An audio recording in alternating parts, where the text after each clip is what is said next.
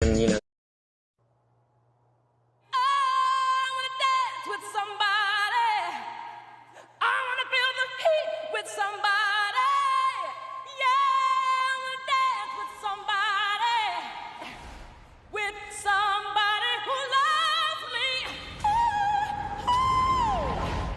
Alexa, play Whitney Houston on Amazon Music.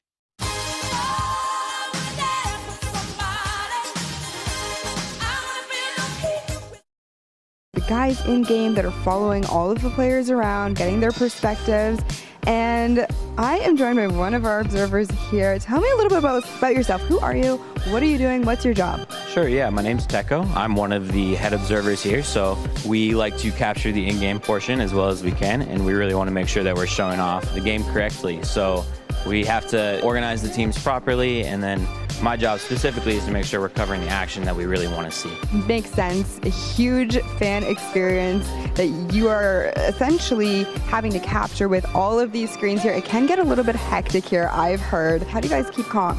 Yeah, really, we're just a huge team atmosphere here. Like, we have fun. It's kind of just, you know, like any old sports team, really. Like, we're all best friends. We hang out after. We have fun on the way out here. We have fun when we're here, and it's always a good atmosphere in here. People come here to relax. It's the island. Thank you so much for taking time out of your busy day to talk to me about this. Fortnite is all about fun first and foremost. So while you guys are out here in the crowd at home watching the World Cup this weekend, you have Teko to thank for all of those awesome observer shots.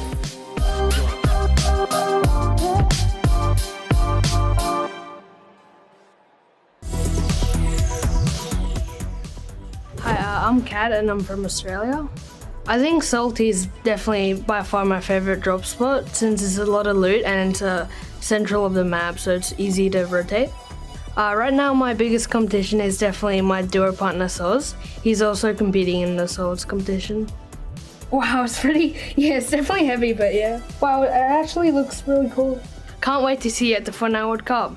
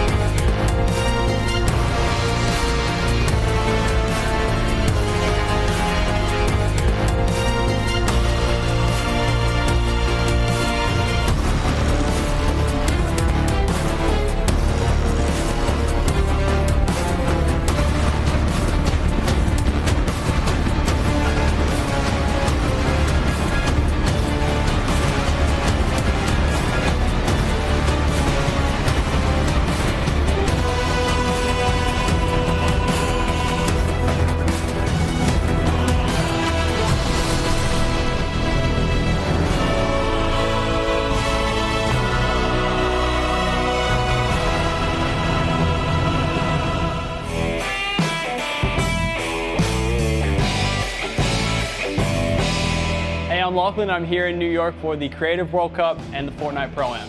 The Creative World Cup is a lot of fun and actually very excited for the Fortnite Pro-Am with Liam McIntyre. So I actually met Liam at the Pro-Am last year. He was Muselk's partner.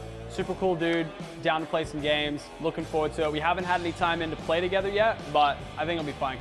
So the charity I've chosen is the Logan Pediatric Hospital. And this is like a local hospital back home in Queensland where I'm from. My brother broke both his arms, had to spend like 2 weeks there back in the day, so just trying to get back to the local area. My favorite weapon right now in the current meta, probably leaning towards the combat shotgun or the pump. I switch between both of those. Probably going to lean more towards the combat for the Pro-Am, but with the recent nerf, maybe the pump, I'll see. It depends if I'm taking long range or close range fights. Probably more long range because I'm playing a bit more safe today. So for the last Pro-Am in LA, I actually dressed up as my codename Elf skin. Unfortunately this time, won't be looking as cool. I got a nice little kit for my whole team. We got all of our flags on one side from each country that we're from, and of course the Creative World Cup logo and our names on the back. Because you know what they say, you look good, you play great.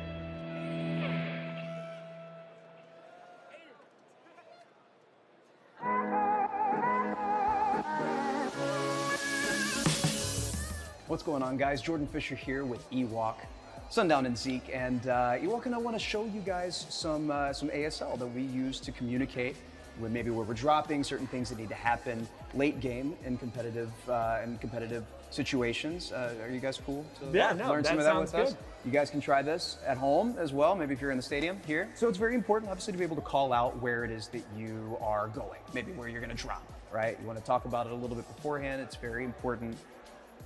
It's really simple, actually. You're gonna have the letter that you, like the beginning of it, maybe it's Salty Springs, right? You're just gonna have Salty an S Springs, and then show what it is on the other side, right? Gotcha. There's a handful of them. You can do Lucky Landing, right? You do Paradise Palms. Paradise Palm. Those are some general POIs, right, that are very important. Some late game tips, right? Maybe you need to tell somebody, okay, tunnel.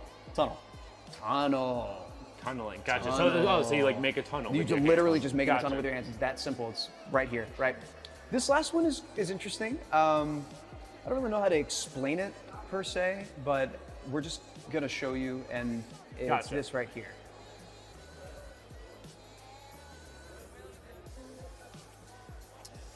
So That looks like a Neo tilted. no, so he said it was situational, so it can't be Neo tilted. Look, can you show us one more Yeah, time? Okay, absolutely. yeah, It's this gotcha. right here.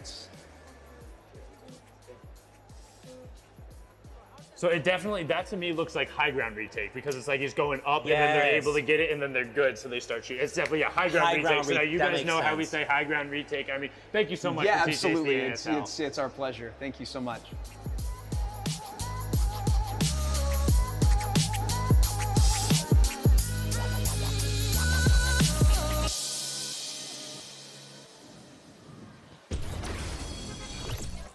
Ladies and gentlemen, boys and girls, Jonesies, Bonesies, and everyone in between, welcome back. We are now into the Pro-Am pre-show. In just a little bit, you're going to see 100 of the top Fortnite players and celebrities battling it out on the Battle Royale Island. My name is Sundown, joined here by Bala TW. Bala, how you doing today, man? I'm doing amazing. Literally, we couldn't have a better ending to the creative finals. And to top it all off, we get to go right into the Pro-Am. We paired a lot of our favorite Fortnite personalities with a celebrity figure, and it's, as it proves to be many times, it's gonna be awesome again.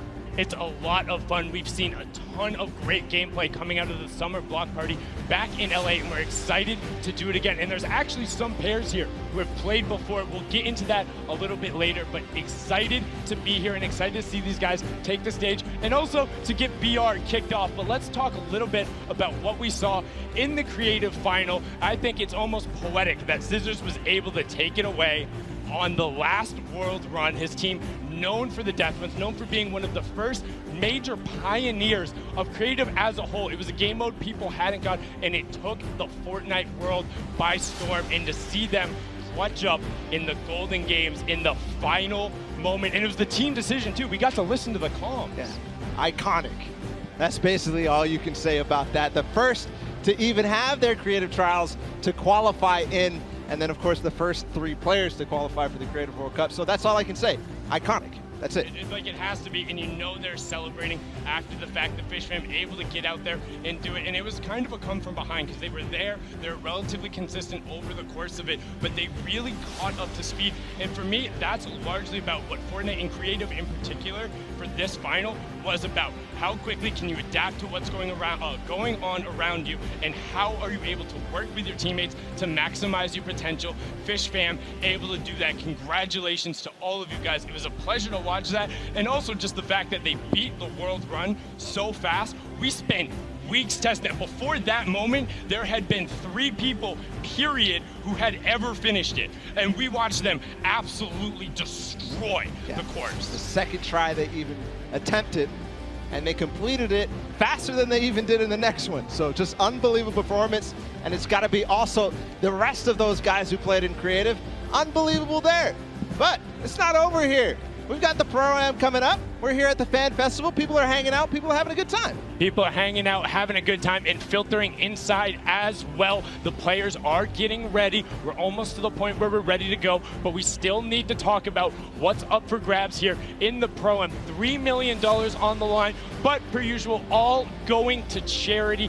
for a good cause, for some fun. Actually got to go up to the Players Lounge, talk to some of the guys, and they're incredibly happy to just be here, meet the other players, have the positive interactions all around gaming. It's about those shared experiences, getting out there with your friends, interacting, having the time, whether it's on VR, in real life, whatever you need to do. That's what video games are all about. Yeah, that's what it is all about. And I've seen actually a number of World Cup qualified players who are going to be playing tomorrow and on Sunday, just hanging around, doing some, fan meets, doing some signings, all sorts of stuff, and just overall having a good time watching the games, playing in the fan festival. I mean, you need to get used to this environment. If you haven't been down here, if you have a ticket, come on down, come hang out, check those out, because there is so much going on, so many people to talk to. The players are around here, we're hanging out. And also, don't forget, if you're at home, you can tune in and join the fun. You can use the hashtag Fortnite World Cup. You can go to Fortnite.com/watch. There is so many ways for you to get involved and just be a part of this. This entire thing is a spectacle. It's more than just the Battle Royale and the stuff that's playing. And it's about these players and celebrating the awesome stuff that they do. The interactions, whether online or in person, are amazing. I haven't yet gotten a chance to take a look at that hashtag after that Creative World Cup, after Sand hit that jump.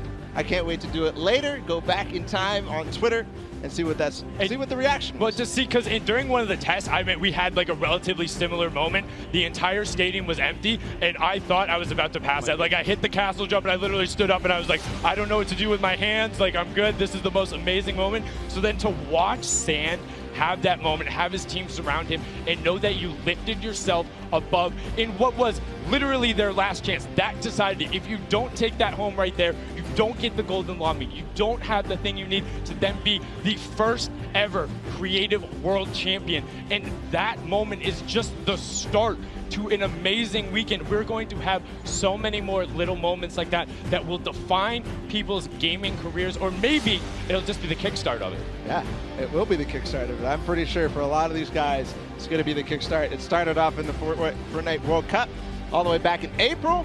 They played for 10 weeks. They competed. Program's going to be a little bit of a preview of that. It's going to be amazing. All the preparation, all the hard work, all the friendships and, the heartbreaks, everything. It's going to be so cool to watch. And one thing I'm particularly excited about with the Pro-Ams is seeing the evolution of just kind of, I don't want to say the casual game, but these guys really kind of press it. You've seen every single time somebody is bringing something new, whether it's the professional players or the celebs who are coming. I mean, just Joey Bosa last time was doing this like reverse ramp top rotation, and it was gorgeous. But the players are ready and out on the stage, so enough from us. We are going to kick off the Celebrity Pro-Am with a pair you probably saw before. It is Robert Abisi and Ghost Aiden. Robert now being one half of the electronic duo known as Lost Kings. You know them from their songs Bad and You, and before they were famous, their first paid gig was in a bowling alley. Him and Aiden competed last time in the Pro-Am, and we're one interaction short of taking home that top spot. Yeah, they came in second, lost only by 4 points in a 1v1 that went Symphony's way. Aiden against Symphony, what a memorable moment from that Pro-Am. And Aiden is also one of 2 controller players who has qualified for the duo portion of the Fortnite World Cup. And now on to our next duo, Mario Hezgonza and Nick Merckx. Mario, of course, being the professional shooting guard for the Portland Trail Blazers. He is also representing Croatia on their national team. And then Nick Merckx, all about the M-Fam rep in there. Had a fantastic barbecue last week. Definitely recommend you check that out. Did some awesome stuff for his community, and he's excited to be here. Originally competed in Gears of War, made his name through streaming, and now has a very thriving community. Yeah, Mario Hezgonza on the Portland Trail Blazers. He hails out of Croatia. We're going to go ahead and continue on inside the Arthur Ashe Stadium. We have Nick Shanholtz and Ghost Sean. Nick Shanholtz being the other half of the Lost Kings duo, of his brother being Robert Abisi. And of course, they're best known for tons of awesome remixes by Imagine Dragons, Vance Joy. And then standing next to him, there is Sean, the Fortnite pro, who's, competing with Aiden. You talked about it. Yeah, he was one of the first original young lords coming out of North America. The Canadian player, so incredibly strong and gifted and known for intelligent decision-making at all points in the game. If you're able to eliminate him, congratulations, because not a whole lot of people are able to do that. Yeah. We continue on again. It's going to be this time somebody that we all know. It's Nav and Tfue. And you can see them excited to be here. Don't know how much of an introduction these two need. Nav, the Canadian rapper, singer, songwriter, and record producer, and then Tfue. I mean, come on. One TwitchCon, qualified week 3 of the solo competition in first place. You watch him all the time because he streamed all of those games, no delay, live, saying, bring on the world, nothing is stopping me, and he is here to upset the status quo at the Pro-Am. He wants a title. Wants a title. We're going to go ahead and listen to see if they're prepared to take that. Let's listen in. Okay, Nav, do you have any messages for your opponents today? Just don't be surprised if I box you and trap kill you or something. So yeah, and I think we'll be pretty high up in the rankings. All right, get it. Did you expect anything but confidence from that duo? Nav has been in there with the scrims. Now on to the next one. We have some more veterans here. Whit Lowry and Cloakzy. This is now actually Whit's 3rd time competing on the Pro-Am stage. Him and Cloakzy have been there. Whit is ready to play. He's excited to be here. Best known as the American rapper. Before he got into music, he was a big fan of graphic design. He got his name coming out from Witty, but he wants a victory on the stage. And I mean, what more do you need to know about Cloakzy? Yeah, Cloakzy wants one too. He was at the summer block party, didn't manage to break top 20, but this time, who knows? He won the TwitchCon fall skirmish with Tfue. He's experienced. He's played in plenty of skirmishes. He's played in Pro-Ams before, so we'll see what he can bring out today. And he's used to playing on the main stage. And on to our next duo, we have Ashley Rickards in Exile. Ashley, best known as the actress for her roles on One Tree Hill and Awkward. She also rides and trains horses and works with a pet therapy program that helps special needs children and the elderly. That is the best fact I've heard. Big fan of that as well. And Exile, one of the famous Russian Fortnite streamers. He's a big fan, wanted to be on the stage, wants to compete among the best of the best. And honestly, he looks ready, busting out the floss emote right there. He looks ready. We'll see if he is ready when he takes the stage and gets ready to compete. And now it's time to hear from them, of course, from Ashley Rickards. Let's listen to see what she had to say ahead of the competition. All right, Ashley, do you have any words for your opponents today? I'm coming for you, and if I'm not, I'm hiding from you. But I'm coming for you first, so watch it. But like, not too hard. If you cannot see me coming, that'd be amazing. That doesn't seem like indecisiveness. That seems like a solid plan. Hide or go for them. We're going to go continue inside the stadium. We have a duo that I think a lot of people are going to be excited for. We're going to start with Sagala and Dr. Lupo. And I mean, what more can you say about these pairs? Dr. Lupo, of course, you know him, one of Time's top 25 most influential people on the internet. Let's see if he can be influential in this game. Sagala, the English DJ, record producer, and remixer from Norwich, Norfolk. He's had 6 singles charts in the top 10 on the UK singles. That's incredibly impressive. They want to have a positive showing here. Lupo, you know, after the last Pro-Am, he's got a little bit of a chip on his back. He wants to show up and outplay the rest of them show. He's not too old to hang with the best of these kids. That he is not. We'll see if he can perform. I've been playing all sorts of games with him this week. He's ready to play. We're going to continue forward with Dante Basco and Tim the Tatman. And I mean, Dante Basco or Rufio. You also might know him as Prince Zuko from Avatar: The Last Airbender. And then Tim the Tatman, one half of the Girthquake, has been there forever, all about the Twitch stream, involving his community, the Tatman Army. They're about it. And when you see him on the stage, like, I wouldn't want to run into that duo, whether it's in a back alley or in the kitchen. They look scary. I wouldn't want to, but when I see that picture of Tim, I just have to say that is so adorable. I mean, he looked like he's got the hands out there, 72 hours pose, ready to fight, and then just the most adorable, friendly smile. Like, I just wanted to give him a hug. But now we're going to go on to the next pair. We have John Ha and Wade CN. Wade being the Fortnite streamer all the way from China. He says the Flintlock is how he is able to capitalize on the island. John Wan is a dancer and choreographer to the dance group, the Kinjaz. He makes appearances on World of Dance and the Dance Arena competition, and sometimes he even teaches dance at their dojo. So we'll see if the Chinese competition out of Wade is going to step up. We're going to get a taste of that also in the World Cup tomorrow. But here in Pro-Am, we'll see if they can compete, see if they can hang. And I'm all about the flintlock plays, man. If you're bringing that out and you're going at people, I've seen some ridiculous clips that he's pulled out with it, but some more players who are capable of ridiculous clips, whether it's on the basketball court or on the Fortnite island. It is Aaron Gordon and Ali A. Ali A being one of the original Fortnite content creators. In July of 2015, he's awarded 2 Guinness World Records for his gaming channel. And then Aaron Gordon, the American professional basketball player for the Orlando.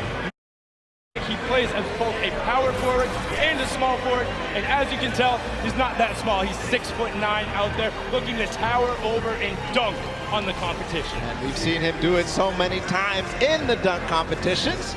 It's awesome to see, and Ali A does something that I didn't even know was possible, which is get Guinness Book of World Records in YouTube. That's insane.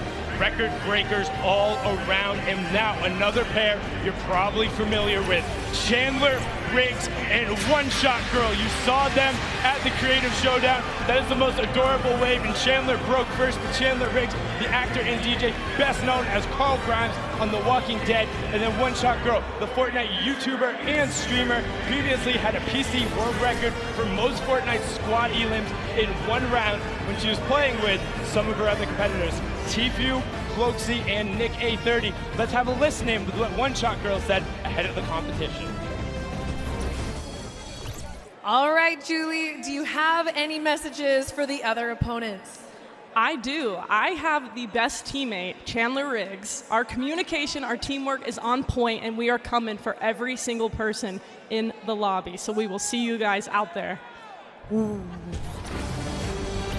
love to see it from One Shot Girl. Awesome there. We're going to continue forward to introduce our next pair. It's going to be Sarunas Jackson and Action Jackson. So a Jackson pair. The Jackson duo there. Also big congratulations to Action Jackson, just going full time there with this stream. Paul, you're well on your way. And Sarunas Jackson is an actor and writer who you might recognize from HBO series Insecure. He has also played professional basketball in Asia, so you know what? He might be able to dunk on him too. That he might. The Jackson 2. See if they'll show up here today at the Pro-Am. Of course, such an awesome duo. See if there's action ahead for them. We're going to continue forward. Freddie Stroma and Yoshi.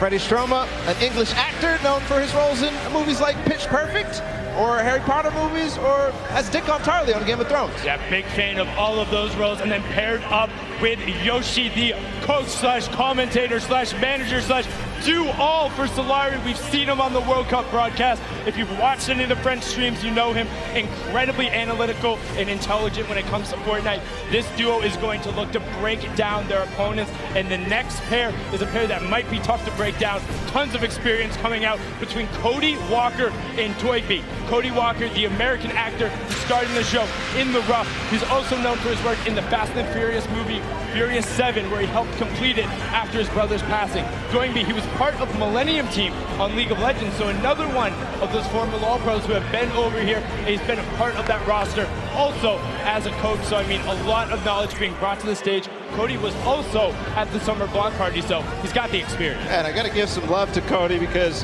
I just found out that he's been a PC gamer since 1996, and he played games like MechWarrior 2, and that's where I started too. PC games, FPSs, and it's just awesome. We're going to continue forward always. We're just moving in the pace here. Max Carver and Nick A30. Max Carver, the actor who's had roles on shows like Desperate Housewives, Teen Wolf. Hold on, what are they? Oh, little flex from Nick A30 and Max Carver. They're ready to play. They're getting exercise even. They're getting their body flowing, their blood flowing. Excuse me, did you say little flex? Did you see Nick's arm? He's got guns! Yeah, you better have a permit or something. I don't know who let you loot before, but like, you have to get on the battle bus. Like, you're not allowed to walk around with 2 legendary ARs like that. And then Max Carver on the side, like you said, Desperate Housewives, Team Wolf, The Leftovers, and he actually has an identical twin brother who stars in many of the roles. But now on to the next pair, because we're excited to get them out there. It's Graham Rogers and I Ferris. Graham is an actor known for his TV roles on Revolution, Ray Donovan, and Atypical. He's originally from Pennsylvania and moved to LA when he was 18 to pursue acting. Well, looks like it worked pretty well. And then I Ferris was born and raised in Saudi Arabia, came all the way to New York City to compete, has been around the Fortnite scene from the very beginning, and one of their major streamers and content creators. We'll see if that T-pose from the both of them is going to be if it's going to hold up. Continue forward, another duo that I think a lot of people are going to be excited about. Not that we're not excited about everybody. It's Sean O'Malley and Courage JD. Wow, listen to that roar, the other half of the Girthquake, and Courage just got knocked out. Sean did compete in that first Pro-Am as well. He's there, he's on the stage. These two towering, wait, what's going on right now? Excuse me, who? No. Hey, why do you listen up. I know this is a very exciting time, but there's something very serious and near to my heart that I think we should take a listen to. Roll the tape. Hey everyone. As you know, streaming platforms like Twitch and YouTube have been around for ages. And very handsome, talented, good-looking gamers like myself need to take the necessary time to look after our old and brittle elders. One day, you get up out of your gaming chair and you're just not as quick. Or your jokes, well, they all turn to dad jokes. Hello, my name is Courage JD, and today I'm extremely excited to announce my brand new charity. It's a cause near and dear to my heart. It's for our good friend, Dr. Lupo, who gets older every single day. In the past 6 months, hand-eye coordination, eyesight, and his hearing has completely gone downhill. So please, join me in supporting the Geriatric Gamer Foundation so my friend, Dr. Lupo, can get the help he so desperately needs. Thank you. All right. Wow. Just, I mean, he doesn't look particularly happy about that, but he looks like he has something to say. He's going to type it on in there and, just going to fire it right back on Adam. Let's zoom on in, punch on that, and he says, what was that? Was able to, get Courage back a little bit, give the opportunity there. But you know what, Jack, I appreciate the foundation. If you are going to start it, Ben could use all the help he could get. Now we're going to go on to our next duo, and I'm going to need you guys to do something important up in the stands. Rather than clapping or yelling for them, I need you to put your hands up high in the air and wave them back and forth for Jordan Fisher and Ewok.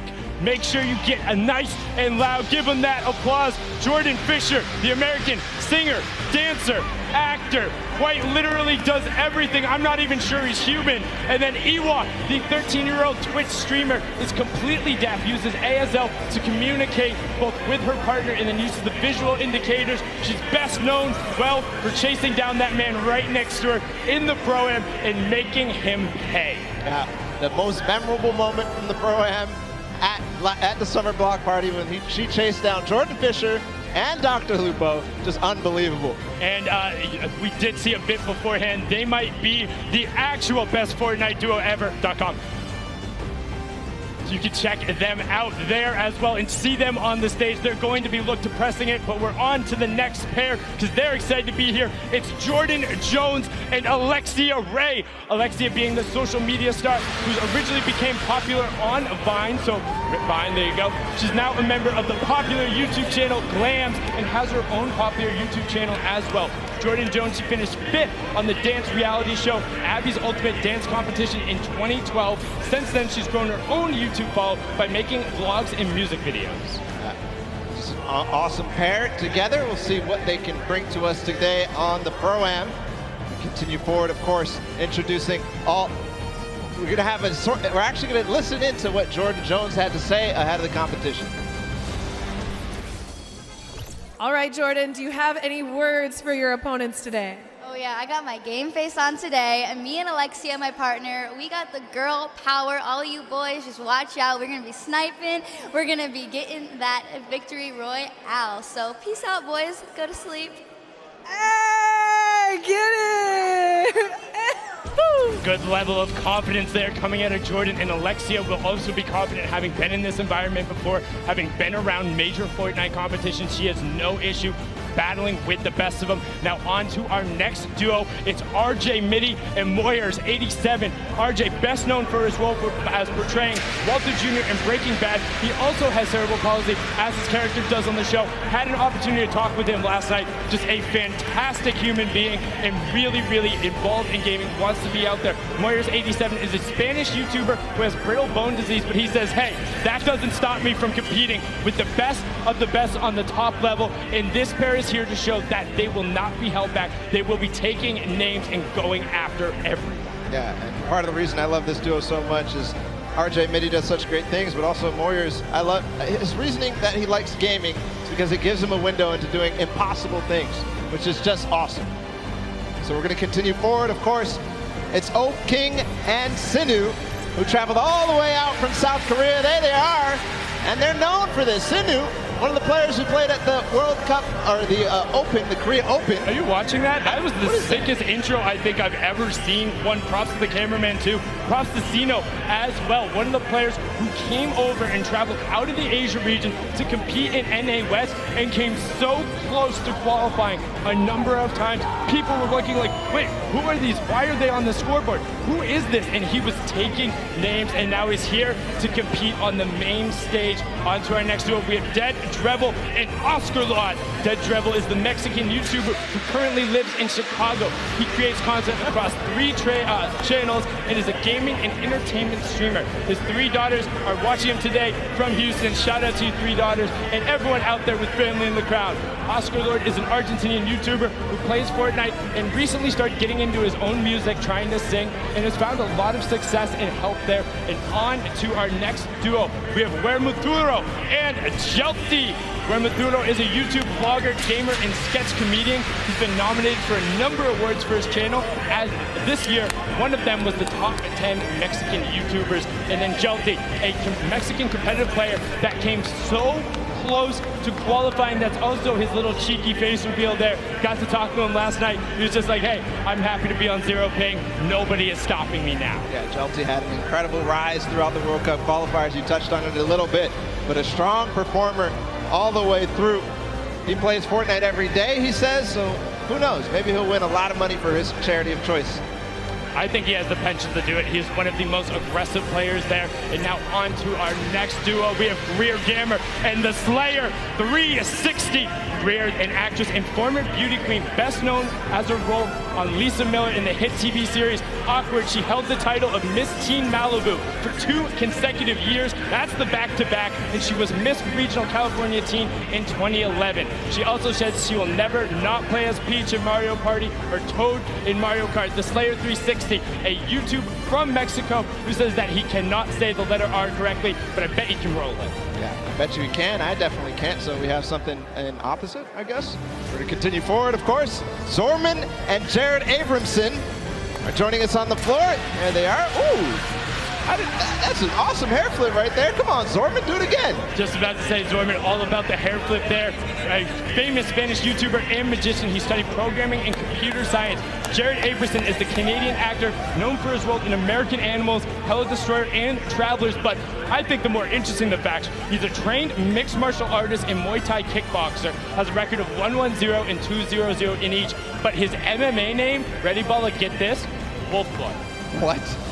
Really? Wolfblood. That's good. That's crazy. Terrifying. Like, don't want to run into anybody like that. Now our next duo, Robles and Chigua. Robles, a well-known Argentinian YouTuber who lives in Ovaria, a province of Buenos Aires. Fun fact, he likes arugula and struggles to not eat it with every meal. And his partner there is Chigua, an Argentinian Fortnite player who used to play a lot on console, but now that he's wanted to up his game, he's gone to keyboard and mouse, and he's seen a lot of success in rapid growth. That's awesome. A lot of players are doing the same thing, making the switch to controller to PC, so maybe some people will become fans of him. Next duo is David Williams and Wildcat. David Williams being the professional poker player and popular Magic the Gathering player. He also competed on tons of awesome shows, such as Season 7 of the popular Fox Cookie show, MasterChef. And honestly, if you want to cook for me, let me know, because he's looking to try and open up a restaurant. I'll come through. And then Wildcat has been around the scene forever. He's been playing games forever. You can check him out. We have a soundbite from both of these guys. Let's listen in to what these two competitors had to say. All right, guys, what message do you have for your opponents? Marksman and JT Brown need to stay on the far side of the map, avoid us if they want to have a chance to do well. Come. The other teams are in trouble. Most of the celebrities usually are pretty bad. I've seen a lot of these pro-ams. Unfortunately for them, I might have more hours playing Fortnite than most of the pros. I mean, I play all the time, but they're lucky. I get handicapped. I usually play on an iPad. Today I have to play on a controller, Xbox controller, but luckily I brought my Xbox with me. Been in the hotel grinding. He's been exploring New York City. He doesn't need the practice, but I'm ready. All right, good luck, guys. Wow, wise words from them there. And also calling out their buddies a little bit, saying, hey, JT and Marksman, don't come anywhere near us. But our next duo, we have Michael Dreyer and Myth. Myth being one of the original builders in the community, all about it, getting a little bit in there, all about the dance moves.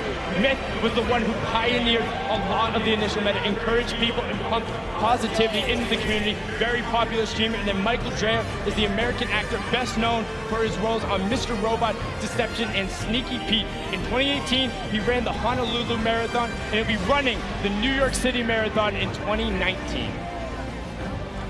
Next up, we have Max Wax Motif, apologize for that, and Musuk, the Australian players. The first one, Wax Motif, the Australian DJ and music producer. It has influences from R&B to disco to UK bass, so all over the place, really, for Wax Motif. Yes, of course. Musuk, the American YouTuber who's actually based in Sydney, in South Wales.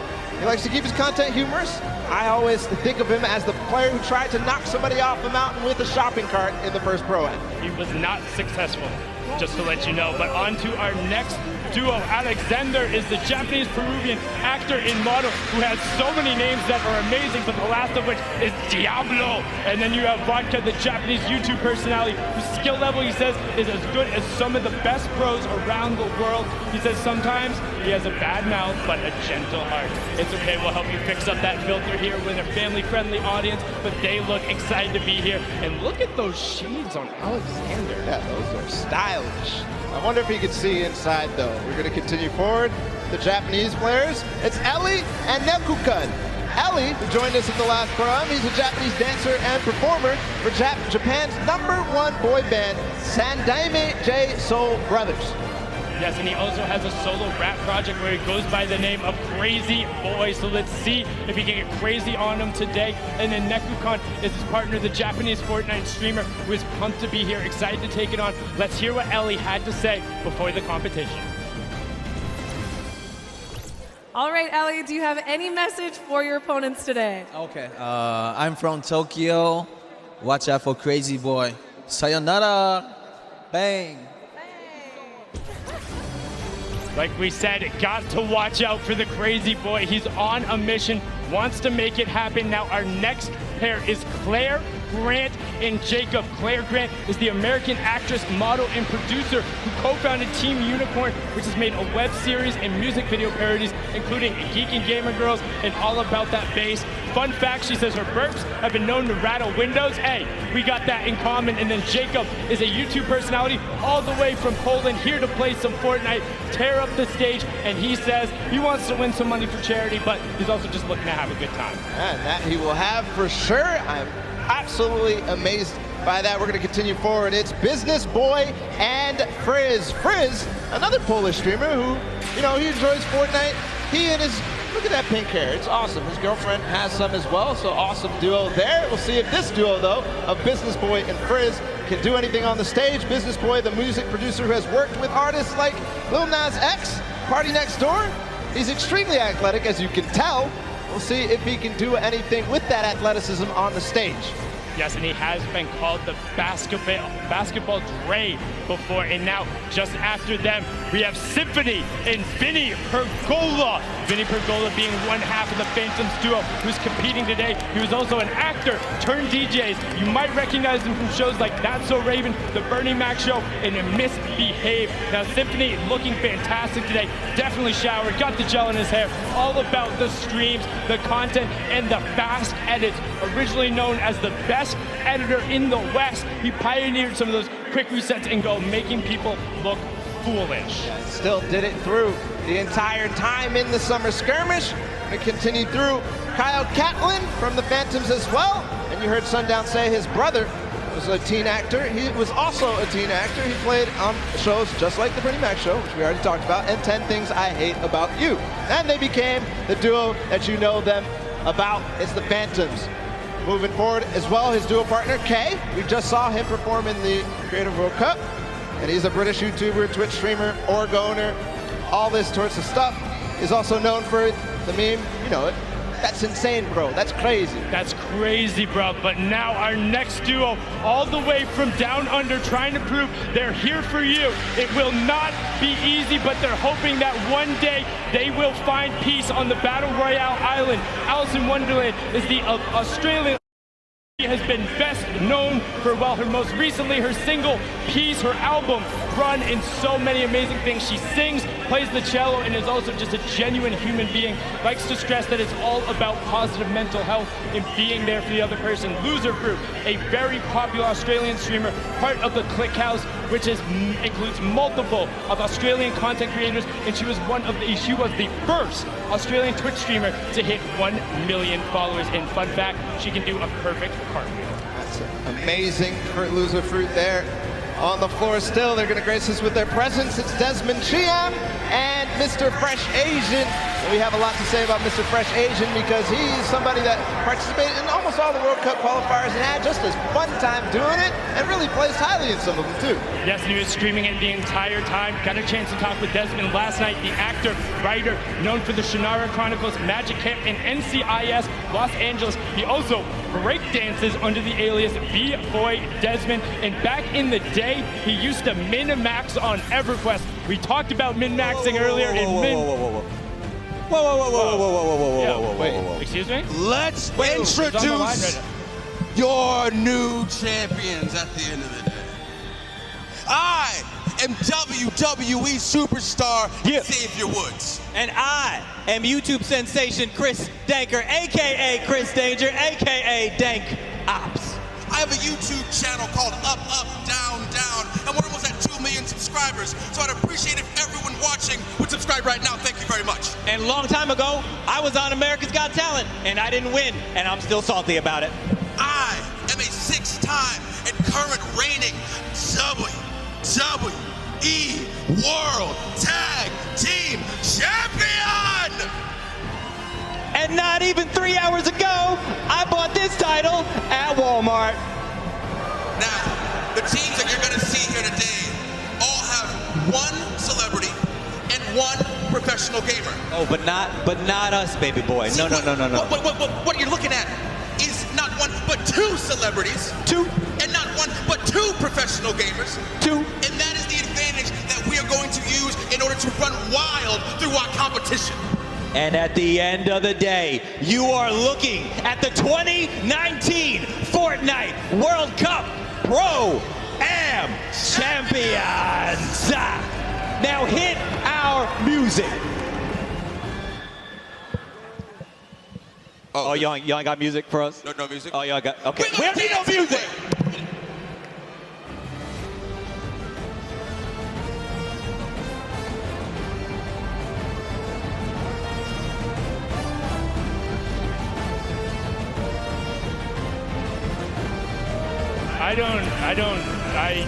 You know what, Xavier? Thank you so much. It seems to now be a tradition. The first Pro-Am, he walked in with CDN III on his shoulders. The second one, he crowned himself king before the competition, and now he just hops on the line grabs a microphone and declares themselves the champs with belts. And also, the disparity between those belts is moderately hilarious. It is hilarious. And for the next time, can we get them some music, please? Yeah, I was just about to say that definitely we need the music, because if Xavier's going to be up there, like you don't even see anything happening. But that was a lot going on. But enough of the interruption. We need to get into the last fifth of the players. It's Liam McIntyre and Lachlan. Lachlan, of course, being the Australian gamer known for posting Fortnite and Minecraft-related content on his self-titled channel, which has earned more than 12 million subscribers, has been around the scene from the beginning, played in the creative before this. Then Liam McIntyre, the Australian actor, best known for playing the lead in 2 of the Spartacus series. He has also appeared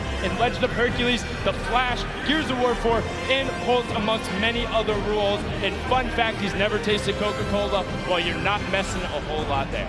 Continue forward. It's Pai Tamben Joga and Detonator out of Brazil. Pai Tamben Joga is the Brazilian YouTuber. He told us he actually only played Battle Royale, and he won his very first match.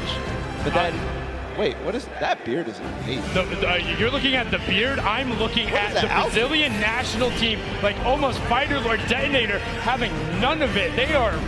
You know what?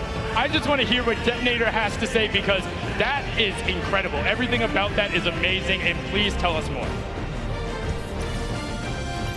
All right, Detonator, what is some trash talk you have for your opponents? If you are my opponent, you'll be eliminated. Don't cross me. Don't do this, because you'll be eliminated by the power of the heavy metal from Detonator. Looking to eliminate everyone in his path. That was the complete opposite direction I thought we were going with that. So let's get on to the next pair. Another Brazilian representative is Edukov in Flakes Power. Edukov, a 28-year-old Brazilian YouTuber, recently moved to the U.S. to improve his English and currently lives in Florida. On top of his hyper-successful daily vlog showing his day-to-day activity, he streams games like Fortnite and Minecraft. And then Flakes Power, content creator who also came from Brazil, has played in a number of big competitions, has been around, and he knows his way around the competitive community. Moving on forward, it's Kalmora and Kalango. Kalango, the Brazilian YouTuber, so we're continuing on the Brazilians. And Fortnite player, obviously, otherwise he wouldn't be here. He's only been a pro Fortnite player for 4 months, but he says he's somebody to look out for. Yes, and then Kyle Mara is the businessman, podcaster, and musician who's been creating content for almost 10 years, and recently just did his own talk show. Just after them, we have PC Siqueira in 7. PC Siqueira is the Brazilian YouTuber, presenter, and comic book colorist. He makes a lot of content for the TV and online, and he has a famous chihuahua, and his name is Lina. And now after that, you have 7, the Latin American YouTuber who looks pumped to be here. Unfortunately, I don't know if you're going to need that crutch, but his back hurts? Oh, okay, I got you. It's an old joke. Dr. Lupo, maybe you got that. That was a little over my head, but you can see 7 looking to rep, excited to be here. I've seen they've been putting time in the practice room, so they're taking this seriously. And gracing us on the floor with their presence, it's Jeremy Ray Taylor and Slavo Man. Jeremy Ray Taylor, the American actor, known for his role as Ben Hanscom in Stephen King's It, and as Sonny in the film Goosebumps 2. I absolutely loved him in It. Plays a fantastic character. We'll be back as well. And then you have Slogo Man. They're an English content creator who makes gaming videos and posts real-life videos such as challenges and QAs. As a kid, he hated slugs, so he made his name Slogo Man, all about it. He calls his fans the Slugs, Slogo Army, and Sloganators. And he has a big interest in psychology and played rugby in college. And the guys that Wildcat warned to stay on the edge of the map, it's JT Brown, and I'm Marksman. I'm Marksman, one of the players who has been around the competitive scene, playing a number of skirmishes, but often, do some stuff at the Pro-Am here.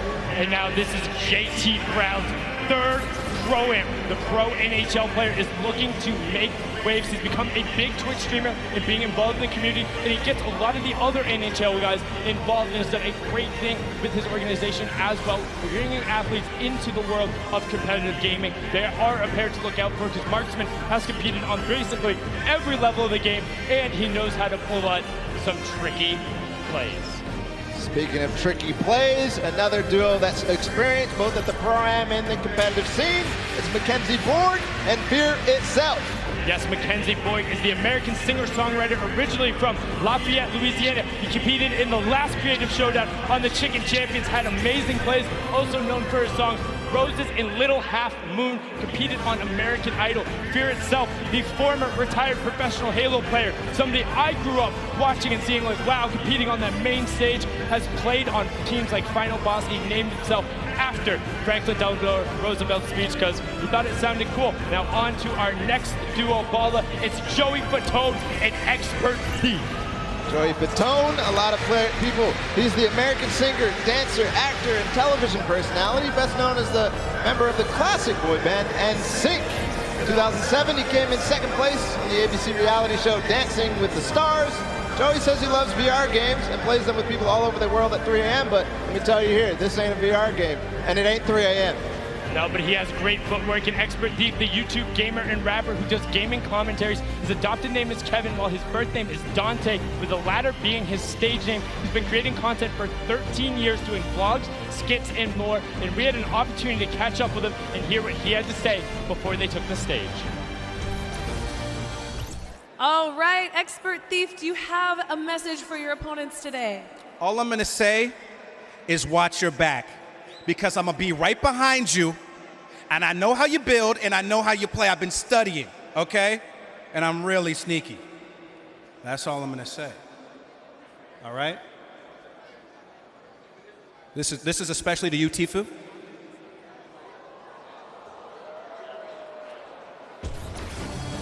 What I find funny about that is as he's calling out Tifu, I don't know if you saw it, Tifu was right over his shoulder and he started nodding when he said, "That's for you, Tifu." It's like Tifu's like, "Yeah, come get some, let's go." But onto one of our last duo pairings, we have Edwin Hodge and Fraps.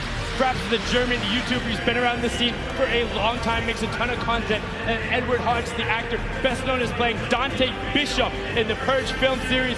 Breaking the Dance moves out right there. And is the only actor to appear in all of the first 3 films, and he says he is addicted to golfing.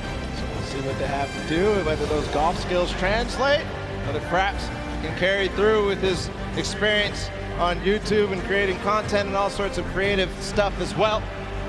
And I mean, he has been around since quite literally the very beginning. We're talking season 1, season 2, making content over in Germany. He has been all about it and pressing forward.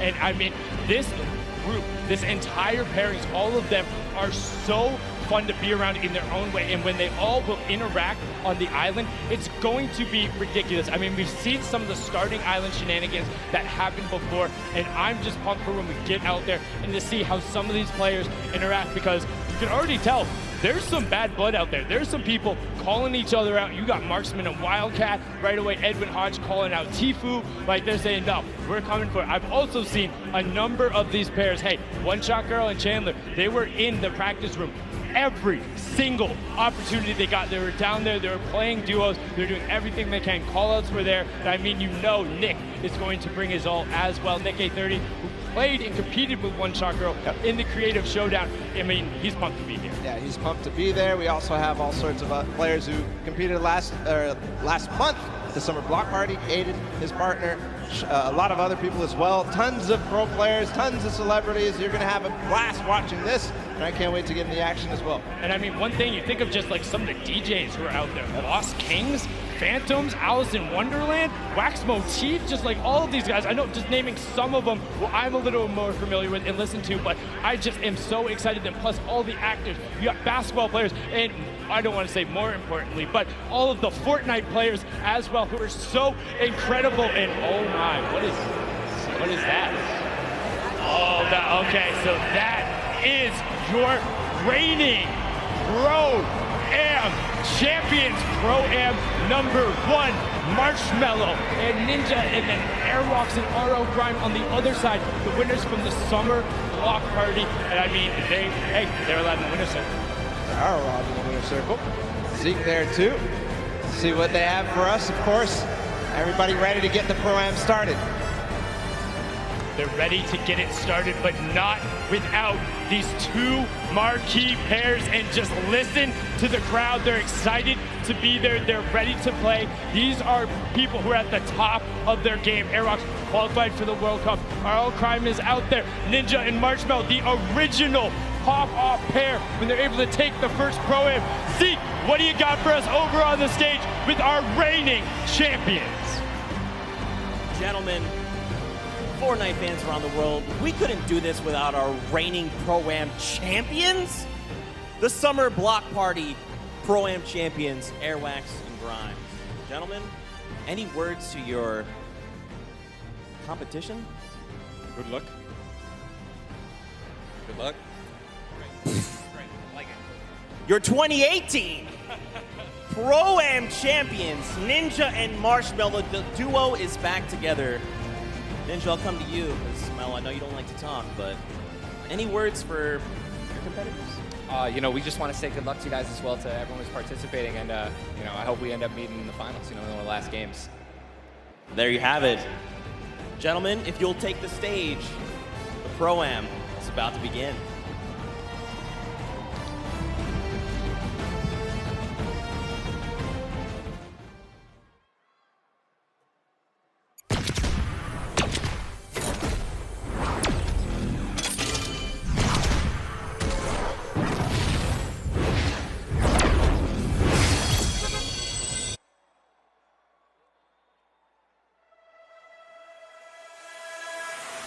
I'm coming for you. They're going down. I'm coming for you. Bert, watch out. Right. Me and you. Here we go. I'm ready. Here we go. I'm ready.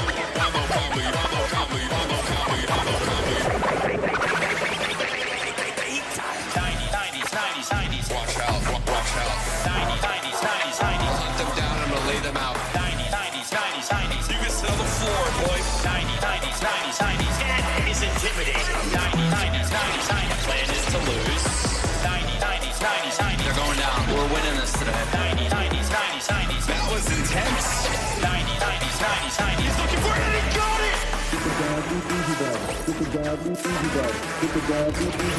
Get the dab, easy dab. Get the dab, easy dab. Get the dab, easy dab. Get the dab, easy dab. Get the dab, easy dab. Get the dab, easy dab. Get the dab, easy dab. Get the dab, easy dab. Get the dab, easy dab. Get the dab, easy dab. Get the dab, easy dab. Oh my God! Middle of the D. He does it! He got it! Here it is! He's going for the X! Oh! Airwalks! That's it! He's gonna land in front of him! Typical gamer! That just happened! Pushing forward, forcing the activity. Oh! Damage over the shield. Lucky is down to nothing! And ate it! Victory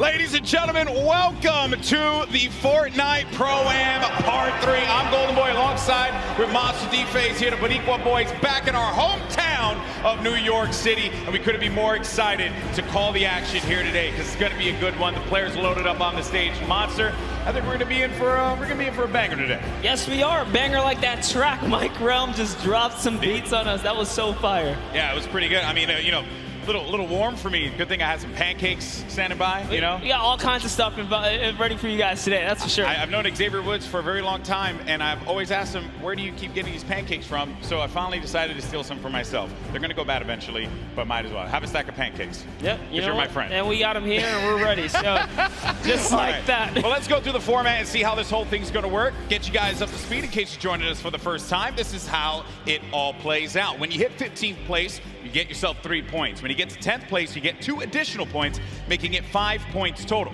When you get to the top 5, you'll get 7 points there, and a victory royale will grant you 10 points total. But here's the big one. Each elimination will be 1 point. So players can look to really rack up some points in these games, kind of like what Airwax did in the last Pro-Am at the Summer Block Party. That's right. We watched Airwax come out here, which I had the pleasure of being on the mic for, and it was super intense, showing that he is here for a reason at the World Cup stage. It's not only that, he qualified. That's right. He qualified. His talent is something that we all have to take note of. He certainly is going to be one of those players that we look at on that stage and you think is going to be a threat to each and every one of the duos that are going to be in that island. But you got some formidable threats out there as well. You know the crowd, they cheer for Tfue, they cheer for Aiden, Cloaksy as well. There's some great players that are going to be out there. And to top it off, they got some great duos to support them as well. And that's going to be the difference maker here, Monster. That's because right. every time we do one of these Pro-Ams, it's always about that duo partner, right? Yeah. Like, how do they complement their teammate? Exactly, and with that, is it going to be enough? Because they're fighting for a lot of prize here. So we're going to jump into that and see if that duo can carry you all the way through. That's right. The money that they're going to be playing for here today is for charity. Keep that in mind. So let's take a look here. First place is going to get $1 million toward the charity of their choice. Second through 50, everyone's going to get money, okay? And no one's going to walk away empty-handed here. 500 grand for second place. So the difference between first and second is $500,000 going to charity. That's huge stuff. Fortnite constantly giving back to the community. And here's the deal. The reality of it all is that we could very well see, given how this format works, a new champion. There could be a new duo that is going to be walking on that winner circle. It may not be Marshmallow, it may not be Ninja. 2018, Fortnite was played in a very different way. That's right. And then Airwax with that dominating performance last time. One has to wonder, Monster, could he repeat that again? Look at the people out there in the crowd chilling out, having a good time. They don't want to be seen on camera. I respect that. Wave. I feel bad. See us on you. I feel bad because I know a lot of people don't want to see me on camera. Because this shirt's probably, killing your eyes right now. No, don't worry. Both of our clothes are just screaming out. I look good. My mama told me I look good. She's in the house, so I figured I'd do that there. Have fun with it, right? Why not? We're going to get started with the game here in a little bit, folks, and we're obviously looking forward to seeing these players take the stage. But before we do that, we actually have Aiden standing by with his duo. Pookie, what you got for me? Thank you so much, GB. I can assure you, you guys both look great. I can see you from all the way over here, but I am joined by Aiden and Robert Abassi from Lost Kings. They came in second place at the Summer Pro-Am, so you can bet they are here to take first place today. Have you two practiced at all? Yeah, we talk a lot, so we have a good idea what we're going to do. And especially playing in the last one, we're familiar with each other, which I think helps a lot. Yeah, definitely. Having that team synergy definitely helps. Now, Aiden, you are no stranger to playing in LAN environments, but this one's a little bit different. Who do you have with you here today? I have my mom and my dad, my girlfriend, and my 5 mods. I hear them screaming back there. I love you guys. That's incredible. You have such an amazing support system now. You guys are playing for charity. This is a massive event. Do you want to talk a little bit about that? Yeah, it's an honor to be here, and the fact that Epic Games provides everybody with the opportunity to play and, for charity and just make money for themselves, it's crazy. So, yeah, I'm honored to be, playing for Wounded Warriors, and I'm just going to enjoy this moment. It's great. Perfect. Thank you so much. And just one more for you. Now, you are a DJ duo. Is your counterpart at home watching right now, or is he here? He's playing. So my duo partner's playing with his duo partner for the World Cup tomorrow, so we're about to take over. Interesting how that worked out, isn't it? Yeah, it may have been set up. May have been, definitely. Well, good luck today, guys. I will definitely be rooting for you. GB and Monster, back to you at the desk. Always a pleasure to hear from him. I remember meeting Robert Abassi last Pro-Am, and he was so into it. He said, I just want to go home now and just practice. And we talk about picks to win. And second place last summer block party at that Pro-Am, as we had mentioned, was Aiden and Robert Abassi. You know what? I'm going to make a bold proclamation here, Monster. I think they're going to take it. I think Aiden and Robert Abassi are going to take this year's Pro-Am. Well, I'm going to have to, stagger that and bring back, I don't know, maybe an old rivalry, because this time, we have Nick Merckx here. How about I put my money on Nick Merckx, and you put your money on Aiden if you want to do that? Okay, interesting stuff, interesting stuff. Well, one player here that everyone obviously wants to see succeed is Tfue. We actually had an opportunity to get some words from him. Let's check it out.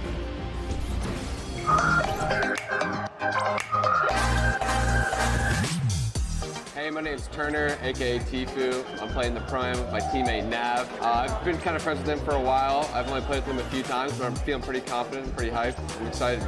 This is trying to wait. Trying to snake him in. Can you get him to drop it? What is that angle? Basically, we're just gonna try to take down everyone we can. You know, we're gonna play really aggressive throughout the whole thing, looking for the weaker players, I guess you could say.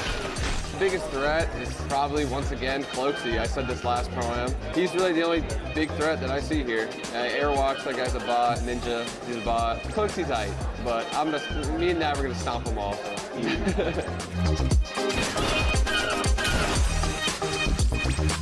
My current favorite weapon is probably the combat, just because it's so versatile. You can use it close range, medium range, even long range at some instances if you need to, you know, pick somebody's health off little by little. I'm donating to the Action Sports Foundation. Basically what they do is they help special needs and handicapped people with, you know, physical therapy, action sports, like whether it be skateboarding or riding, you know, skate park on a wheelchair or anything really. My experience in New York so far has been pretty dope. You know, I haven't really met too many people yet, but I'm excited to meet all the people coming from different countries, even people that just came up on the scene that are new that I've became friends with over the past few months. So pretty excited to meet all of them, have a good time. Other than that, you know, I'm ready. Tifu had a lot of strong words for his opponents. And, you know, calling Ninja and Airwalks a bot after they had won Pro-Ams and he hasn't. Some bold words there, Monster. You gotta love Tifu. Always ready to paint a story, create a rivalry, right? And then just make it interesting. I mean, look the way he's dressed. He's got his vest on. He's ready. Seems serious. He's clearly ready. And I know everyone here wants to get ready and into the games. And we also want to let you all know as well that there are going to be numerous ways for you to watch this very competition of Fortnite Pro-Am. All you got to do is go to Fortnite.com/watch. And there you can actually pick a variety of different POVs. You can see the map. You can see a bunch of cool things. Definitely check it out. Once again, go to Fortnite.com/watch. There we go. You can level up your viewing experience. And then we also have a lot going on here as well. So here are the feats. This is what you're going to look at, right? So you'll, in feed 1 and feed 2, you'll get the first and second place players. But then feed 3, you're going to get Ninja and Marshmallow. And then on feed 4, you're going to get Airwalks and RL Grime. So this way you can see our defending champions in their perspective and how they're going to coordinate. You also got Nick A30, Max Carver. Let's not forget about Courage and Sean O'Malley, Doigby, and Cody Walker. And then for the Latin American community, you're going to have Flakes Power and Anderson Silva. So lots of great perspectives there. Also Asia as well. It's going to be Ellie and his duo. So there's going to be a bunch of perspectives for you to check out. Fortnite.com/watch. Don't forget about that. And have some fun. Have some fun watching this event. It's going to be a good time. By the way, I love because if you're a fan of any of those guys, you can literally see their points of interest, which is super dope. Yeah, exactly. You can learn from some of the best that play this game, especially the Fortnite content creators, see where they go. A lot of the players now are going to be on the island, loading up, getting ready to go. I'm pumped, man. I'm pumped. I want to get into this already, and I know we're going to get there eventually. But, you know, a little anxious, of course. And I have to wonder, you know, what other duos are going to be standing out? Because Tifu had mentioned Cloaksy, him and Whit Lowry. They have the potential to be able to upset some people here, but he didn't really do it at the last Pro-Am. Cloaksy was kind of quiet at that event. I want to see him turn up, especially here in New York City, because, you know, he lives like right here. Yeah, you know, and I'm also excited for Yoshi. Yoshi represents, you know, on the Team Solari cast. It's a pleasure seeing him come out here. We always see him commentate, but you know what? Someone representing from a commentator stance out here playing. So I'm gonna be rooting for Yoshi and Freddie Estroma as well. Yeah, the French community loves him. Always got to give him some extra props. You saw for a second there, Courage and Dr. Lupo right next to one another. So perhaps there could be some shenanigans, maybe sabotage, if you will. I think Lupo's probably insulting Jack in a variety of different ways. They actually even slammed Tim the Tatman over to the left of Lupo as well. So that's an interesting lineup right there. You never keep them separate from one another. Nope. You know, you never keep them separate. We're also going to have a lot of controller players playing out there too. And while control players, obviously I'm controller gang, always going to represent.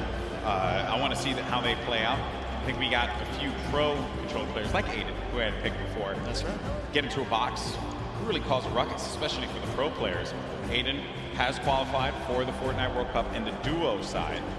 Airwalks as well, another dominant player. We have a lot of players here that have qualified for the big event, and they're going to look to prove a point, I think, which is going to be the best part. Not only because they're going to play in that competition, but they're also going to get this warm-up opportunity in front of this crowd here at Arthur Ashe Stadium. It's kind of a little bit of an advantage. You know, at the end of the day, as long as they feel prepared, that's what we love and want to see. But like you said, there is a lot riding on the line here, right? It's all about earning that respect and or keeping it, because at the end of the day, these trophies are super nice. Yeah, pretty awesome trophies there. The golden Creighton pickaxe that we've given out in the past. You see players warming up, getting ready, getting comfortable. A few other duos to talk about was Pi and Detonator. Detonator, I don't know what that video was, but it made me mildly uncomfortable. So, and the fact that he's not wearing a shirt. Yeah, you know, it disturbs me. Came out, you know, got the couple buttons down in the front, you know, yes. Letting it breathe. Yeah, letting it breathe a lot. I don't know. That one certainly threw me off. There's Marshmallow. You know, he doesn't really like to talk that much, so I wonder how he's going to communicate with Ninja. They've done it once before, though. They've done it once before. Certainly they could do it again. A couple emotes right there from Marshmallow, so maybe he'll just be playing right there, showing off the controller. Yeah, that's right, give him a little ring, making sure it's all good. He's gonna let the gameplay and the moves do the talking. I appreciate that he's also going to be using his own skin as well, so. Oh, you have to. Yeah, you have to. If you have a skin in the game, you got to go for it. Well, ego boost right there, you know? Yeah, that's some protection. Oh, man. Nick Merckx. Yeah, it's your pick. Hey, I had to. You went with Aiden. I figured we I know, I know Papa Nick Merckx, who's out there, probably got really mad at me that I didn't pick Nick to win, but it's okay though. It's all for the storylines. Hopefully he understands that. Nick 830, most positive human being. You play with Nick 830 a lot? All the time. What does he bring to the table? Oh, he's a legend. I mean, as long as he can keep his cool, not get in his head. Nick, I know you hear us from here. Just stay calm and do what you do, man. He's such a great player. Would love to see him come out and shine. Yeah. Once or twice in a Pro-Am today would be pretty fantastic. Correct me if I'm wrong, he wanted to create a showdown at the summer block party. Yeah, he's had his moments of greatness. He has. So you're clearly capable of being able to do this, being able to win on the big stage in front of a crowd. There's Detonator again. Just, you know, he looks so ready. And you know, I'm actually impressed playing with a keyboard and mouse. I thought that Detonator would have his own custom controller with spikes on it. Okay, there's a lot of dialogue being exchanged there. Also, talk about Detonator's bangs. Man, nailed that one. I'll never be able to have that, ever. That's a heartbreaker. Looks like he's Is he gonna get his own teammate as well? Yeah, definitely. At some point. There's Ewok, Jordan Fisher. This is a duo that actually I think is going to be very, very good in this one because they. Jordan told me yesterday they've been practicing, they've been putting in the work, and I think that's a squad that can go very, very far. Very, very far. Well, while we get ready and get things started up here, folks, we have another interview on the stage. We got Mackenzie Borg along with my buddy, Fear Itself, with Pookie. What's going on? Thank you so much, Golden Boy. I am just all over the place today. I'm having the chance to talk to some incredible players. That is absolutely right. I am down here with Mackenzie Borg and Fear Itself. Now, I have to be honest, you don't really put off a very fearful vibe, so we're gonna have to work on that. You gotta get the eyes, you know, it's all about the eyes. But you are no stranger to events like this. Going into today, how are you gonna carry your previous experience into the event today? It is true. I'm a little bit of an old man, a veteran in the game. I mean, I was doing this 15 years ago in much smaller stadiums, but it's all the same. Having like in-person LAN experience is very key in this atmosphere. So I'm just gonna like channel that inner professional gamer from when I was a young buck back in the day, and hopefully it shows, you know. Love it so much. Now you, Mackenzie, on the other hand, you have performed on the big stage multiple times. You are a contestant on American Idol, so you are not nervous at all, but I want to know, have you ever played Fortnite? I mean, you were in the other Pro-Am, but playing Fortnite in front of all these people, it's got to be different than singing. Yeah, it's much different. I feel like singing in front of a lot of people, I'm comfortable. It's what I'm, with a guitar, I'm like super chill, but here it's like, just don't want to let fear down, and we're trying to do well. Well, we have a few musical emotes, so if anything gets a little bit too crazy for you at any moment in time, maybe you could play those for him and calm him down a little bit. That might help. Now, have you two played together at all? Do you have any kind of strategy going into today? We practiced a total of about an hour before this event. So we got all the practice, all the strats in the world. Don't you worry about it, Pookie. Oh, and you just, I guess, don't want to tell me about it, right? Oh, yeah, top secret stuff. Oh my goodness, all right. I might be able to get a little bit out of you later. But in terms of, taking your experience from the previous Pro-Am that you just played in the summer, what are you going to do the same, differently? Anything you're going to want to tell me about? I think I'm more prepared now for the chaos and the hecticness between like the crowd, the subwoofers in the stage, and just the overall volume. It's not like sitting on my couch at home playing Fortnite. It's a completely different experience. It's definitely different. I mean, if you want to put your feet up at one point, we can get you some Cheetos or something. It'll be great. I'm trying to get into the more serious mode right now. I'm flipping the switch. Fear's got the switch too. We're switching it. My goodness, well, you guys heard it here first. These guys are locked in, so I'm going to let them get a little bit more practice. Golden Boy and Monster, back to you guys at the desk. Thank you so much, Pookie, for that one. Fear itself, I've had opportunity of commentating many of his victories in the past across a variety of games. He's humble. He goes up there and he's humble, but this guy, when he needs to pull off the big wins, he certainly can do it. And then I think it's also interesting to note there what Mackenzie said. This is a very different vibe. When you're playing out there, the bass, the feeling, it is substantially different than chilling at home. But honestly, he has the experience. He's been here before. Maybe after a couple times in the ring, you can pull it all together. That's what I'm hoping for someone like Nick 830 as well, right? You've been in this situation before with enough experience. I really think they can overcome anything. Yeah, very true. Look at that. Positive guy, positive monster. You love to see it happen. I'm rooting for the underdogs. Yeah, that's right. This guy. Oh, and then obviously, I heard you in the Creator Showdown just blindly picking whoever was winning at that time. We're not going to talk about We're not going to go back to that. We're not going to go back to the past. We're living in the present now, buddy. I respect that. Well, folks, I know you guys want to get into the game. I do as well, and I was told by our team in the back that the game is getting ready to go in just a little bit. We're going to jump right into the island. It's going to be awesome, and I just want to get out there and see some Battle Royale. That's really all I care about, because these players, they're about to throw down. It's going to be awesome. You see Xavier Woods there. He does not have any pancakes, but what he does have is that SmackDown Tag Team Championship right by his side. He's got to let everyone know that he's a champion, raising it on high. And I picked it up. It is actually a very, very heavy belt. It is a heavy belt. I had the opportunity right here. I totally should lift it. You totally should have. And then Dank also has his fake Cruiserweight title belt, so low on that one. All right, folks, here we go. It's time to jump into the game, the moment you've been waiting for.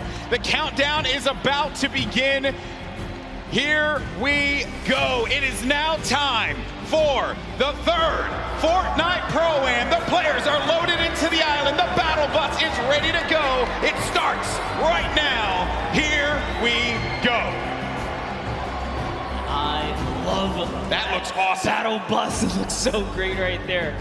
Just take a look. Take a look at all of your competitors today, guys, because it's going to be crazy. We're going to crown one of these guys, either a new or returning champ of the day here at the Pro-Am. Hey, it could be one half of the Girthquake.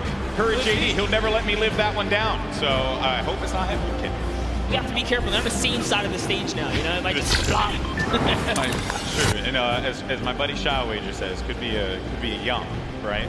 Totally Shy's could gonna be hate a me. young. Shy's gonna hate me for using that. All right, here we go. So then the other half of the Girthquake. There's Tim the Tap Man. So you're gonna land over by Paradise Palms. Paradise Palms, a great spot to land, Monster. Tons of loot, tons of resources, great rotational opportunities from there as well. Talk about that. It clearly looks like Tim the Tap Man and Dante have a plan here. You don't just choose the backside of the map for no reason. This house specifically known as the John Wick Mansion. Down in the basement, there's a little secret stash, if you will. Now hopping over to the West World is what we like to call it over here on the other side of the map. Oh. Bit of a skirmisher. Yeah, you got Osculorts looking right over at Sean. Sean choosing to disengage from the fight. Will have that green tack SMG and has full shields as well, but oh no. Dead Revel's going to be in a bad spot. Very weakened there by Sean. Sean's going to take some damage as well. This is going to be our first engagement. Sean is going to go in for the fight. And then we switch on over to Dead Revel, who's looking around. And Sean's going to be out of the game. One of the first eliminations. I think that might be the first elim that goes through. The first was Sinu, who actually got Fear itself. I wanted to touch on it, unfortunately, but that was the first elim. Fear itself went out? Yes. Oh, right man, we away. really shouldn't have interviewed him. I feel, I'm sorry, Justin. Hey, but it's not over, right? You can always get the reboot card. He can come back here. But for now, Lost King Nyx is in a pickle. This is rough. Rough for Nick to be in here. Now we're going to make our way to Ninja and Marshmallow, who this is another great spot to chill by. You get a ton of loot at the Lazy Lagoon. And on top of which, you know, I think there's I believe there's going to be some ballers close by. If you want to go for that, you also have the cannons you can use, I believe, to get out of there too. Yep, there's a lot of options for mobility here for sure. But, you know, what I like that's going on here, at least with Ninja and Marshmallow, Ninja straight up adopting, you know, his scrim and or competitive strategy, right? Lazy Lagoon, that is his most known spot for landing. So for him to land here, they mean serious business. Yeah, and he lands here relatively uncontested. There's going to be a duo over to the north, I want to say northwest, and also someone all the way up at the tippy north there. As we make our way now down forward toward Lucky Landing, we're going to have Sinnoh here along with O'King. We're gonna be seeing a lot of Sinnoh and O'King. Let me tell you guys right now, do not sleep on this duo right here. They are so good. Had the pleasure of casting and seeing them at the South Korean event that we flew out to and covered over there. They are dangerous. Well, you're hyping them up here, but unfortunately they're going to be taking some damage from the Stinks, having to push out of that fight. So when you throw down that Stink grenade, it goes right through the damage. It does not hit the shields. It hits the green health bar. Not what you want to see happen here. Player, though, is going to be tucked away in the corner. And King and Sinnoh, they're two top players. They know how to work together here, try and pin their opponents into a bad spot. Here, a few shots as well. More eliminations starting to go through. Nick 30 gets one onto Claire Grant. Aiden as well picks one up. Mackenzie's out of it. And then King and Sinnoh, they're just going to get, King is just going to get out of there.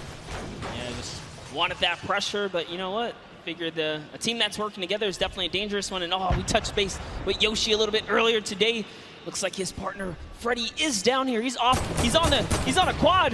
Can he get away? No, he has to get away. Oh no. Got fights here. Marksman. Oh, and he just tagged up.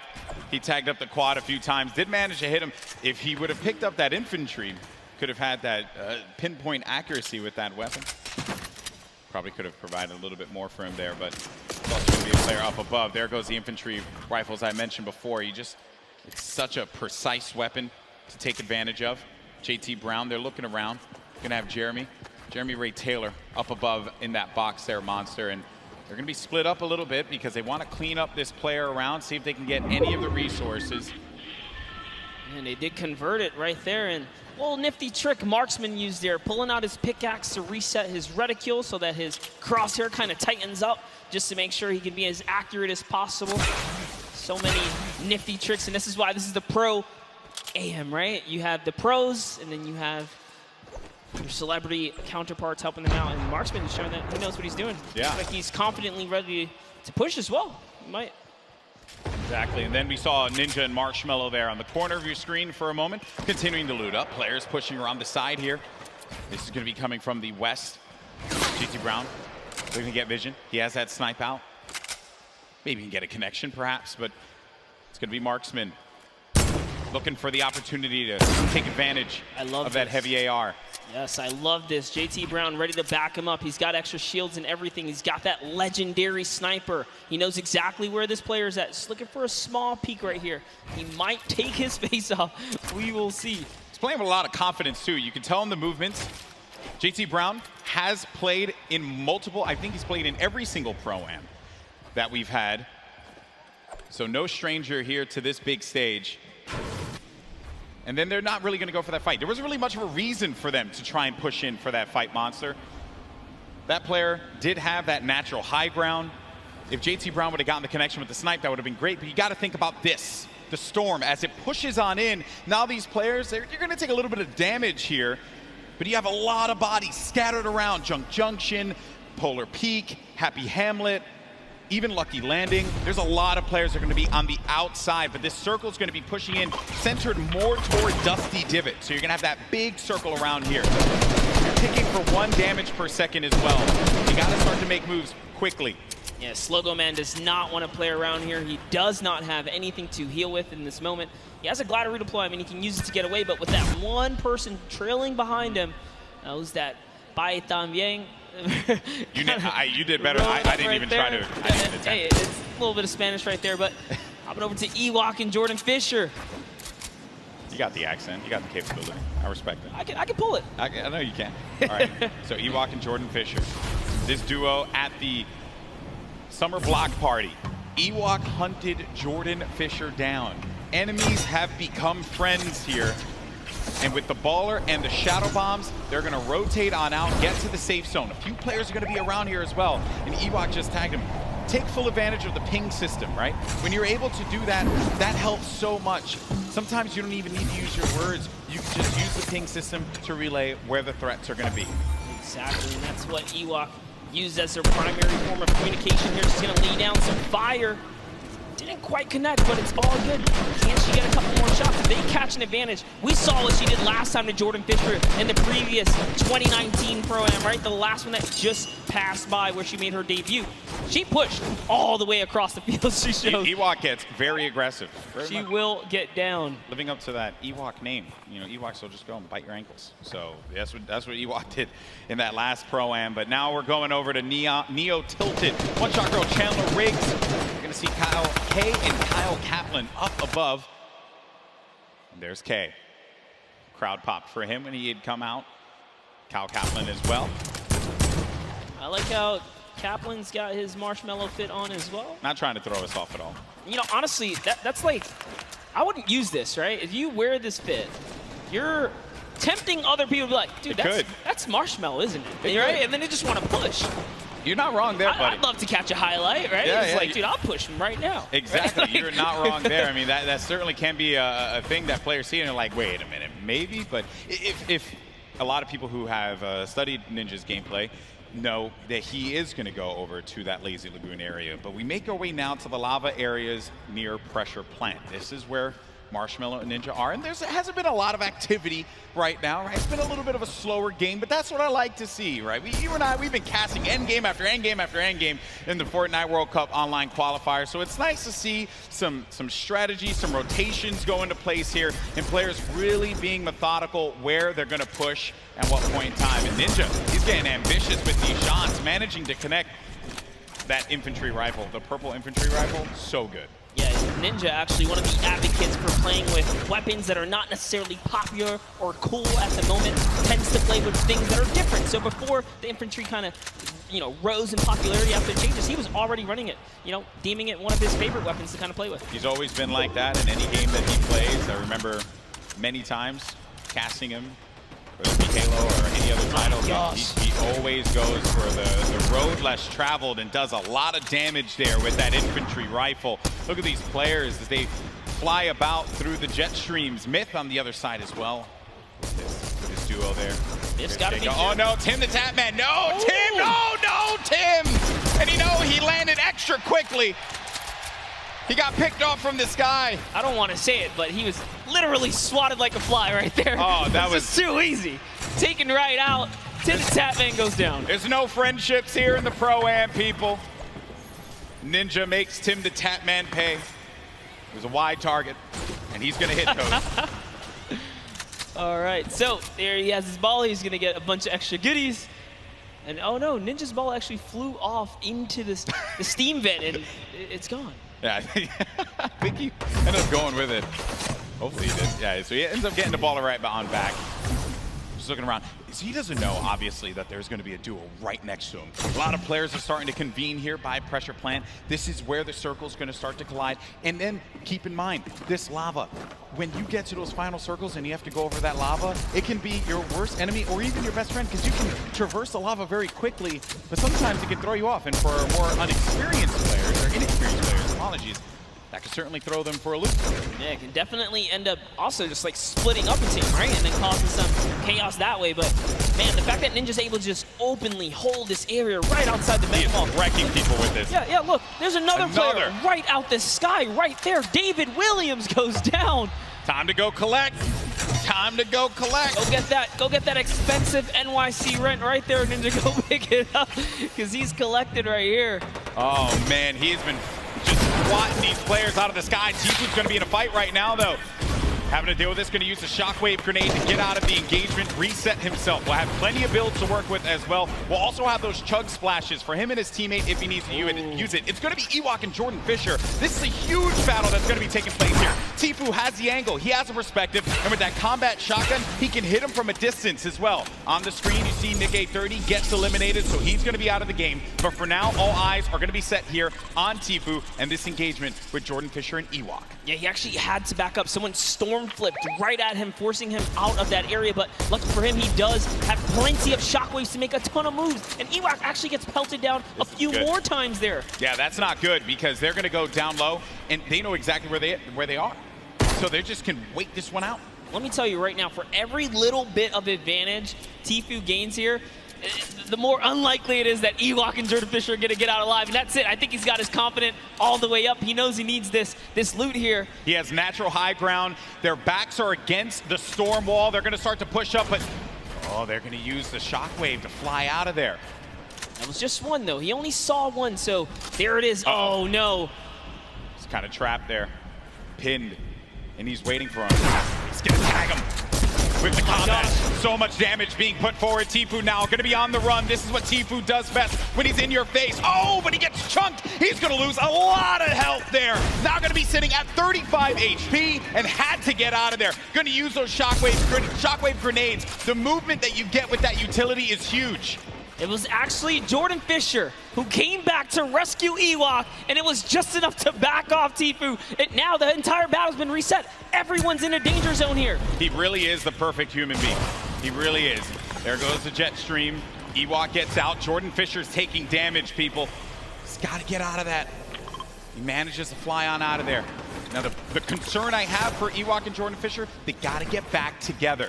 Yeah, but not only that, Tifu knows he has to get an elimination here. They are desperate. They're in shambles for gear here.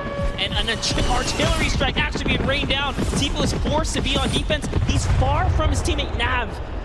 But look, Edwin Hodge and Props right here. They don't have health either. This is the perfect opportunity for Tifu. A lot of players are going to be very, very weak. Yeah, and he gets an elimination on Edwin Hodge. That's going to be Tifu's 4th elimination. Nav has 2 of his own, 6 points total. Oh, there was a trap there! You never suspect the trap, Tifu! Oh, my word!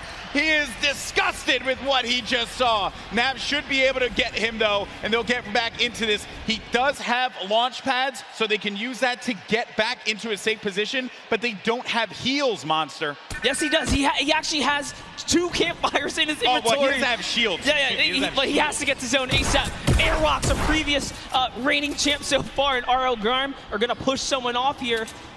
And oh boy, this is the Pro-Am. It's starting to heat up here. That is going to get clipped so many times. Absolutely. Tifu hitting the trap. Never expected. Imagine catching a nice little 2-piece and then walking into a trap. That was perfect. There goes your summer block party winners, Airwalks and RL Grime, sitting on top of their, I would say, hodgepodge constructed tower here. Then Tifu, right next to Allier. Boy, does he have a video for you.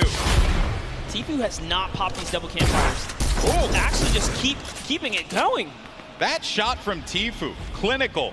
Combat shotty, that thing's gonna tag you from sometimes it feels like a mile away. This player's gonna be behind this tree here, and Tifu sees it. Tifu, easy pickings for the veteran. The tree goes down, no more protection for him, but the shadow bomb is gonna be used. You see that player flipping away on out of there.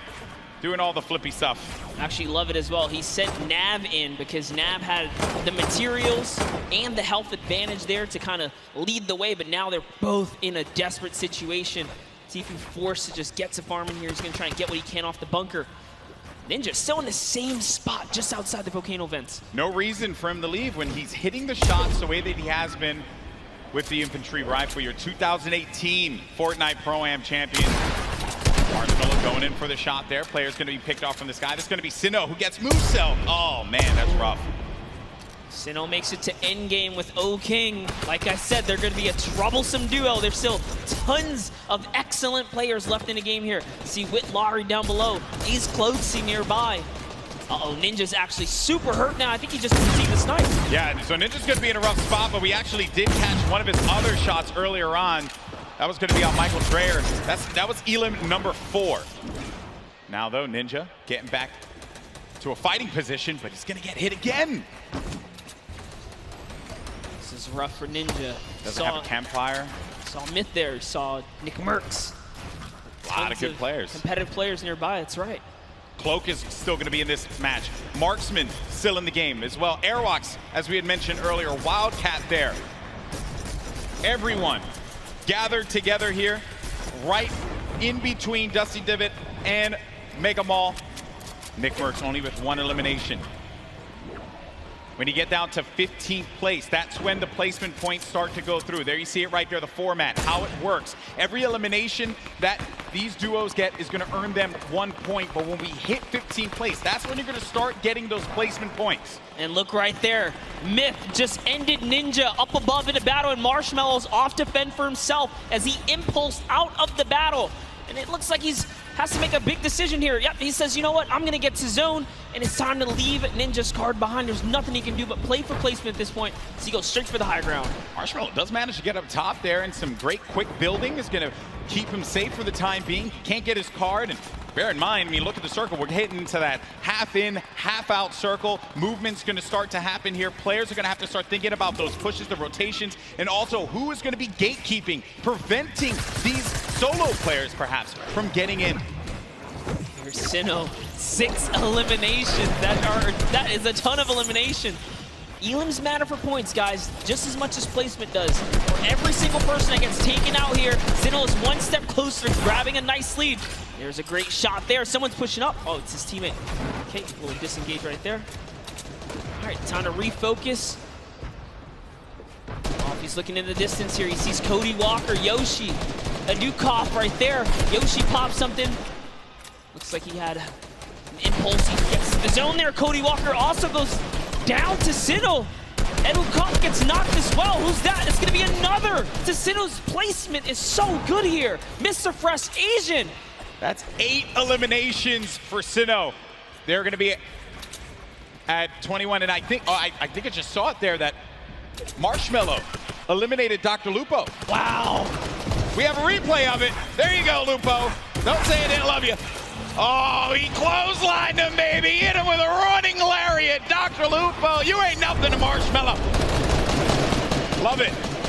Way to go, Marshmallow. Keeping the dream alive for him and his duo. So good, even Lupo's with gonna give no me so much help. crap for that, by the way. Even I'm okay with no it, though. help, he's still in it though.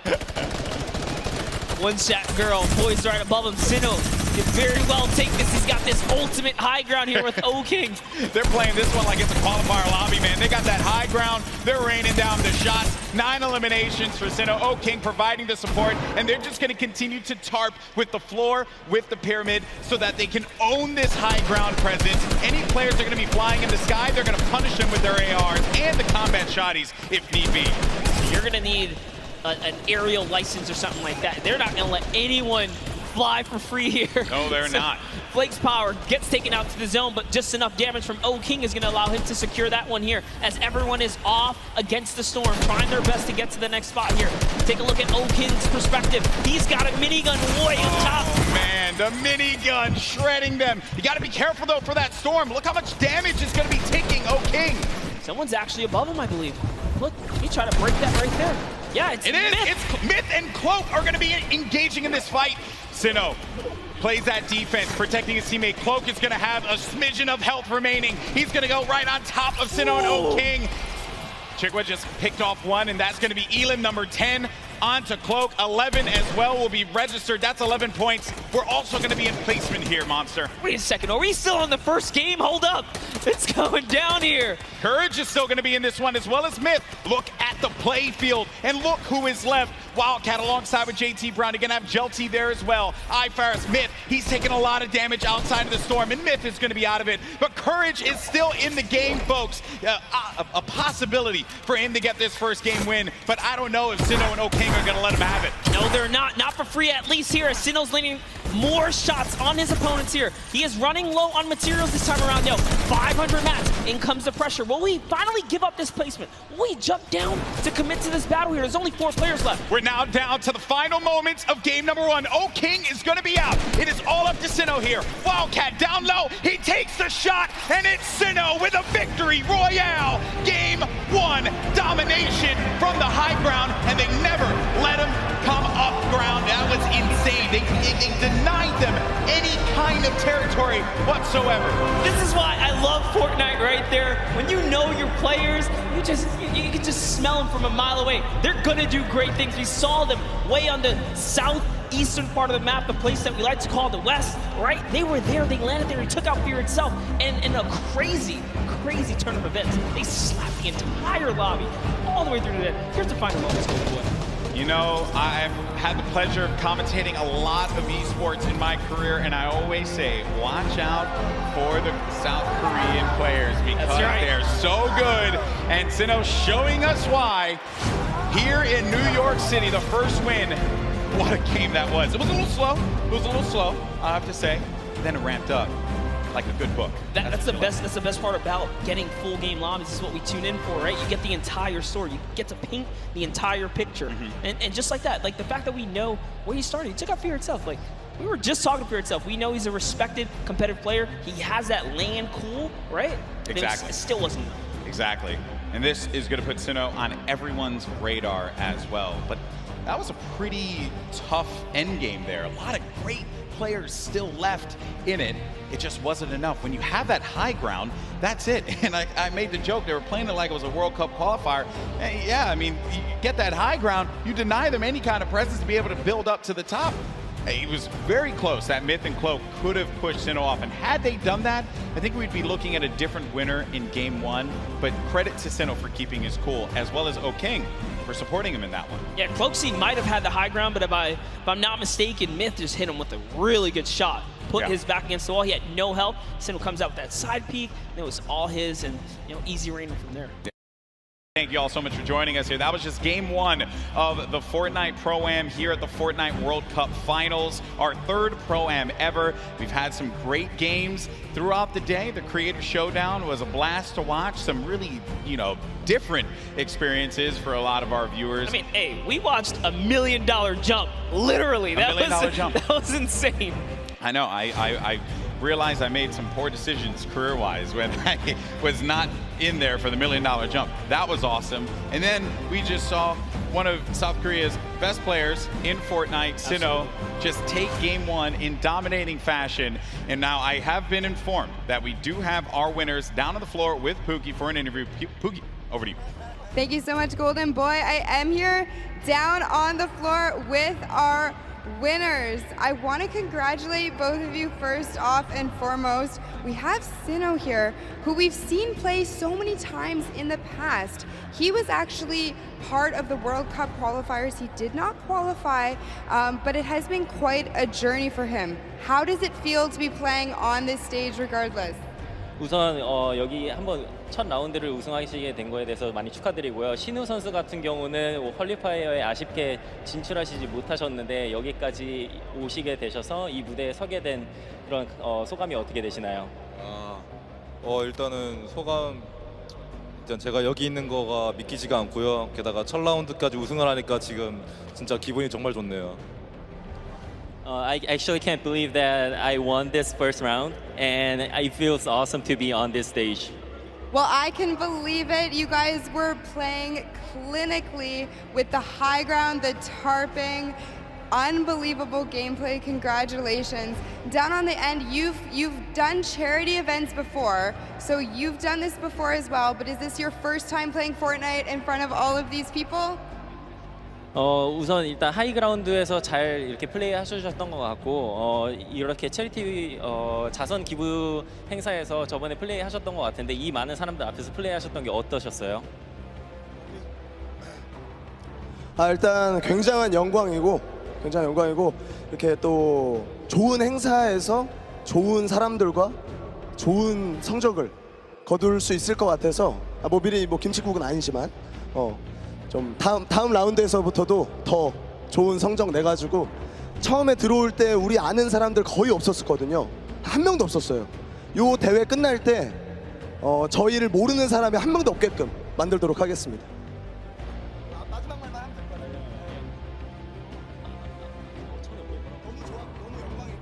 It was such an honor to be participating in this tournament, and there are a lot of good players and good purpose of this charity tournament. And after this is done, before the tournament began, nobody actually know us, the duo. But after this tournament, I hope that everyone here knows who we are. Perfect. Thank you guys so much. Congratulations again to both of you. I hope to see you win a few more games. But what we're going to do now is we're going to throw it over to Sundown, who's going to break down some of the gameplay. Sundown? Thank you so much, Pookie. I'm standing by here with Nick Merckx and Mario now. First, I got to say, Mario, what is it like competing on this stage, playing Fortnite, compared to playing in the NBA and competing against some of the best athletes in the world? I mean, these players are here the best of the best, you know, and in NBA, of course, it's like the best of the best players in the world. So it's kind of same in that way, but I mean, just enjoying here in front of our fans over here. I was in New York actually last year, so, you know, I'm kind of home, so. Awesome, man. Thank you. Now, Nick, I'm going to ask you about some of the gameplay we just saw in that last match. You're actually able to catch a really nice double elimination onto some key targets and then get a good rotation out. So let's roll the clip and we'll kind of take a look. What was going through your mind when you were able to catch those? Because you played a little bit slower over the course of the game and then you were able to set yourself up with the angle. So what was going on? Just trying to get on the strong end of the circle, using the impulse grenades. We both used them at the same time to get on the strong end. So what we did was we bounced across, we got lucky with the circle, and we looked for the players that are rotating late. And we got lucky, man. We had a couple players rotating way too late, and we just tagged them up. They were easy kills, you know? Very well done there. And also, I just want to give you a shout out. The grow up from you, we go way back, competed in the Gears of War stage. He actually was the one who knocked me out at my very first tournament ever. So being on this stage, Nick, what's it like, man? What's that journey been like for you? Been here for a minute, man. I mean, it's really cool to see a lot of our same friends working for Epic and setting all of this up and being a part of this and being in the industry. I kind of feel like a grandpa, you know? We've been in it for a minute, and it's a good feeling. Yes, it's a good feeling. Good luck in the rest of your matches. Now, come on, get in here. Give a hug. Give a hug, man, Mario. Thank you so much, man. Absolutely amazing from these guys. As I said, good luck in the rest of the matches. We're going to throw it back on over to the desk with Monster and Golden Boy. Thank you so much, Sundown. That's right. You know, a lot of folks here go way, way back, and that's always a fun time when everyone's able to get together, hang out, reminisce on the good times. But we're here and now, and right now it is currently Sinnoh and O King's time because they won game number one. Let's take a look at the standings when we get a moment to see where we are currently, because as we know, that victory from the South Korean duo, hey, let's not forget, Sinnoh, this is a guy that nearly qualified for the World Cup a few times now. A lot of talent. And I'm just glad that people, they said it right, that we want people to know who we are. And I just want people to know who these players are because they're so good, they're so talented. Yeah, without a doubt, when you guys obviously get this translated, no, the competitive community absolutely know who these players are right here. For and sure. you guys deserve every ounce of respect, especially from the public. But we have some standings. Let's see where these players are, Golden Boy. That's right. Let's take a look at the standings. Where we are right now. Who is going to be behind in this one, right? So it's going to be, it's going to be Airwalks and RL Grimes. So no surprise. Picked up 7 eliminations out of that game. All right.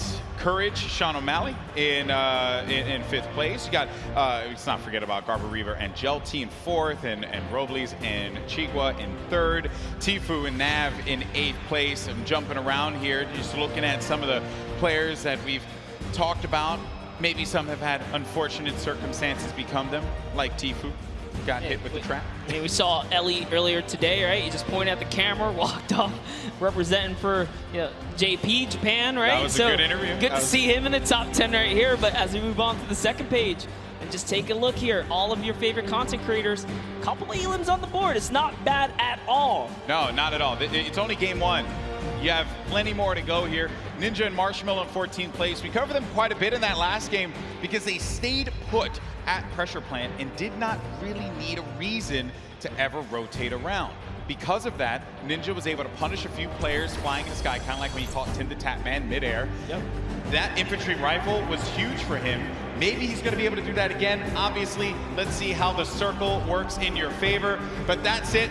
Game 1 is behind us. Now it's time for game number 2. Come on, New York City. Do these 2 New Yorkers proud. Let's start to make some noise and get hyped. Detonator's excited. I'm excited too. The countdown is about to begin. Who is going to come out on top in game 2? Here we go. The battle bus is flying over the island. We're going to get a good trajectory here. Going over the ice biome, Bipolar Peak, making its way over to Lonely Lodge. That's right. It's cutting straight across the map. Straight in half, like a fresh New York pizza. It's straight down the middle right here. And everyone's going to get their take of the slice. I love making I like that pizza reference, bro. You just have to. It's too easy. They're just giving out here. You can't be in New York and not make the pizza reference. Gotta make the pizza reference. And also, Chinkin, if you're listening to me, you fold the pizza. You don't eat it. The question is, do you flip it upside down on the cheese side or? No, man. No, just fold it straight up. Just asking. Some people, they advocate for that kind of stuff. Those people are crazy. Take a look here. You see Detonator floating on by. Marshmallow right there. No surprise, they're going right back to Lazy Lagoon. That's going to be their hometown. And they're getting landed on, by the way. You take a look at that map. There are some players nearby. Our champs, Sinu and O-King. I think everyone wants to see them here. Yeah, that is a problem. There is a player that landed lazy. We'll keep tabs of that later. Here's the game 1 winner, Sinu, O-King. The lucky landing spot. You're going to get a few options all the way in the back, remember. So you're going to be all the way back here by Lucky. You can go to Fatal if you want to get some more loot. Maybe you want to push over to the desert biome, go to Paradise Palms, potentially where the circle is going to populate. We're going to find that out in a few seconds here as well. So this is when key decisions are going to have to be made. And lucky them that they went to Lucky Landing, because the circle literally lands right at the edge. So they're good. They're good for that push. They have a lot of real estate to work with, Monster. Call that winner's luck, all right? These guys have the nice lead. There's beginner's luck and then there's winner's luck. This is winner's luck. Winner's luck is a thing, right? Sometimes things just go your way, and then you're the winner. It's true. Never happened to me. Breaks my heart. One day. I've seen it happen to you a few times, though. You've gotten a few. Hey, I'm here, aren't I? Like, look at you got some shields. I don't know where in chess. When I watch your stream, very questionable. Like, that's not fair. Right when you needed it. How's that even possible? Happens to you the best of us. But like, you just don't have a response. You're just like that. But, you know, I don't judge. I just take my blessings. Man. I respect that, man. Some chug splashes there. Going to bring everyone up to a decent amount there for the shields. Some eliminations already. We lost 2 duos already. Going over now to Paradise Palms. Same duos that were here before, sticking to these drops. You got Dead Drevel along with Oscar Lod. Oh, nice shots. Shots down. Did he connect there, though? No, he didn't, but at the very least, so he was on target, that player. Did manage to move around there. Hear that Shadow Bomb go out, and Dead Drevel had to have heard that, which is the reason why he's going to start pushing up here. Doesn't have the resources for a full fight. So he's going to be playing around this natural structure. He needs to just farm up. Osculot's going to be taking a lot of damage as well. Going to have to get out of the fight. 34 HP remaining. He's going to need to rely on his teammate. Does not land that shot with the hand cannon. But Dead Drevel's there for the follow-up. That's Business Boy. Oh, but business is closed down, unfortunately, for him. Dead Drevel's going to be out of this one, but not dead yet. Did get peeked right there, so he has to be careful. Oscar just looking. Frizz has got such a good position on them, and he even has shield. This just like that. Now he's at 72 extra shield, so He's doing just fine. That jump shotgun, perfect for being chest to chest, get right up in a player's face and do tons of damage. And it's early game, so Frizz can get Business Boy's card, bring it back into the fight. Oh, the revive's going through. You see it, the pickup. Oh, but you know, Osculard heard it, so had to get out of the fight. Frizz is gonna go for the follow-up, but oh, Frizz is gonna take a bunch of damage, down to 80 HP. Player's gonna jump for the fight there. And a hope and a prayer, but unfortunately, Frizz is gonna get the better, and that's 2 eliminations, and that duo is gonna be out of the game. 2 huge eliminations, and just a little fun fact, I'm sure his girlfriend will be proud. It says here, they both have pink hair. Okay, okay. I don't know what it's like to have pink hair. I have to talk to Ninja about that one. I know he did that for a little while. It won't look good on me, you know, and also I don't really have a lot of hair. Yeah, I was gonna say, you know, I don't want to break it. And speaking of someone with not a lot of hair, Dr. Lupo on your screen right now. Just messing. That was a low blow. No, here we go. As Fortnite's resident senior citizen, you know, I'll take it. I feel like I'm also a part of the geriatric gamer program. Actually, this is our first time seeing the Storm Sniper in play here. That's right. Just came out the other day, and it is, I think that players probably want to go with something. Okay, Dr. Lupo isn't actually the oldest caster for Fortnite. That's Grandpa Golden Boy. Really, guys? Really had to do? You had to do me dirty like that? Fun fact. In my hometown. Exposed. In my hometown of all places. It's all right though. I still love you guys. It hurts a little bit. Just stings. Stings the nostrils just a little bit. Dr. Lupo. I'll band-aid it. Yeah, thanks, bud. He's going for the birthday cakes as well. Another thing that had actually just come out. Celebrate Fortnite's 2-year birthday. We've been playing this game for a little while. Use that hashtag Fortnite World Cup. Share with us how you're going to be enjoying the event, whose stream you're going to be looking at when you go to Fortnite.com/watch. We want to hear from you. Make sure you're talking about it.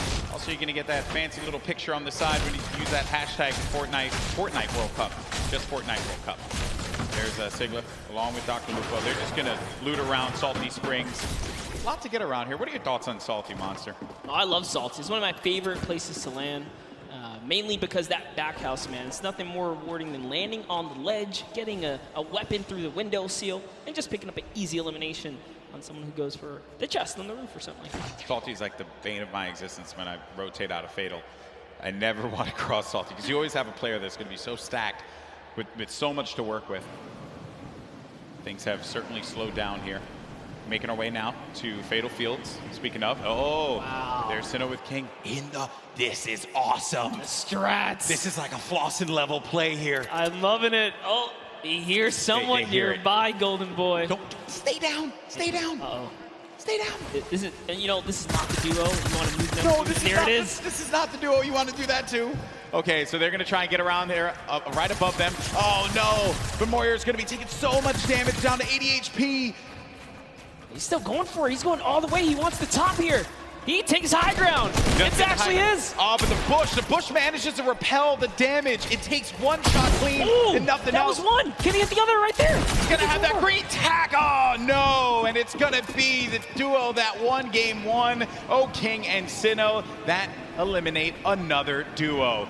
I mentioned it. They go lucky. They get all the loot, win the fights out of there, make their way to Fatal. Plenty more loot to grab. And naturally, they're just going to cut straight north to the zone. And we saw how many eliminations they had last time. They want to fight. If you're a competitor here today, you have to be careful being near Lucky Landing. They somewhat claim that spot, but here we have Faris. Brandon Rogers, down comes the shots here. Let's see how it's going to go down here. They're at the easternmost part of the map. Jacob and Faris kind of moving back and forth, listening for cues. I think he hears him nearby, yet he's looking for Jacob now. Oh, man. Jacob's by himself. Yeah, that's the problem. Jacob's going to be alone inside of the natural cover. There you see the circle favoring Sinnoh and O-King. We could see back-to-back winner here, Monster, with the way that circle lands. It's right over Salty and Fatal Field, so that favors Dr. Lupo and Sinnoh. Oh, no, but Graham Rogers goes in for the fight. Faris has got to pick up his teammate here. He's got to have his back. Jacob gets it.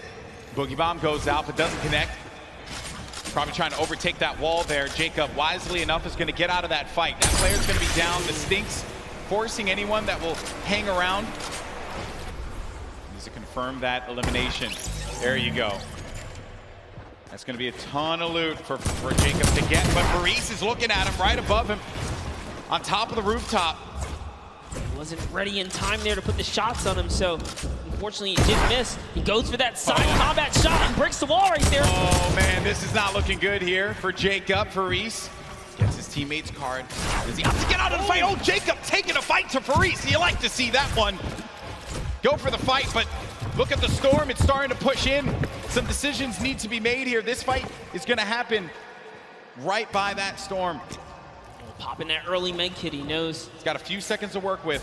Oh, he's actually lucky. The zone isn't quite pressuring yet, so he figures, hey, you know what? I'm gonna use this opportunity to heal right back up, and now the advantage is all his again. Slight lead here. He's looking for a fight right in front of him. Oh man, you just don't expect that. You're hearing all this movement around you. You don't know where the attack is gonna come through. And they're just dodging and dipping around one another. Such an intense battle, and Faris still has minis left. That might have been his last heal there. Oh, the Jacob quad. decides, you know what? It's time to back up. Take the trusty quad, get out of there. Long. Yeah, no reason for you to push that fight. You have your teammate's card. Then we go on forward, and you got Slogoman, who just got beamed. Beamed. Marshmallow with the snipe? Marshmallow. Okay. I respect that. Marshmallow's been surprising me. Are we sure? Are we sure that that's Marshmallow underneath the mask? I'm just messing around. I'm just messing around. I was gonna say, he puts in a ton of work in this game. Look at this shot here for Marshmallow. Boom! Nailed him. Marshmallow, man. What a beast. Marshmallow here to make the highlights, all right? Don't sleep on it. They're going for a two-time championship. I get it. Absolutely. When we saw them, they were in 14th place, mainly because you didn't quite get enough placement points. The eliminations were there. They were right in 14th, so with the way they're racking up more elims, that's going to be, again, just securing a more comfortable lead. If you can get in that cadence of just getting points consistently, you'll find yourself in the late game. Mr. Fresh Asian, we saw in the feed, he actually took out Cody Walker as well. 3 eliminations for Mr. Fresh Asian.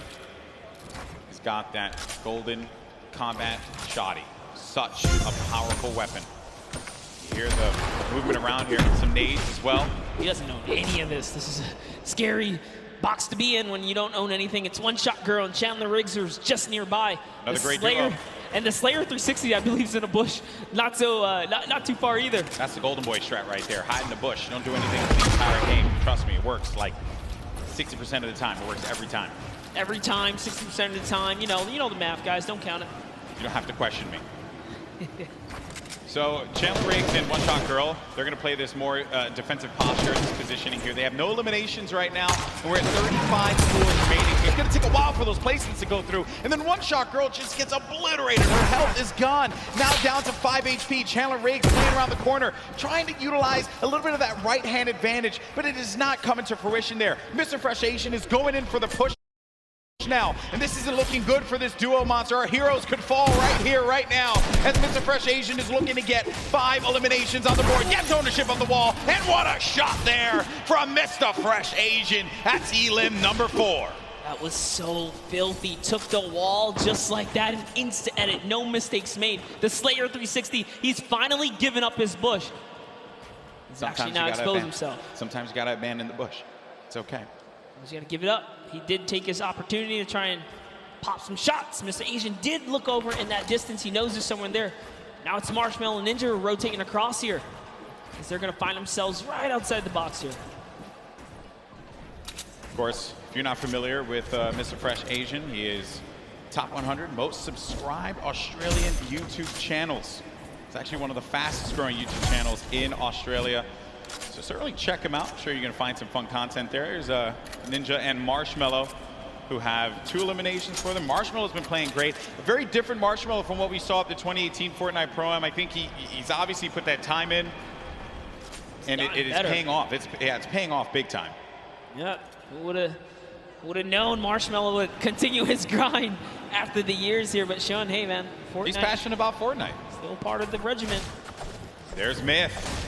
7 eliminations, Golden Boy. What? I didn't even look over there. What is Myth what's going on with him today? He's on something. He's out here to prove a point. Myth wants to pick up a win. How huge would that be for him? Seen him so many times in so many competitions. Also another player that tried for that Fortnite World Cup online qualifier. Came close a few times. Lots of talent there. And here's the format and how it works. Once we hit that 15th place, that's when those placement points start to go online. But because Myth has 7 eliminations, that means he has 7 points currently, Monster. And his teammate is down right now. Unfortunately, Michael Dreher was taken out. We do know Michael Dreher is interested in running that marathon this year, but you know, he's gonna need a little more stamina to keep up with Myth here in the Fortnite world. The idea of running a marathon crosses my mind. It makes me sweat. What kind of party do we have here, Golden? Chihua sitting right next to Alexia Ray and Jordan Jones. Jordan Jones at the start of this entire thing said, hey, you know, they know. She's here for the ladies, representing. She's got her gun ready, someone's out. Oh no, oh no, oh no! She's in a box! Sneaky plays here from Jordan Jones and Alexia Ray. That player had no idea. That was crazy. He got away, he took the launch pad, he got away. You never suspect the people in the cornfield. Jordan Jones and Alexia Ray, super sneaky plays here. Aaron Gordon's like, you know what? I'm just gonna kind of keep my cool here, stick still. It's Ali A jumps back in the baller, he's out. He's like, yeah, you better be careful, man. There's some crazy people in the cornfield. It's like The Shining out there. Look out for that. Okay, and they're crouched, so you won't be able to hear their movement. You have to really focus on it. They got just their aim set. I like this strategy. They are eventually gonna have to move here. Same thing for Ali A and Aaron Gordon, which for them, I'm sure that they're a little worried about where these players are gonna be. Listen, Ali A might be a famous YouTuber and Aaron might be huge on the basketball court here, but you step to these two ladies right here, they're gonna make you look like little boys. They are ready to fire away right now. They are so ready. Okay, well, while that's going on over there, and I'm sure that's going to take a little while to come to fruition, we're going to have a classic battle here between Tfue and Ninja. Marshmello's trying to play that supporting role as well as Nav here. Marshmello taking a bunch of damage, and he's got to get to his teammate. Nav is boxing around there, and Marshmello's going to try and go toe-to-toe here against Tfue, but Marshmello gets picked off. That seemed like it was coming off from the distance there, and Ninja has to get out of that fight. There's just no reason for him to continue to engage in it, considering that they were getting third-party from afar. I think the shots came from Udakov and Flake's power over on top of that tower and punished Marshmello when he exposed himself and he jumped on top of that ramp. Tfue really showing why he's a World Cup qualifier. This is still happening, by the way. Oh, yeah. They're ready. Looks like Mario's left to save Nick Merckx here. He's going for the revive. Aiden's going to go in for the fight, though. Mario's got to be prepared for this. And Nick Merckx trying to direct traffic. He's got a few seconds here to pick him up. Aiden right outside. He's trying to pummel his way in through the doorway. Mario, again, setting up the defense, helping him out. Aiden, very weak. Came second place at the Summer Block Party, Monster. That's right. And the trailblazer, professional basketball player, Mario, fend off Aiden, ghost Aiden right here, right now to save Nick Merckx. And he's going to be hacking around each wall here. So he does it! Off and he gets ownership of the wall. You never want to go toe-to-toe with Aiden in the box, baby. He's going to punish you every time. Such a clean wall-taking transition. Always using the same rhythm. Hits the left wall, hits the right wall, doubles back, takes the wall, makes the quick edit, and it's his to go here. Sinnoh and O-King now hopping back with our previous Game 1 winners here. Still in the running, 2 eliminations. Tons of materials, launch pads, campfire. He's got everything he needs. And what's even better, they have the circle. The circle is in their advantage. We're now into Storm Phase 5. I'll tell you right now, he's going to build all the way up to start crushing players. When you got zone like this, let's see it. Now, some of you may be wondering what's going on right here. Maybe you're new to Fortnite. What he's doing is he's using the edit to peek through the pyramid so that this way he can get the lay of the land. Fortnite's all about information.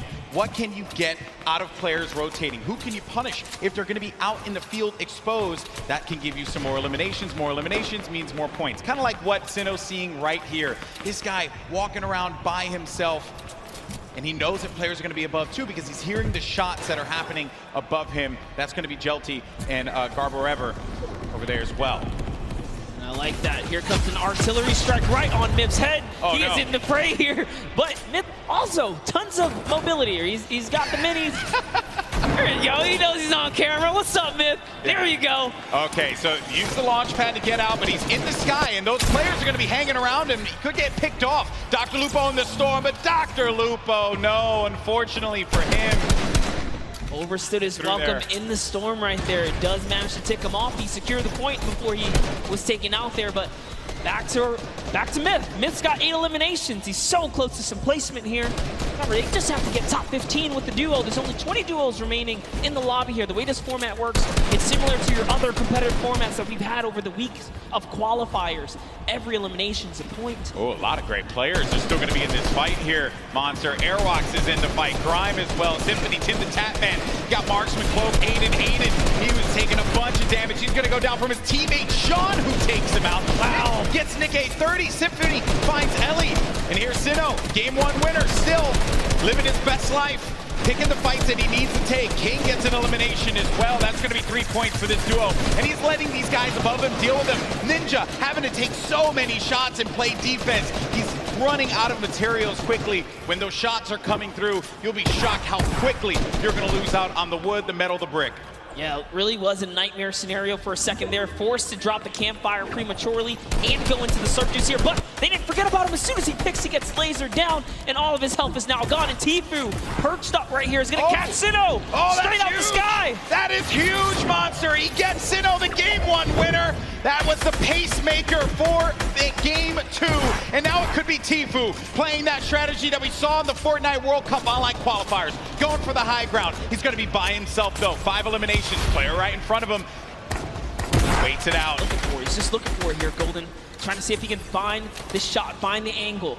This is what Tfue's known for, playing for those early high ground position. Holds here, and he's not afraid to go for it. There it is, chucks his way all the way across, takes the shots. Wow, this guy as well. And look, he's just gonna 90 on up.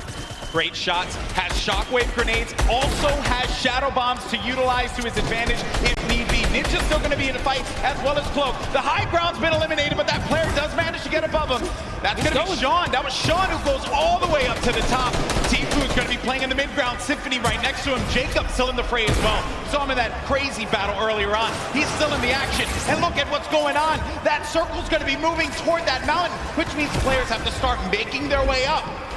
You are seeing a truly competitive battle right here between Tfue and Sean, who is trying his hardest to take him off the high ground. But Tfue is now landing on Airwalks, another World Cup qualifier, and he is going for this high ground, truly machoing up with the impulses. He wants it. He's going all the way. Look, he just built it back up. That's Tfue's high ground, and no one else is going to take it unless he gets shot down. But he does stabilize there. Airwalks is looking to punish Tfue, and he does get above him there. There you see, right at the top. And then Myth is going to snake on out and just get to that side of the circle. Tfue taking damage. He has to be careful. He's in that shadow bomb safe, so he can't build, but he needs to be quick with it, and he does manage to stabilize for the time being. Ninja's going to be in a world of hurt as well. Look at his HP. Will Tfue make the quick peek right here? He sees someone in the wall next to him. Myth actually forgot to edit, and now he's in the storm down to the bottom right. That might be the end for him. Oh no, Myth, not like this. He tries to get out. He does manage to stay alive. Oh no, Myth is going to get picked off by Airwalks. Sean, Airwalks is weak as well. Jacob now has a high ground. Cloak and Tfue. Tfue said Cloak was a player he was worried about, and it could very well be the case here. He's looking around. Airwalks dealing with a lot. As Cloak, he's going to lose all his shields. We're going to have a proper 1v1v1 here. A 4-way battle as Tfue fights on out. Airwalks is going to be out of here. That's going to be Jacob who gets the better of him. Look at Tfue just try and hold this one off. It's now down here to the final 3 players. Here we're going to see a quick Tfue versus Cloaksy moment or what? And Jacob's up in the high ground. You know he's not going to give him any freebies here. They have to go up the mountain. Jacob is going to be the problem here, not Cloak. Here's Jacob looking for him to push around. He does manage to tag him. He gets a sizable amount of damage, but he loses the high ground in turn. He loses the high ground. Jacob, look. Oh! The side shot of Cloaksy as the storm wraps up Tfue. I lost my voice there. I lost my voice there, people. I'm too old for this. What a battle that was. Jacob with the win against 2 of Fortnite's premier players in Cloak and Tfue. Crazy battle. Ninja slides off the mountain, falls to the zone. Airwalks goes down to Tfue's aggressive push. Wow. And in the final moments, it turns out it's Cloak versus Jacob. And here's the last moments, fatally leaving the back door open, and that's why Cloakzy goes down. And Tfue ended up falling because of the storm. He couldn't get up the hill quickly enough. I'd mentioned before, that was a concern. When that storm started moving, the players that were down low, those are going to be the ones that suffered the most. I'm just shocked that Airwalks got picked off the way that he did. And Jacob, what a win for him. Huge victory. And again, against two fantastic players. 2 shotgun bullets left in the final moments right there. Wow. Just 2. That was crazy. You know, okay, I think we had a good time with that one. New York City, what do you think about that last game? Because that was a pretty sick one. I think you can all agree with me on this one. Great matchup, through and through, Monster. What a start. I thought we were going to see 1v1 Tfue and Cloak, and I was going to lose my mind. I may have jumped off this stage. I don't even know what I was going to do with myself. Were that close to that moment, but hey, let's not take it away from Jacob. No, we're not at all. Jacob really played it so well there.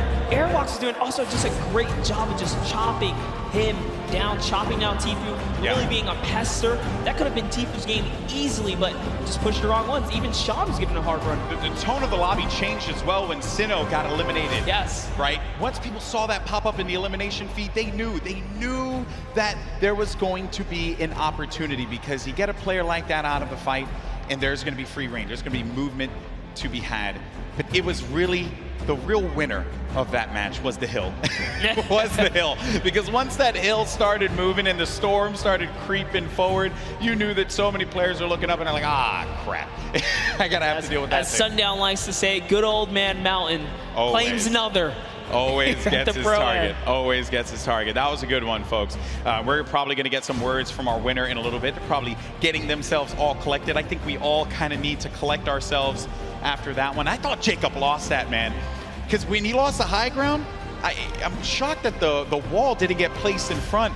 But I think he probably felt like he had that angle and he wasn't going to get clipped. Yeah, Cloakzy really thought that he had the leverage, being that he just came over the mountain. He knew Cloakzy could not build in those, or Jacob, excuse me, couldn't build in those final moments. He had 0 builds. When you see that kind of, you read the player and they're not doing any builds like that, you're like, oh, I'm good. I came up a couple layers, I should be okay. Yeah. But he was at the top of the ramp. It didn't really matter where he was going to get shot regardless, being that he didn't protect himself fully. Yeah, you have to give yourself that wall there so that you don't get punished by those combat shotguns, which we mentioned so many times. That thing has a ton of range. Yes. He was playing that one from that, like close to mid-range, and it will hit you like a hammer for a lot of damage.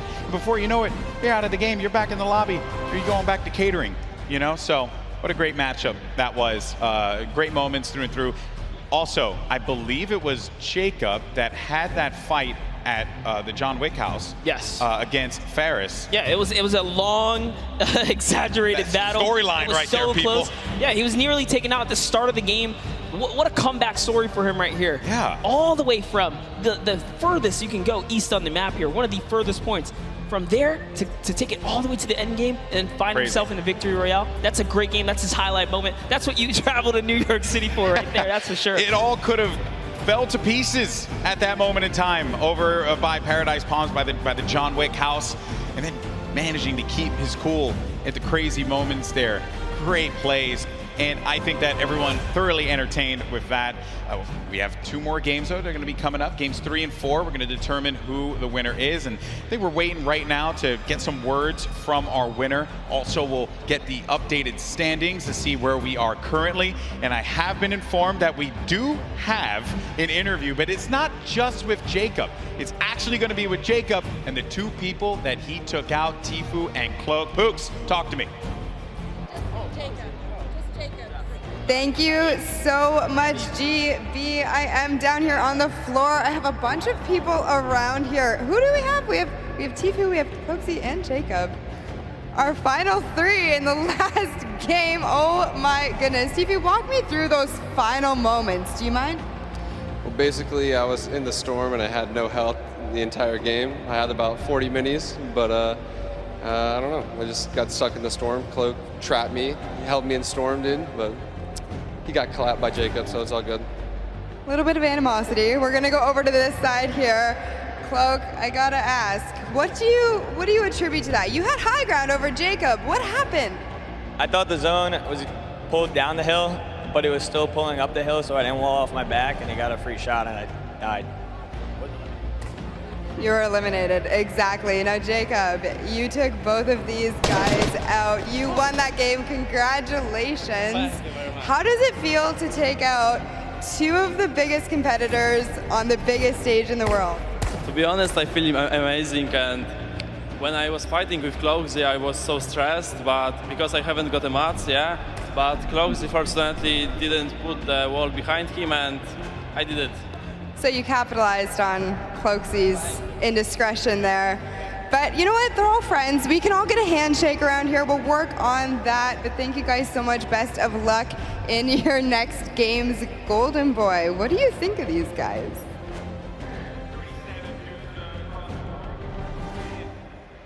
I think that the important thing to note here was that you're in those moments where you have to pay attention to where that circle is going to be going, and you just don't know at that exact moment.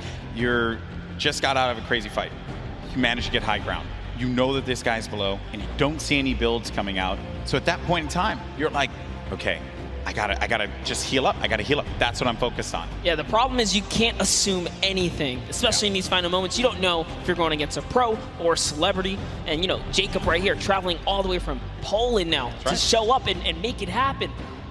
These guys, these foreigners are really coming here and putting on a great performance so far. We already seen South Korea make that nice play from earlier today, but that'll lead us right into our next topic here. That's right, our standings. And hey, you mentioned it, Monster. Fortnite is a global game, and we're seeing it play out now. While he may not have gotten the win, Airwalks is in first place. Wow. With 14 eliminations, no victory royale, 28 points total. Sinnoh has been knocked down.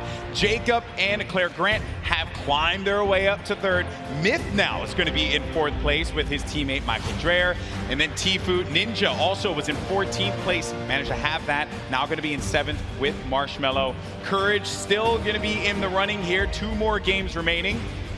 Lots of points. And looking at the breakdown, it's not that crazy to have a big game and be able to come back into this one, Monster. No, absolutely not. You can just tell from the points here that a lot of this is placement-based. Placement, yes, the teams that are catching heavy eliminations are doing fantastic so far. Just taking a look here, a lot of players are in the running. Look at Nick-A30 and Max Carver. They have 8 eliminations total. They just haven't placed. If you just squeeze in a couple placements right there, they're clearly catching the elims they need. That's all they need. Exactly. Well, Monster, always a pleasure, my man. Boricua boys represent. But we're going to go to a quick break. When we come back, you're going to have Zeke over here calling the action along with Monster. And we have games 3 and 4. Then we're going to crown our next Pro-Am champion. You don't want to miss it. We'll see you on the other side.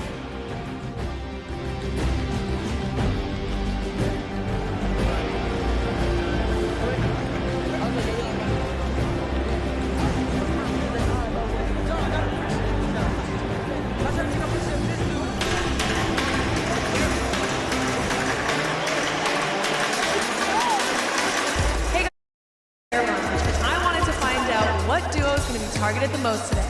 I think it's going to be Ninja, Marshmello, and Tfue and Nav, but let's find out for ourselves. Which duo are you going to be targeting on the field today? Jordan Fisher likes to smack talk. Jordan, I'm coming for you. Last time Tfue took me down, so I think I'm going to try and take revenge on him.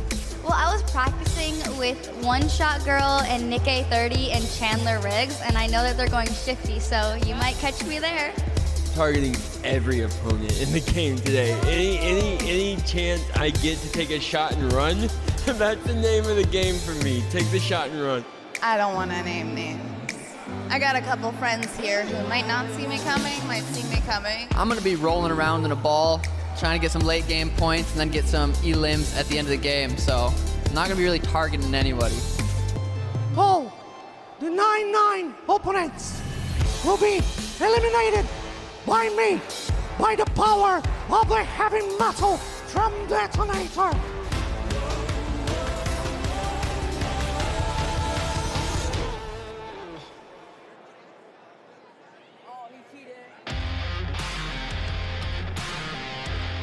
Hello, Fortnite fam. My name is PookieFace_. I've snuck up to the caster's deck to find out what being a Fortnite World Cup caster is all about. And to outline that a little bit for me, I have my friends here, Monster D-Face and Shio. So why don't you tell me a little bit about what goes in, what the process is for being a Fortnite World Cup caster?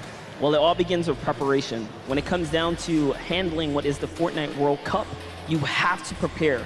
We're talking solo and duo competition here. Not only that, we are slammed with a pro-am. So you have to cover bios. That's what me and Shio do. We sit down, even today, we go back and forth. We're talking hours of preparation on players. And Shio, what are you doing specifically to help the casters, and what are you bringing to this broadcast right now? So Monster talked about preparation. For me, it's all about the back and forth. If the caster needs any type of knowledge on a situation going on in the game, I've got that. We have 3 screens down here. One has the main game on it.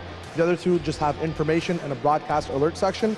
If they have a question, they ask me. I've done all the prep with Monster for weeks, days of cramming as well, and we just get to it. Questions back and forth, relay the information, and yeah, just behind the scenes work. So you're essentially the Fortnite encyclopedia then, and you are just relaying the information. I hope that gives you a little bit more insight into how our casters prepare and bring the World Cup action to you.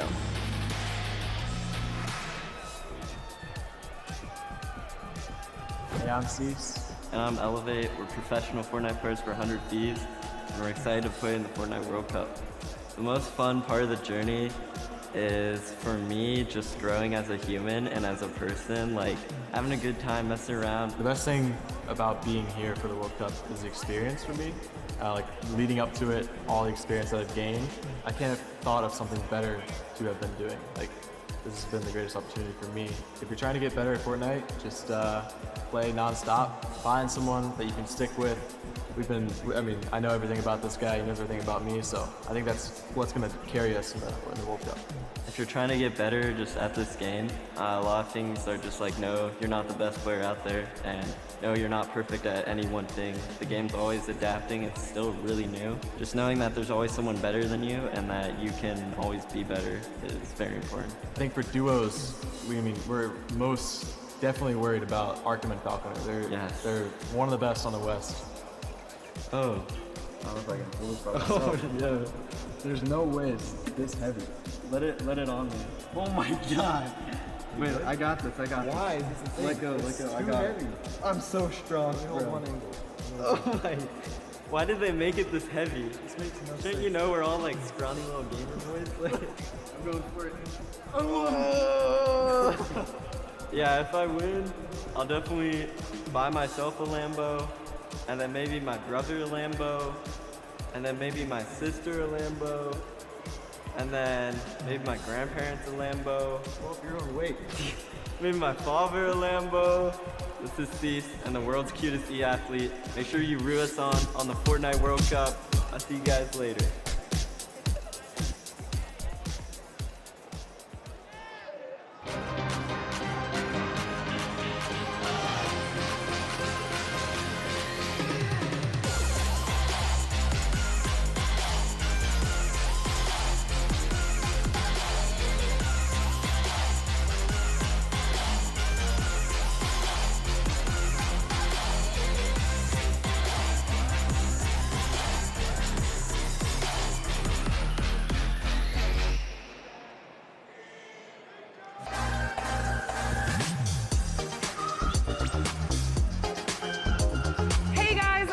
Here at the fan experience at the Fortnite World Cup preview day, where all the pro players are here to enjoy the event. Cookie, what are you excited by? I've seen zip lines, I've seen mini golf, I've seen Nerf guns, Kitty. I also saw ballers. I can't wait to get into it. Let's go!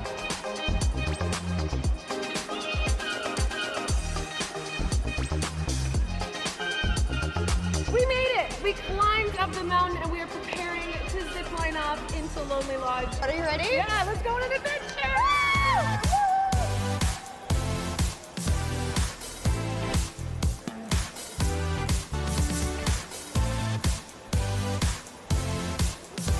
Kitty, we made it over to the mini putt course. Woo! Nailed it! Hole in one.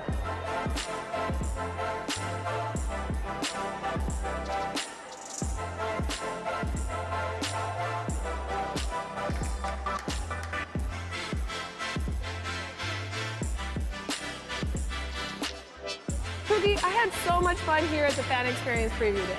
So did I. If any of you are going to be at the Fortnite World Cup this weekend, please be sure to come by the Fan Experience and check it out. But for now, we have so much more Fortnite action going on, so let's head inside and check it out. Let's go!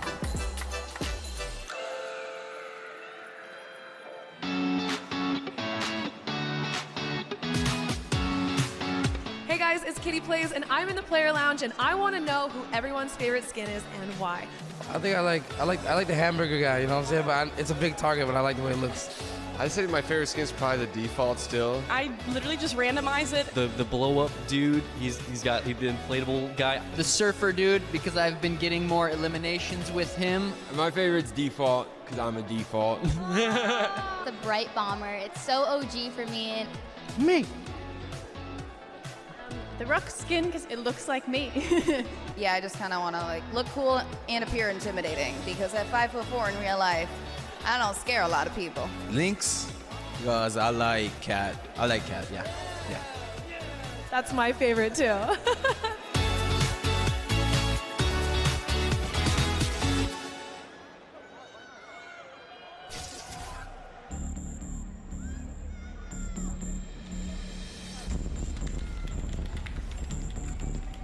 It's not really just sitting in the chair and messing around with my computer.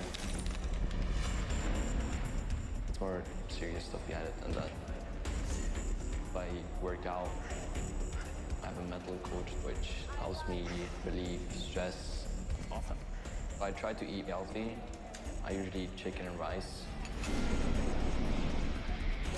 I think that's why I play in such a high level. He is so innovative. This is what I was talking about. My name is Martin Foss Anderson. I'm 14 years old, and I am Mr. Savage. Let's go, boys.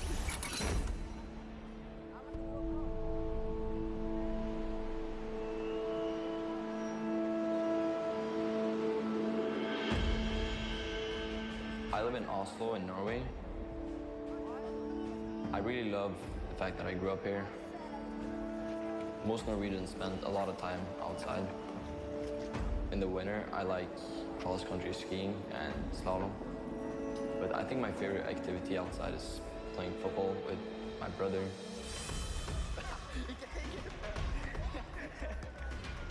He's 17 years old, and his name is Michael. My brother and I have always been competitive. We'll always hang out together, play a game of chess, playing ping pong, and it's always fun.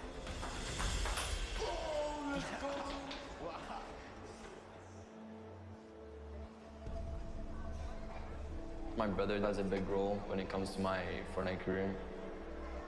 He introduced me to the game, so without him, I maybe wouldn't even have started playing the game.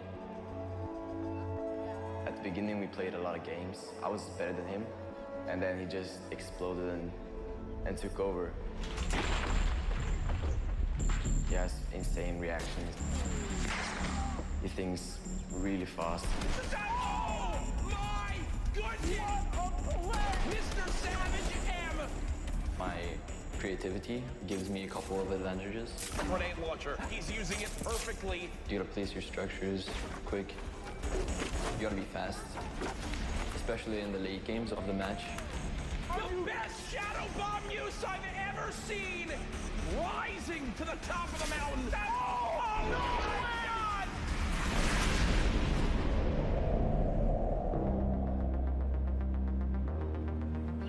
I love meeting my fans. They're super nice.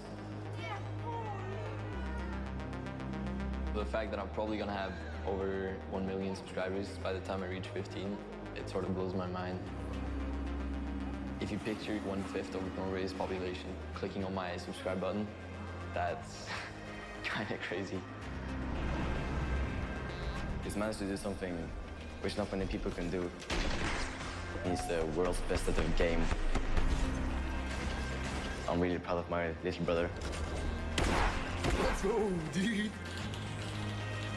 My greatest passion is playing video games. I'm really fired up for playing in New York. I can't wait to see all my hard work pay off.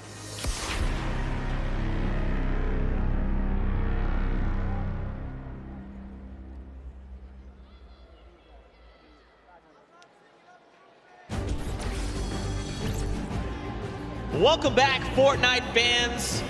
We are gonna do something very special. You know, it's been a really cool day so far. A lot of action, a lot of fun things been going down. You got a sneak peek at it there.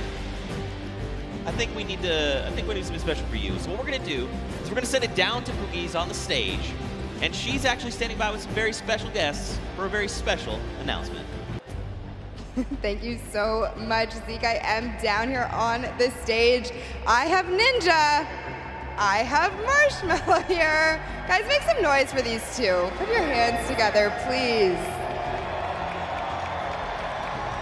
Now, I just want to take a moment and talk to you guys both about what the Fortnite community means to you. Now, I know you're not going to say anything, Marshmallow, but we're going to have Ninja kind of answer for you. Now, you've been a part of this journey for so long. What has it meant to you?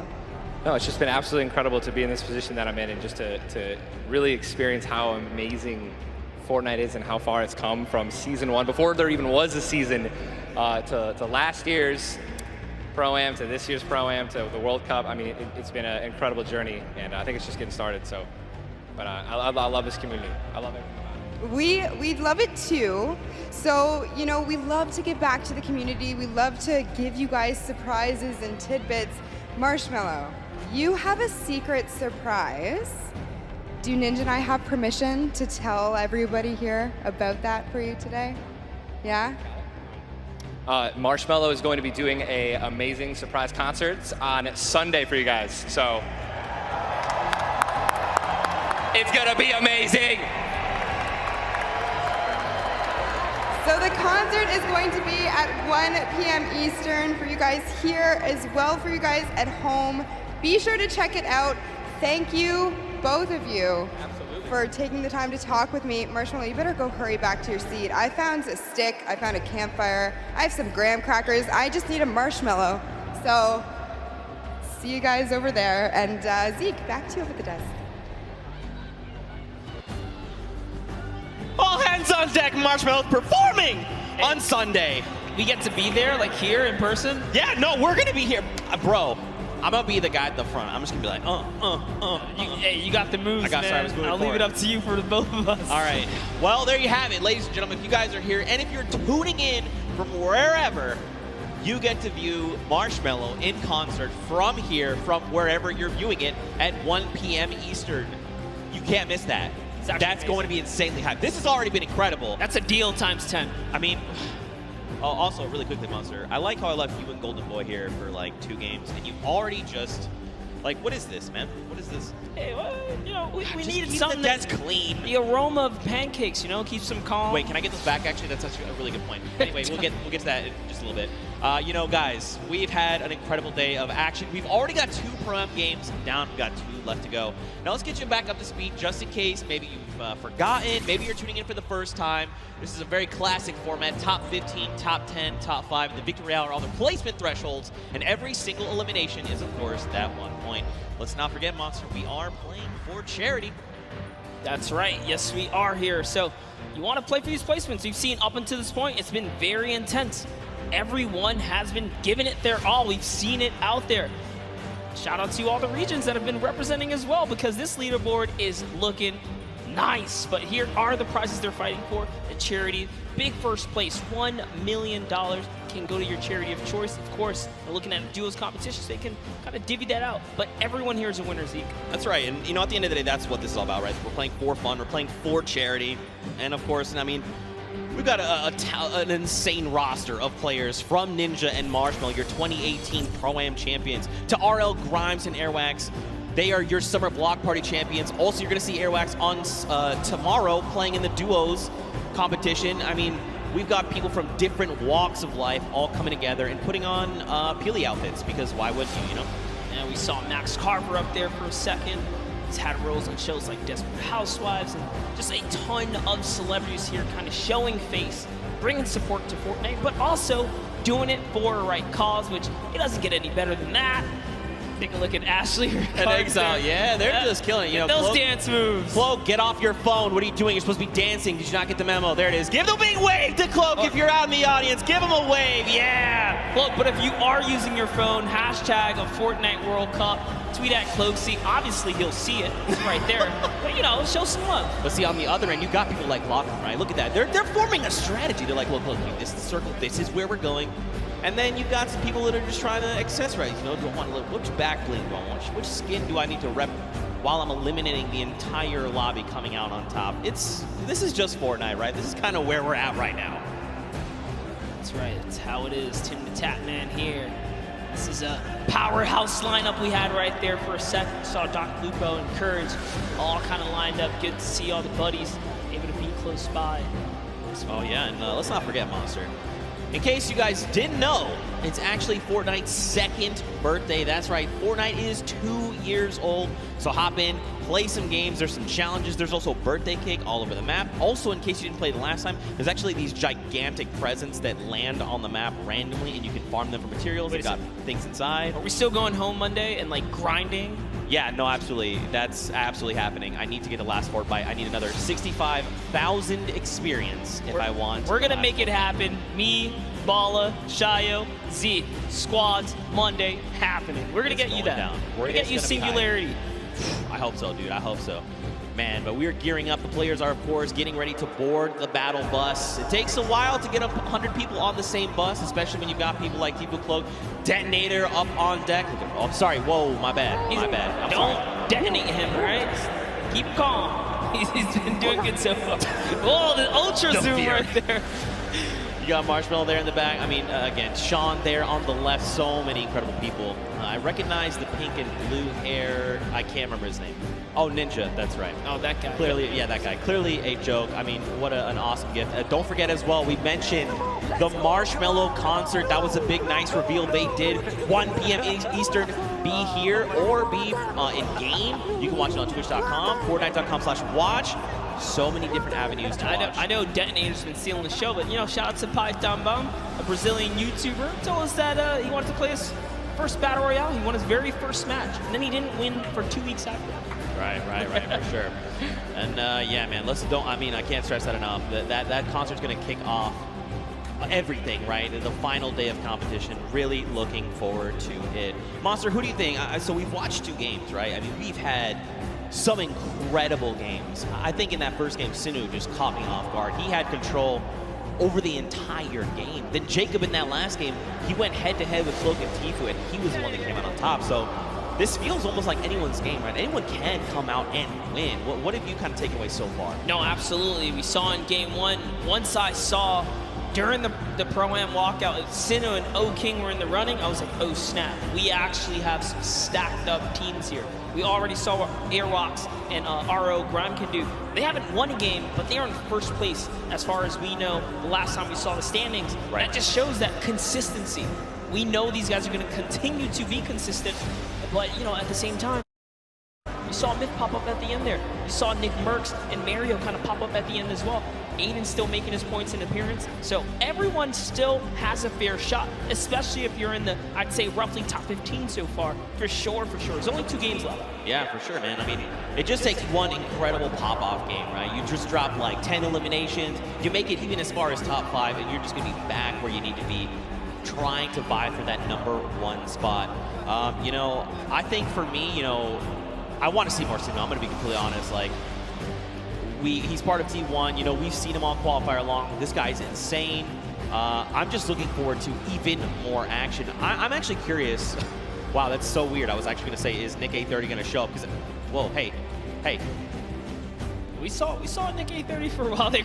I lost. I blinked first. I blinked first. Death stare. Yeah, there you go. I blinked. No, I was actually going to say Nick A30. You know, people like One Shot Girl and Chandler Riggs. They are very. All right, everyone. First one to blink loses. Everyone in the stadium. Here we go. That's right. Don't blink. Cloak, don't blink. Oh, he did it right there. We saw it. He doesn't know how to play this game. He doesn't know how to. It's okay. It's okay. He tried. It's okay. You've got Xavier Woods here holding on to that belt. I wonder, do you think he would let me hold the belt? You know, it might just break something on you. It's heavy. It's heavy. Man, it's pretty incredible. You know, earlier on, of course, this is the dude. I'm telling you, man, Chandler Riggs, One Shot Girl, 2 incredible human beings. Also, I've seen Chandler Riggs several times now. And he's just one of the coolest people I've ever met in my entire life. One Shot Girl, one of the sweetest people I've ever met in my entire life. Love to see it. Earlier on, though, we did, watch a lot of Myth gameplay, like you kind of said. I'd be curious to go back, take a look at some of the gameplay that he had, kind of see things from his perspective, and see what he's going on. And here we go. We can actually take a look at this. So check this out. Run me through this, Monster, because you were here for this. Yeah, we were kind of looking right through, and actually, no, we actually didn't get this perspective here. So just tell Myth's in his A game. Kind of see everything he's gone through, his little journey there. Oh, the cone's so clean, all the practice paying off. Oh. No hesitation. Oh my gosh, Myth is in such great form here. That's what I like to see. At the Pro-Am, showing up, showing why he is TSM Myth, right? He's been around the block for a while. He's no stranger to competition. Good to see him in his zone here. And remember, most of the time he competes, he's under the NA West versus East, right? But now he's on land. He's in the same box with everyone else. So this is great to see him, under fair circumstances, doing a great job. Yeah, for sure. And I mean, let's be honest, the only thing that ever gets in Myth's way is actually fall damage. He's an incredible player, but fall damage, just like Tim the Tatman, it will claim both of them often. Let's go, Myth! Get hype there! Yes! Also, Myth has this incredible dance. Do the dance! Oh. Yeah! Dude, let's go! I cannot do that. There's no way. He is a significantly better dancer. I actually one time tweeted at him, I was like, hey man, can I get some of those dance moves? He tried to transfer them to me. Turns out that's not how that works. He tried to transfer you dance moves. He was trying to give me like a little bit of it, right? And it just did not work out for me. But it's okay. That's all right. But we've got more players. We've got Mr. Fresh Asian. That's right. We kind of watched some of his gameplay, tuned into him, see what he's got going on. I'd be curious to see some of that gameplay coming out of those previous 2 games. There's so many people, man. So many people in Walks Life we could look at. You want to see more OCE? We got OCE. We have everything here under the hub. The Pro-Am. I also, low-key, want to see more Detonator. Yeah? You want to see more Detonator? Absolutely. We'll get that later, too. But let's go ahead and pull up Mr. Fresh Asian. Let's see what his journey was like up until this point as well. And we got a nice little package of him. Look, just diving on players. Hey, you, crossing a river? Nope. Oh, that's a nice little headshot right there. And he takes another person down. It was Greer Grammar, oh no. And this one, we actually caught this one live in real time. This is such a fantastic play here. Fresh Asian with the proximity launcher, cracks open the build, puts the Splode right inside of it, catches white, and switches all the way through.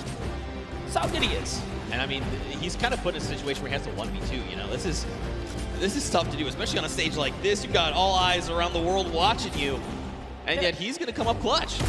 Now remember, there's a pro and there's a celebrity, but to just do this like as if it was just 2 people who didn't know much about Fortnite, that's actually insane. That's what do I say? Confidence at its best. Yeah, for sure. I mean, listen, there's great Fortnite players all over the world. It extends way farther than you'd ever imagine. That's just proof right there, right? But maybe we'll kind of see how things are going. Of course, you guys have been waiting for games. We've been waiting for games. We know. Guess what? Everyone is on board the battle bus. Game number 3 of the World Cup Prom is about to begin. If you guys here are excited, you need to get hyped right now because game number 3 is about to be underway. Count us in! That's what I'm talking about. Let's go. Game number 3. And I mean, look at this World Cup battle bus, man. Here it is. Love that new Fortnite World Cup battle bus. And I love the fact that if you are loaded into Fortnite as well, you kind of see the feed coming up. So there are tons of new faces kind of tuned in here. Zeke, why don't you just give us a little rundown for everyone who might not know much about the Pro-Am or how monumental this weekend is for the community in general. That's right, man. I mean, we've had 10 weeks of open qualifiers for solos, for duos across 6 different regions. Anyone could play. All you had to do was hit 300 points and get the Champion League in the arena format, and then you could duo up, solo games, and try to qualify. We narrowed that down to top 3,000 players, and then from there we whittled that down to only a handful of spots per region, and that has led us here. And let's not forget, earlier on in the day, we even had the creative finals, right? 8 weeks of creative qualifiers. You had team leaders like Ninja, like Gotaga, Hand of Blood. These guys built these incredible creative trials. People went through, and then we had our finals earlier where Scissors and the Fish Fam took home the W. But, Monster, I think we want to focus in on this game. Detonator is already down. Whitlari has taken down the detonator. It has exploded. It is gone. Xavier Woods, Dankops are over here on the left. You got Doigbai, and Cody Walker. Yeah, Doigbai. Oh, man. Coach for the Millennial team there. But anyways, hopping on over to Dr. Lupo and Sigala here, who are in, what's that, a little bit of Neo action we got here. Man, I have to give Courage props. That video they made earlier, we kind of knew something. Courage was going to get back at Dr. Lupo in some way, shape, or form, but he wouldn't tell us what it was.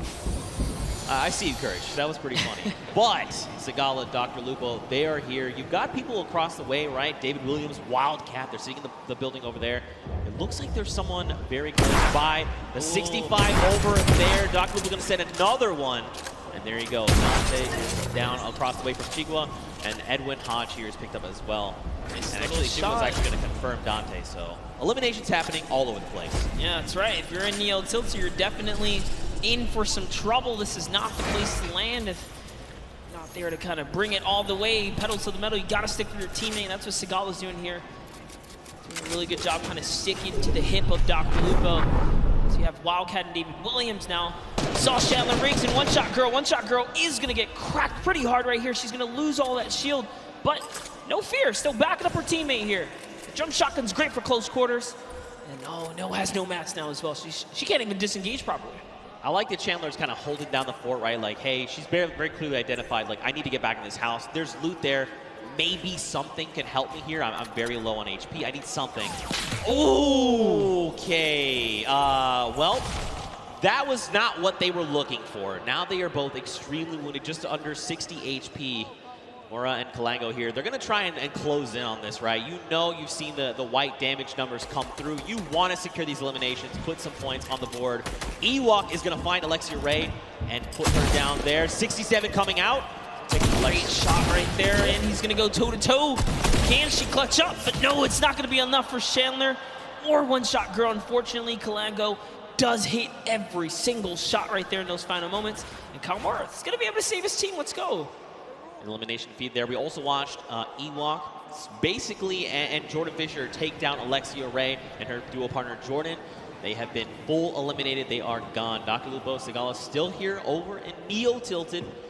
David Williams, Wildcat, they've just been kind of, it looks like they must have taken some kind of damage, right? They're underneath that 100 threshold, but it's not by much. So either they like took fall damage or someone sent over Dr. Lupo accidentally sneezed in their direction. Damage over on them. Yeah, man, we saw a lot going on earlier, a little bit of storm flips, and could have really been any which thing here, but Wildcat's been playing games for a long time. Actually, his dad introduced him when he was just 7 years old in 2011, but looks like we're hopping over with Vodka here and Alexander, who we haven't seen much of today, so let's go ahead and see how this battle's going to go for them as they're going against Ali A and Aaron Gordon, who we saw on the field against Jordan Jones and Alexia Ray, so that was quite the intense match here, but Alexander looks like he's somewhat struggling. He's going to need to keep his back of Vodka close by. I mean, they're facing off against Ali A. This guy is a Fortnite veteran. I mean, this guy is thousands upon thousands of eliminations. He's going to rip the shield of Alexander. Mark's going to find elimination. Well, there you go. He is full confirmed. Alexander, he is gone. The question is, where is his duo partner? Watch Ali A. Ali is kind of one of those people that's very big into communication, right? Trying to make sure, not oversharing, but definitely giving very important information. Hey, this is where I'm at. This is what I see. This is what I can do. My materials, my ammo. I need to cover here. I have this angle. Do you have this angle? Things like that. Super big fan of this guy. Yeah, absolutely. Ali A, quite the personality in the field. And talk about that, I mean, Vodka as well. Japanese YouTuber, he's been around for some time, a respectable player, does know how to, get down with it. But here, hopping over to Ellie, we're seeing him go with a large push here. He's gonna miss a couple shots, but he hits one right there. Turns back to Bill, says, you know what, it's time to put the bricks here. No, he's gonna have to disengage, and it's gonna be enough. He goes straight up. The sentiment was good. The angle might have been a little off, but I like it, all right? Trying to maybe go and get a little bit offensive here. He's got himself. He's pushing with the Yo, he's 24 going in. health. Right underneath he goes and pops another one. Oh, he's got to be so careful. Wait, is he distracting right now, making sure his dual partner can get the angle that they need? It looks like it. I think he had a plan at some point, said, you know what, maybe this is not the right move, and he kind of backed up there. But Ellie's showing that he is fearless right now. He and Neko, as Faris is sitting just close by. We saw Faris earlier today in a great fight against Jacob, I'm pretty sure. But Ellie is going to get knocked by Faris, who had the high ground right there. Let's see what Faris is going to do here. I mean, he does have the 2 chug splashes. He can get himself back up. There's the 1. There is the follow-up. So he's got plenty of HP to work with. He also has 3 minis. But look at the AR count. 18 bullets. A single magazine is not where you want to be right now. Now, he did go ahead and drop Ellie. They need to go ahead, take some time, get the revive off. But, I mean, right now, they're not in the best position because don't forget, their weapons are not that much better. Like, obviously, Ellie does have that drum gun. He can put in some work, but we'll have to see how things go for him. Also, fun fact, his most recent album, Future, was certified platinum within the first month of release. Wow, that's huge. Actually that insane. is a huge accomplishment. We're talking about first month? I was gonna say, talking about you know, crazy adventures and travels and all that kind of stuff. I mean, the player they're fighting right here, Faris, traveled all the way from Saudi Arabia. He's here. He's ready to bring it. It's Ellie. Dude, Ellie's got the builds, man. Oh, okay, so they ping out where they see the player is, but now don't He knows. forget. Yeah, he's back. He's doubling back, and no. Ooh, over the head right there. That player has a haircut. Right through the crack. That was so close. If they didn't jump over, if he did not jump over that might have been an elimination. I thought we were going to see a major highlight right there for a second, but Ellie, you know, he's got this guy in his sights here. He's not going to give it up. And don't worry, guys. You guys are not missing anything around the Fortnite map. This is the battle to watch right now. As Neko kind of says, you know what? I'm tired of this. He's going to step forwards just a little bit more now, and this is the commit. Even with the low health, they're going to put it all on the table here. I mean, they know that his back is against. They know his back's against the storm, right? They're just trying to make sure and make him uncomfortable. Look, he's out in the storm. That's kind of the position they put him in right now. And this player's just trying to bail. Like, they're just out in the storm doing their own thing. This is how threatened they are by Nekokun and Ellie. Varus, I mean, you know, it's okay. It's not ticking too bad yet. It's only that single point, but he's going to have to make a really long rotation, and that's if they don't spot him out in the storm. Yeah, you know what? It's going to be worth it. He will be all right. He will live to see another day because off they have to run now from the zone. They don't have heals, and Faris is left to, I guess, go against these guys at some point or another. But let's hop in with some highlights from earlier today. We have a little bit, like we saw, Dr. Lupo and Sigala just kind of coming up. That's another player that's going to get taken out right here and just showing people that, you know what, I have Tilted on lock here. I'm ready to control this place. And it's Kyle Kaplan who goes down to Dr. Lupo and Sigala. Again, they were sticking together at the hip earlier before, but Sigala's down. And I don't think Dr. Lupo has the reboot card, unfortunately. It does not look like it currently, but look, I mean, this is Dr. Lupo we're talking. The doctor is in the house. He knows what to do. He's been in these type of situations before. 1v the world, but that's okay. He's comfortable. But look at this, Tifu and Nav. Look at the angle they have here. You've got Nav all the way in the back. He's sending sniper shots over to JT Brown. Tifu's sitting there forward, right? He's just saying, all right, JT, come on. What are you trying to do? You trying to 1v1 me? You want to try and 1v1 my dual partner that's way back there? He's got a long angle on you. I have the close angle on you. Listen, JT Brown is a professional hockey player, right? If you can take that kind of punishment sometimes out there on the field, you can do anything. Let's see what JT Brown can do against the World Cup qualifier. He's speaking his head right there. And Tifu says, you know what? I've been here for a little too long. There's more players around him. He's got to be careful.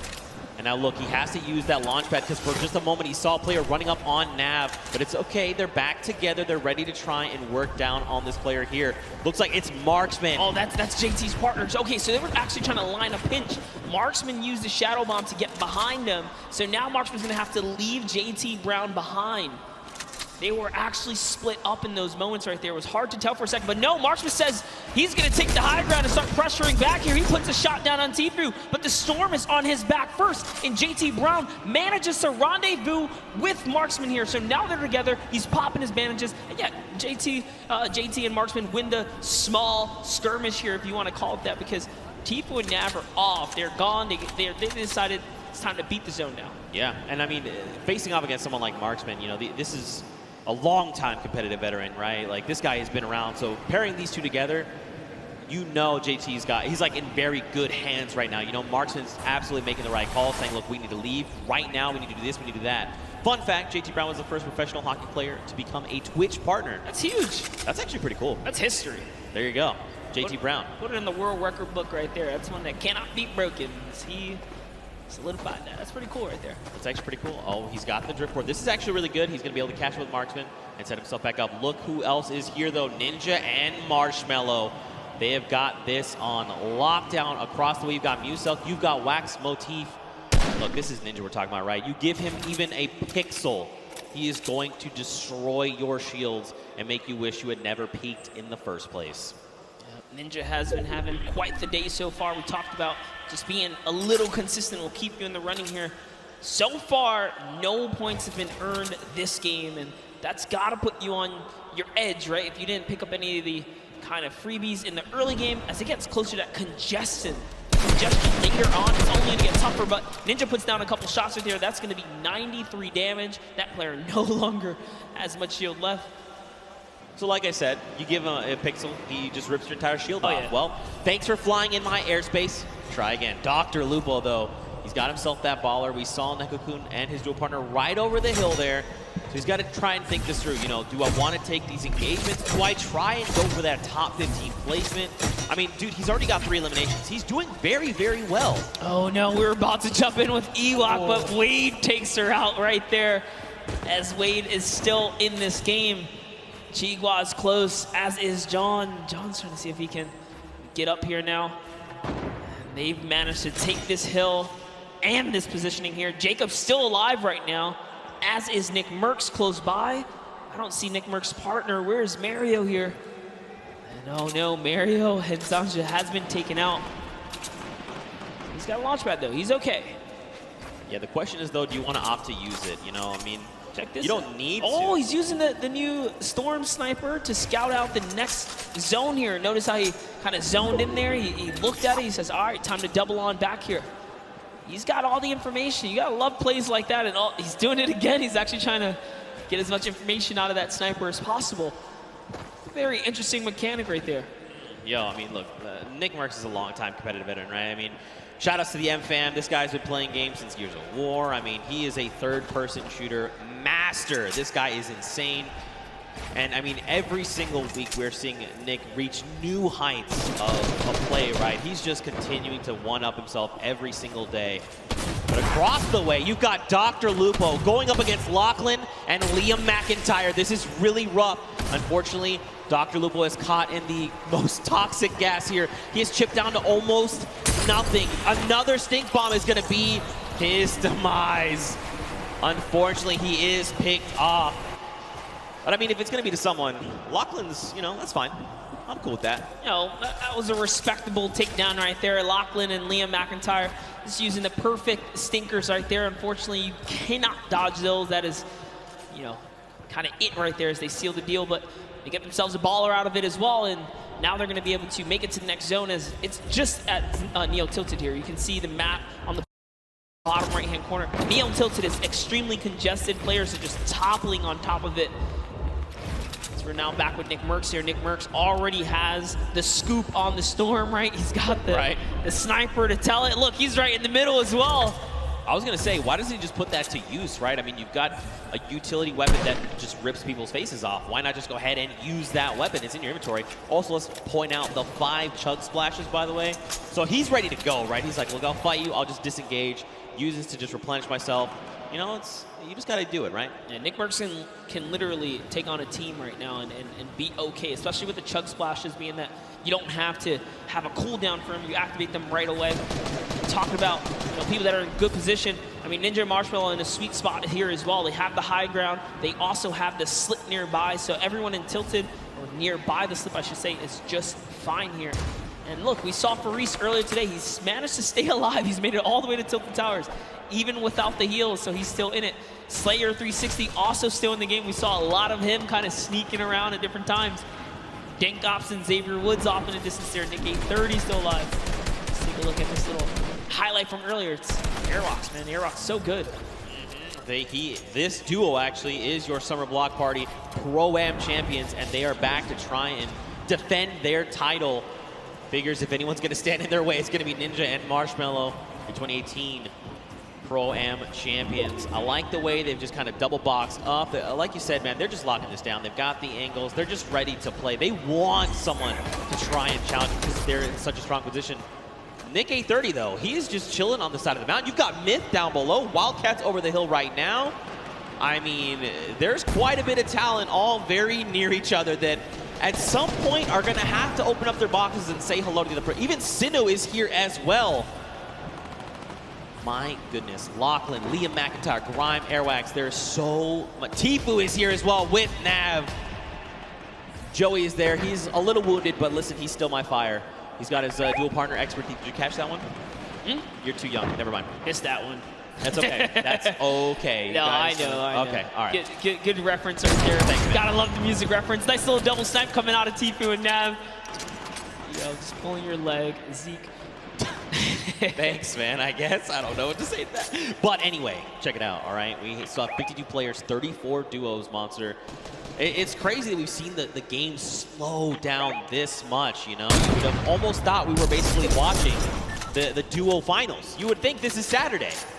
Yeah, it's definitely gotten a lot more intense as we approach the final games here. No one wants to kind of lose out, right? You want to get as much playtime as possible. Tfue utilizing a ramp overhead to make sure they skate straight across and not stay in the air for much longer than they need to be.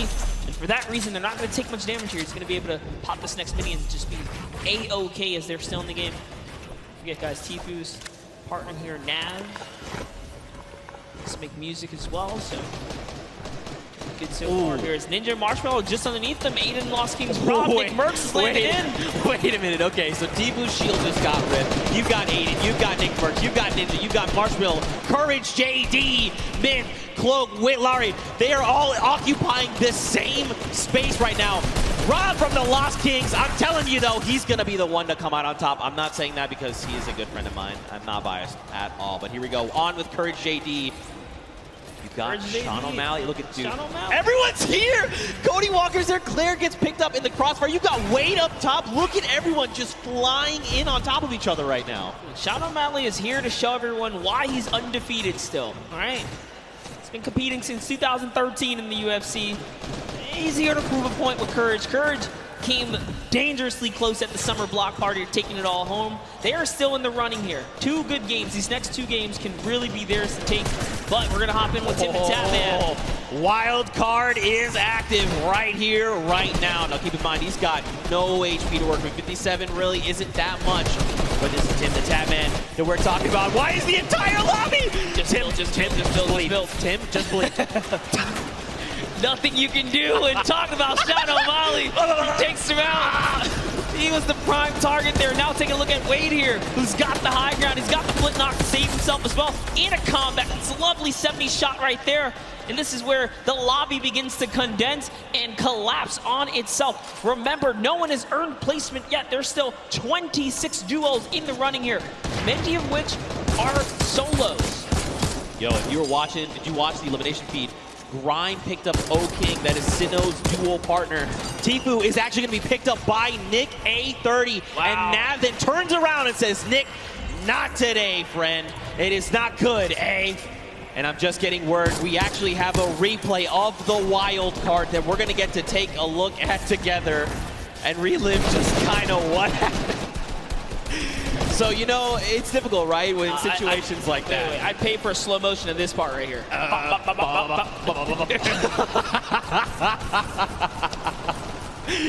Tim knows. He's smiling out. He's like, dang it, man. Being a good sport about it. You gotta love it.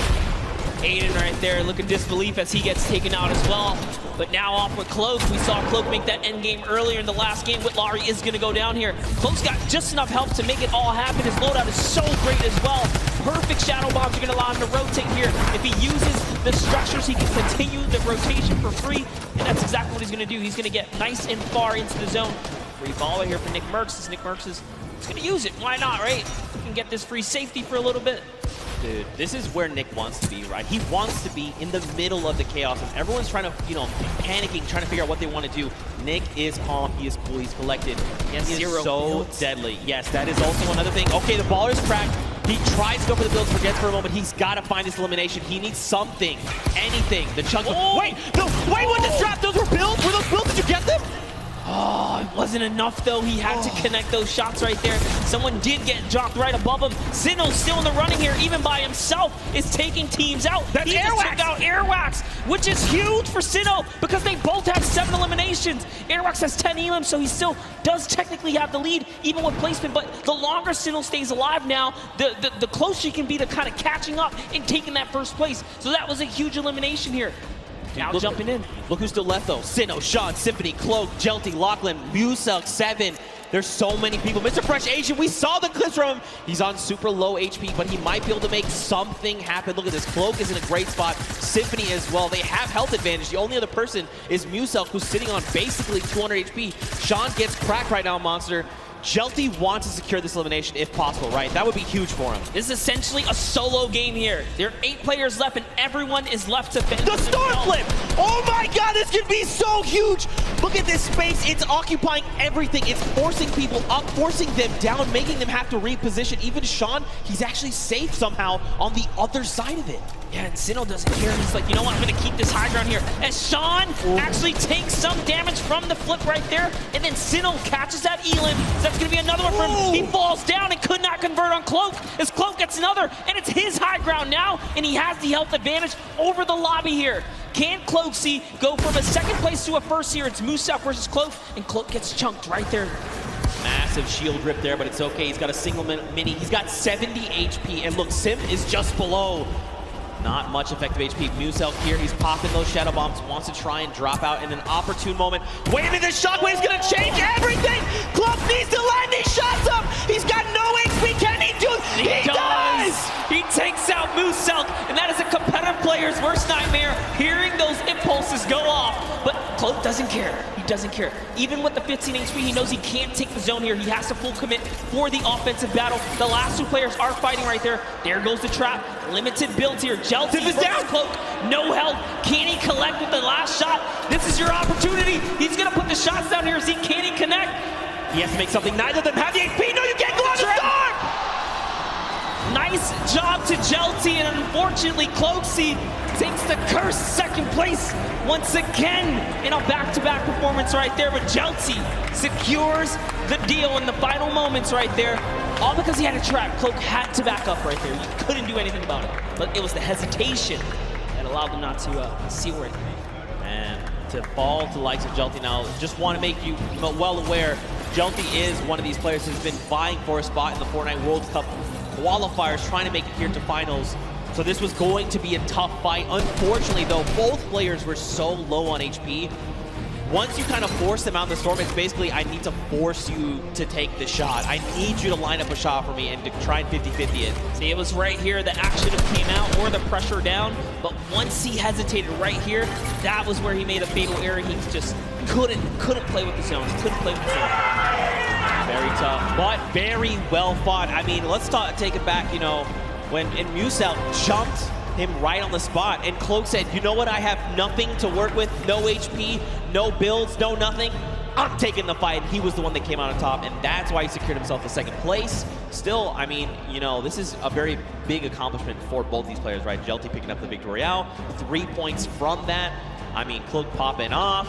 I'm sure he heard you guys here, yelling as soon as he got that elimination, because that was clutch. Yeah, that was a fantastic way to kind of hold it down right there, because Muselk used that impulse. He broke all the builds, and Cloak took fall damage. Had Muselk just connected one more time right there, that would have been his game, because he had the health lead as well. Yeah, right. And I mean, like you kind of said, that's kind of been the recent meta coming out of the competitive side of things. You're using shockwaves to kind of reposition and just fragmenting builds all the way around you. So for Cloak to react so fast and clean up the elimination, mad props, seriously. What an incredible game. Game number 3. I'd be curious to see how the game shook up the standings that we'll take a look at a little bit later on. But I mean, what do you think, man? We saw some really big names traded back and forth. Tfue got shut down, Airwax got shut down, Aiden was picked off. I mean, that's what I think right there. That's one of the key turning points here that kind of happened in that last moment. The fact that Sinnoh takes out Airwax, and you saw the look of disappointment on Airwax's face because I believe his camera had just came up right there. Is dang, and then to go down to Sinnoh, it's the perfect recipe for Sinnoh to take out the #1 player who was previously in the lead and continue to push his agenda forwards. That could have been the difference, but Airwax did have an Elim lead at that moment, so. We'll have to see how things shake out, man. These games are insane, and this is just a taste, you know? You got to think tomorrow, Saturday, Sunday, duo and finals, solo finals, they're going to be absolutely insane. But for now, guys, let's go back over onto the top deck. Let's go hang out with Pookie because she's got Jelty on standby. What you got for us? Thank you so much, Zeke. I am down here on the floor. We have Jelty, and we have his duo partner here as well. Now, I just have to ask you, what is it like to come to New York and play on this massive stage? It feels great. Feels great. Do you want to let him know anything else? I'm sorry. I didn't get as nervous as I thought I would be in front of so many people.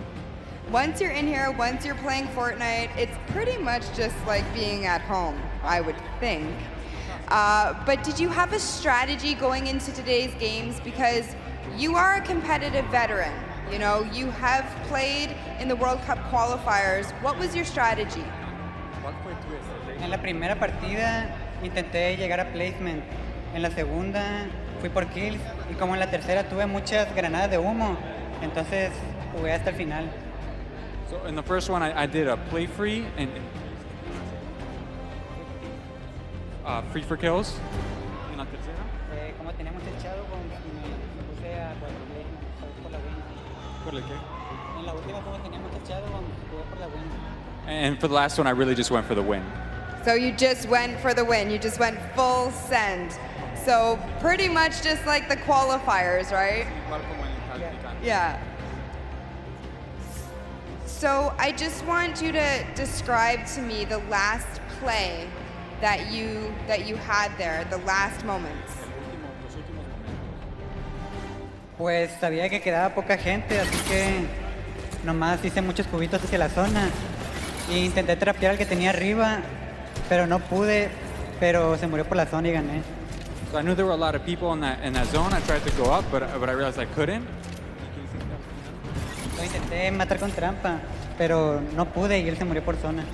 So I tried to go up the ramp, and then I couldn't enter that zone. So you had to kind of adapt and adjust there, which you did, and it worked out well for you. Well, congratulations for being here. Thank you so much for talking to me. Best of luck in your next games, okay? Zeke, what do you think about these crazy games? Getting to talk to Jelty, this stuff's unreal.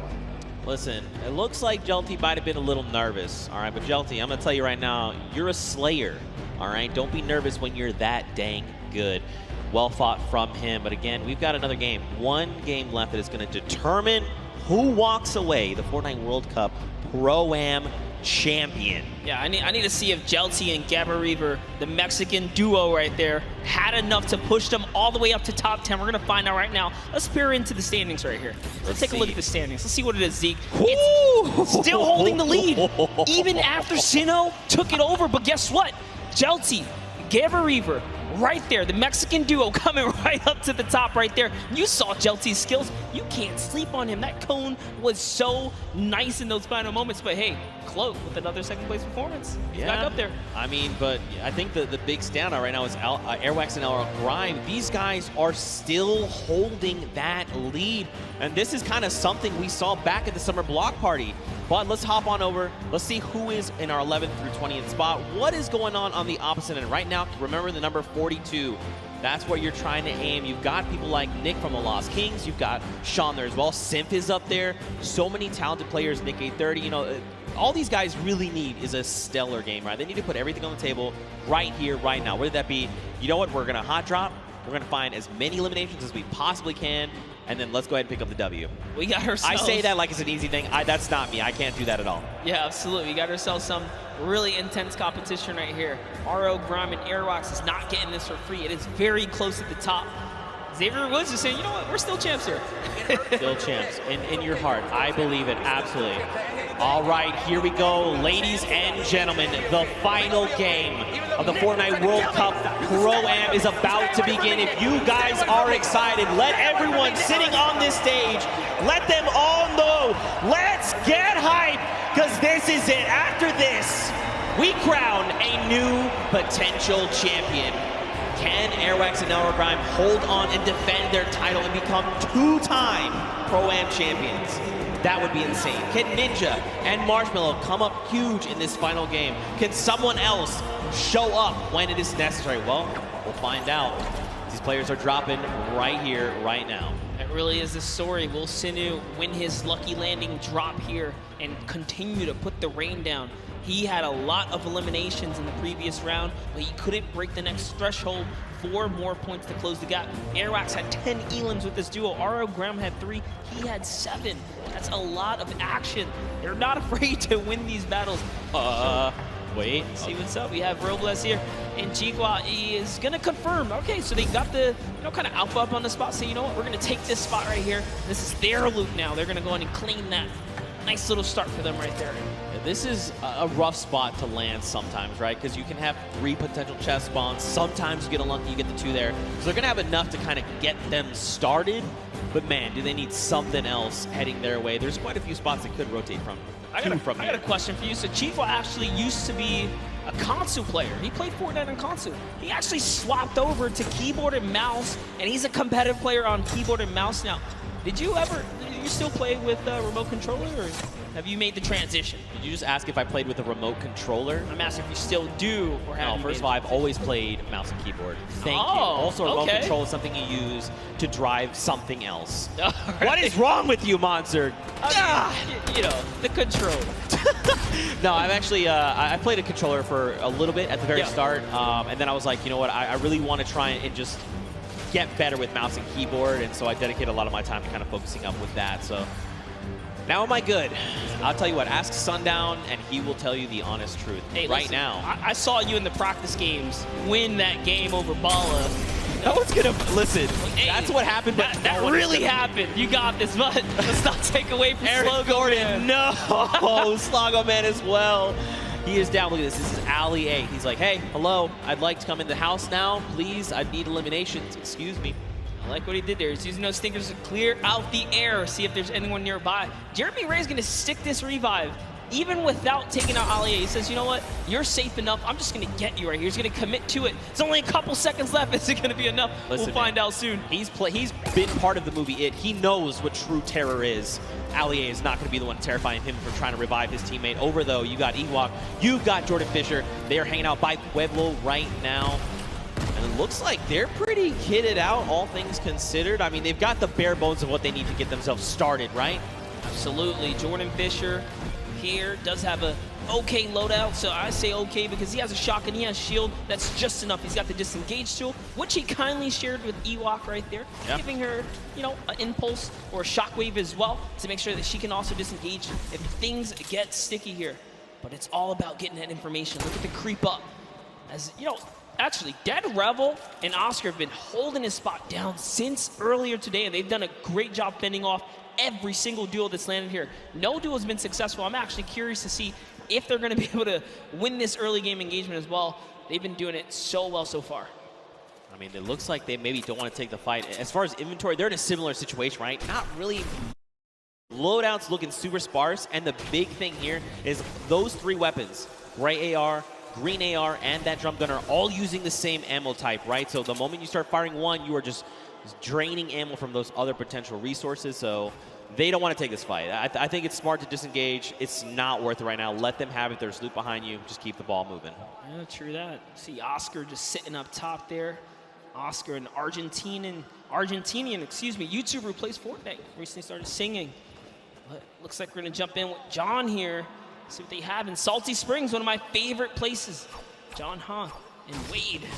John Ha rocking John Wick. Ooh. Huh. Huh.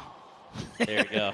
There you go. I'm telling you right now, Pookie Face is the only person in the world that appreciates my jokes. I bet you wherever she is rolling around laughing because she got that one as well. She also got my NSYNC one that you flaming me for.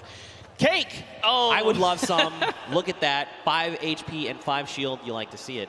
Wade is going to go ahead and try and get back grouped together. Oh, actually, he's trying to push Yoshi. That is not his same team member. Just kidding. Yeah, Wade's right up there. Yoshi is in the skeletal remains of what was the monster kind of battle that occurred. I didn't get to actually watch that event in game, unfortunately. Bro, you missed out. Dude, I was working on some things, but here we have Yoshi. I said I wanted to see what he's got with the kind of representation for the caster squad here. He's still alive, and unfortunately, Freddy was taken out. He's got to use one of his 2 shadow bombs right now. He might have to use a second here. We'll find out, and nope, keeps his calm and cool, says, I'm okay. I got out of there, and it's enough distance for him. 3 things. 1, you know Solari's a cool guy, because he is a cool guy, and I know him. 2, he's using the drift. Double pickaxe is even cooler. 3, they went to that monster spawn. That is actually the new hotspot. You can get so many resources and loot from that. And that's why you saw him go there. But Mr. Fresh Asian, already 5 eliminations. My goodness, he is just... I don't know, dude. He is tearing up Pleasant Park right here, right now. I like that he's even going that extra precaution, right? Like, hey, we know, we can see in the bottom right mini-map, there's no one else. These guys have cleaned out everyone. But he's trying to make sure. He's like, look, I need to make sure to get my teammate up. We're going for the long game. Let's make sure we're back in this. Chandler Riggs here, one-shot girl. Over here, they're going to be disengaging. They probably have been seeing these people go up the sky platform. There you go. They're going to go ahead and scope in. Not worth the engagement right now. I mean, look at the loadout. Look at the materials. This is so unfortunate. The 2 times we tuned in with a Run Shot Girl, she had a drum shot. Here's a little fun fact. One Shot Girl wrote a song and made a music video about how she loves Wendy's. Yo, high-key, Wendy's is dope. If you disagree, I'm not really sure what you're saying. You know what would be a really cool username for you, Zeke? What? Fast Food Zeke. All right.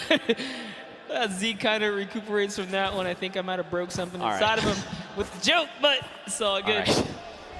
I feel personally attacked right now. No. You're not wrong, but I feel personally attacked right now. Wow. Okay, Power is here. Goff is here. It's a great username, though. Honestly, it's clever. Fast Food Zeke. I don't know what I'm going to do with you. Watch that elimination feed in the top left. Chandler Riggs and Ali A are finding eliminations. Wow, my brain tried to put Ali A and R in one word. Let's not do that again. Now he's out in the storm. He is ticking down. He needs to try and get out of dodge if possible. But it looks like he might have quite the trek still to make. Exile is just up in front of him there. Dude, look how far away he has to go. He's down by Lonely. The circle is over by Pressure Plant. He's got to go. Yes, he has something. Super long rotation.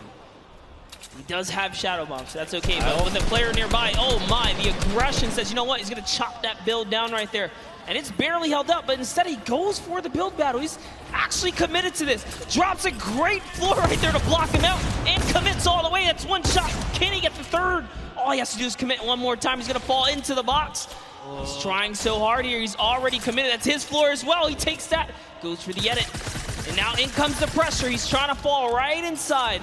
There is a nifty little trick, though. If he just walks right up to the cone, he can actually fall and slip inside and catch his opponent off guard. Let's see if he ends up doing it. Oh, it's not looking good, man. It's not looking good. Defense in. Oh, tries to disengage. That was not the play. Should have just stuck with it. He's got no HP, but look at Exile on 11, 10. That's another 9 seconds before he's going to be eliminated. Ali needs to look up. He literally needs to look up in the sky right now. Does he see him? He didn't see him. He went over the hill. He's trying to get the angle on him. No way. Oh, it gets taken out right there, and it is going to convert to Ali because he did the last damage, and oh no. Edokov, we were just watching him. He's a 28-year-old Brazilian YouTuber, just moved to the States, and to get taken out, that's so unfortunate. But now we're looking at Flake's Power. Can he clutch it up for Edokov, his teammate here? Should be the carry right now, and that's a great shot. Did get JT Brown, but couldn't convert. Marksman right there, so good. Connects with all of his shots, and that's the name of the game, Zeke. I mean, like I kind of touched on earlier, Marksman is a very good competitive player. The fact that anywhere they were trying to go, Marksman was ready.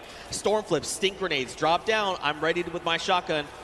Tough spot to be in. Look at this though, Airwax. Look at the loadout.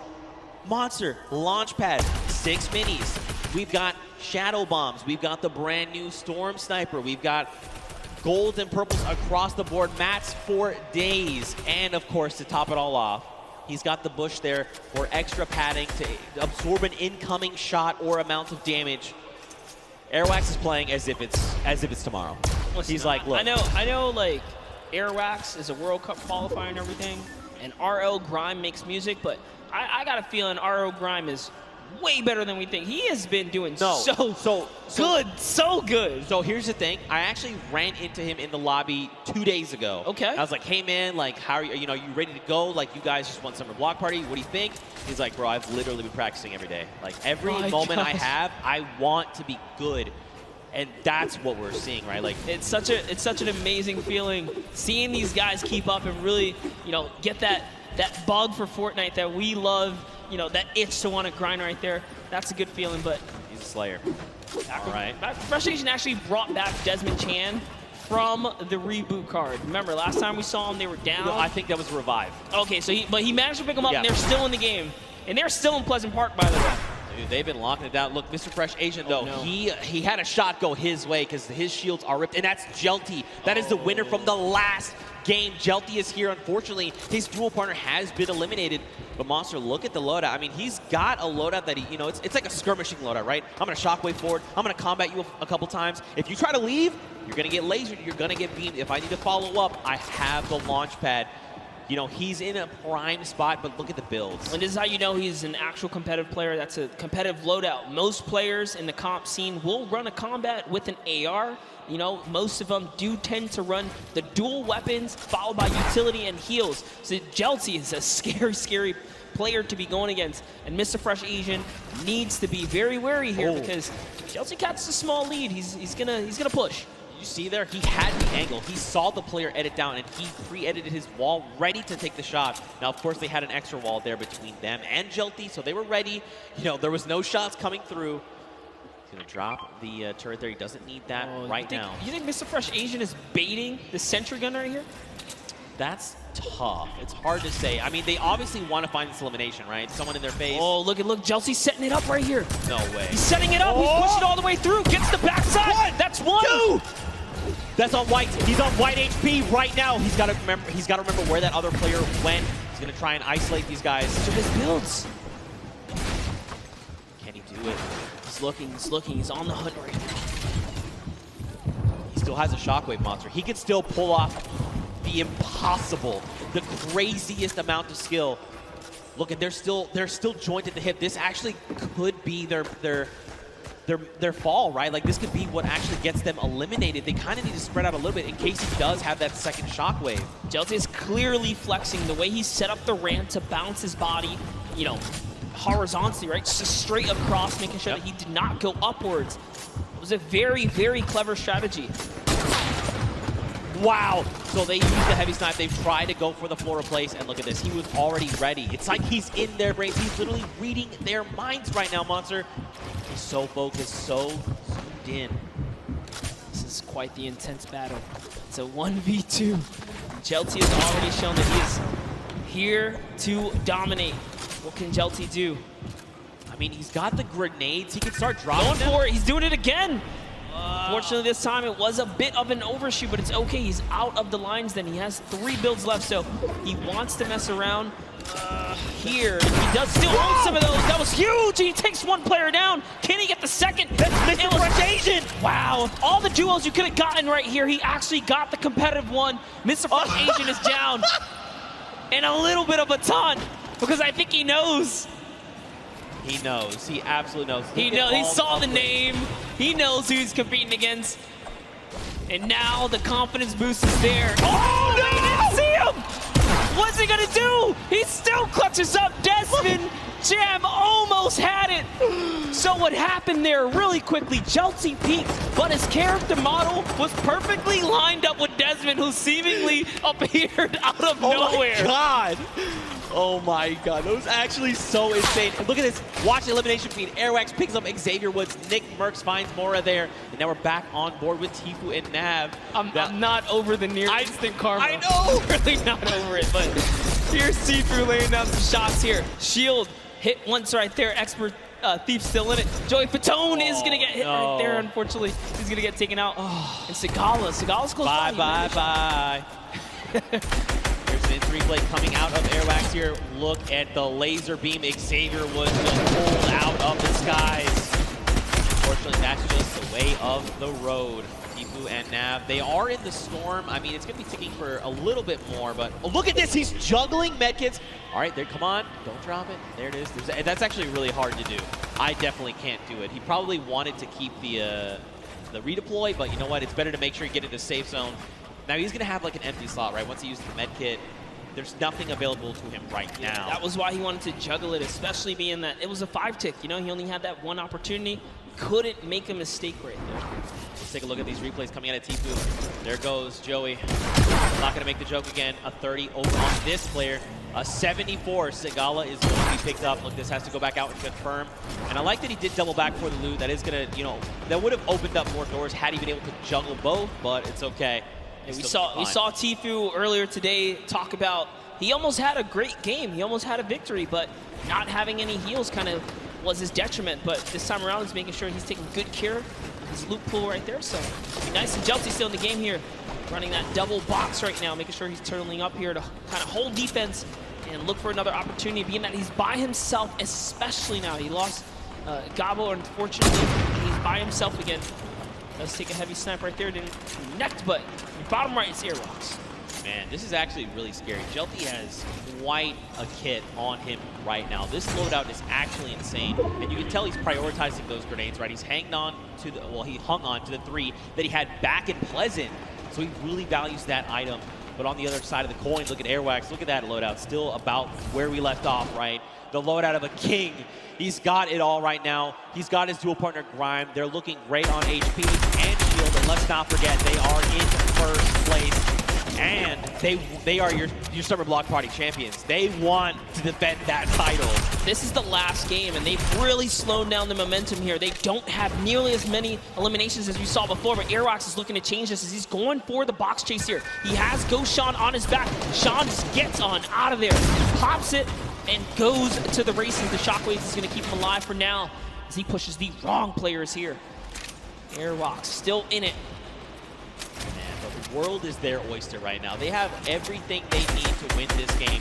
The question is, can they execute? Will there be something that happens? Will some other, duo take a step forward and say, we want to challenge you? You've got Ninja and Marshmallow, the 2018 Pro-Am champions across the way. Marshmallow dropped to half. On the other side, Cloak and Tifu. How do they keep finding themselves in a situation where they're very close to each other? Their minds are thinking in sync right now. Oh, nice play right there from Tifu is going to set it up perfectly to get these flows across. And look at the bank shot, so beautiful right there. Can he connect? That's one hit. He got Lowry goes down. He's going to convert the Elim. And off to the reload he goes. He's going to do it one more time. Here's 1-2, probably going to line up the shotty here. And he is trying to connect. He doesn't quite get it. Land up 44. But they're gone. And now you know for a fact that he knows that was Cloak. And Cloak knows that this was Tifu. And he's saying, right now, this is not the engagement. Yep. We'll fight, but right now is not the time. They go ahead and disengage. Tifu now, they're rocking 8 eliminations. That's 8 points, and that's huge. They still have launch. They used 1. They've got a second one. They've got it all. Yeah, they're so loaded right now. So great play right here. Tifu's going to cut across. We can talk about the competitive player specifically.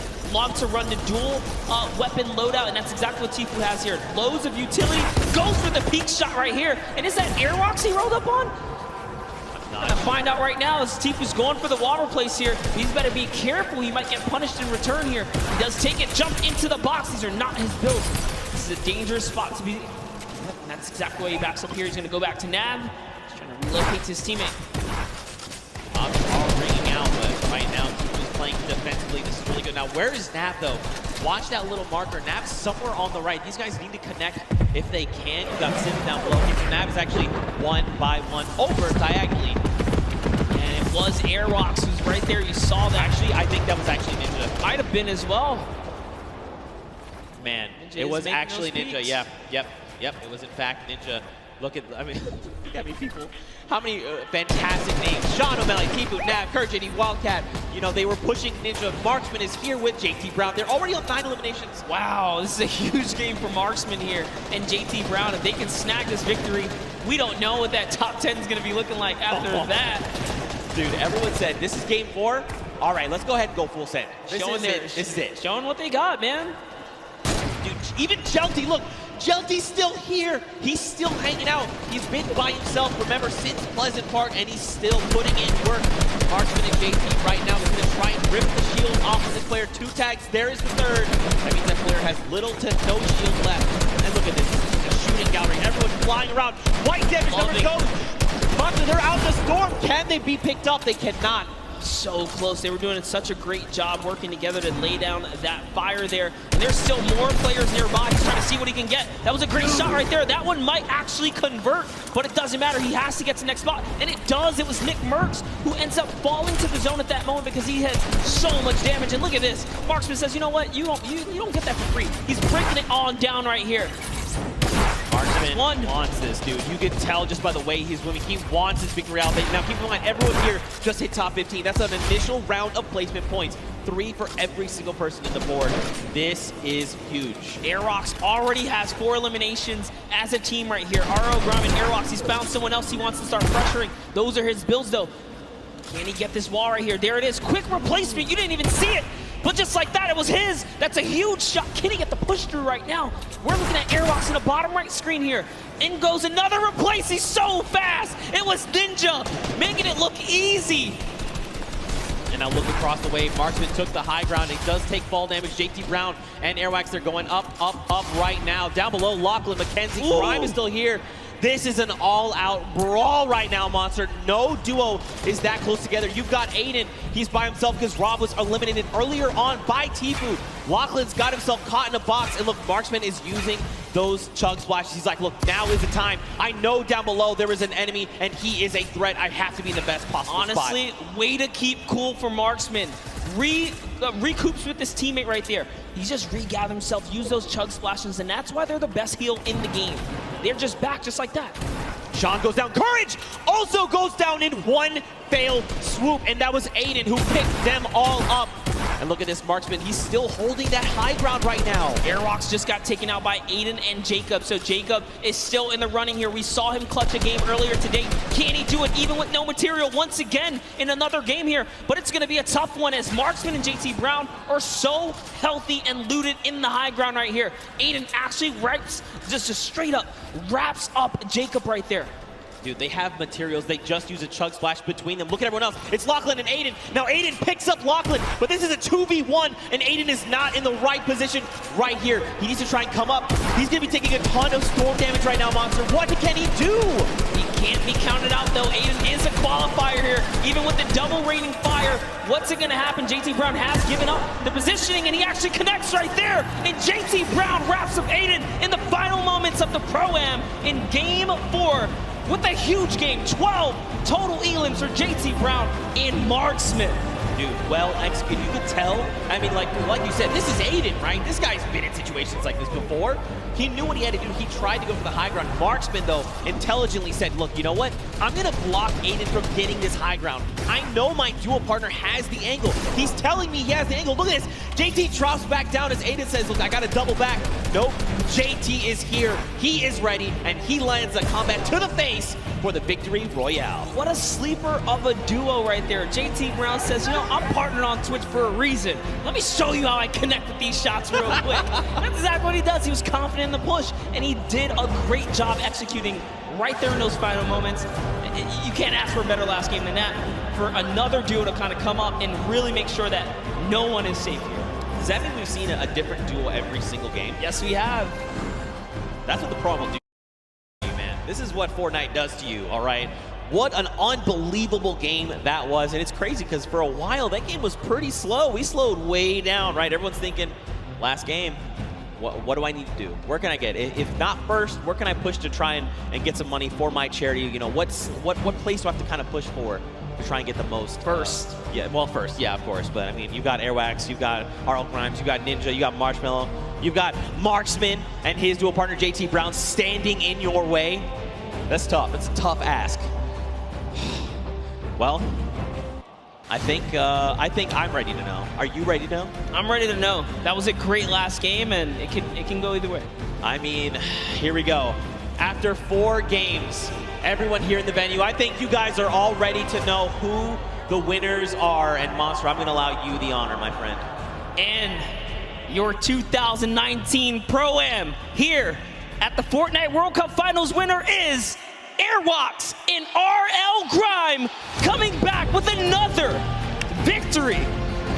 First, they did it at the summer block party, showing that do not sleep on him. He's a World Cup qualifier for a reason. He's been so calm, cool, and collected this whole time. Confidence at an all-time high. He said he was gonna win it, and that's what he came out here and did.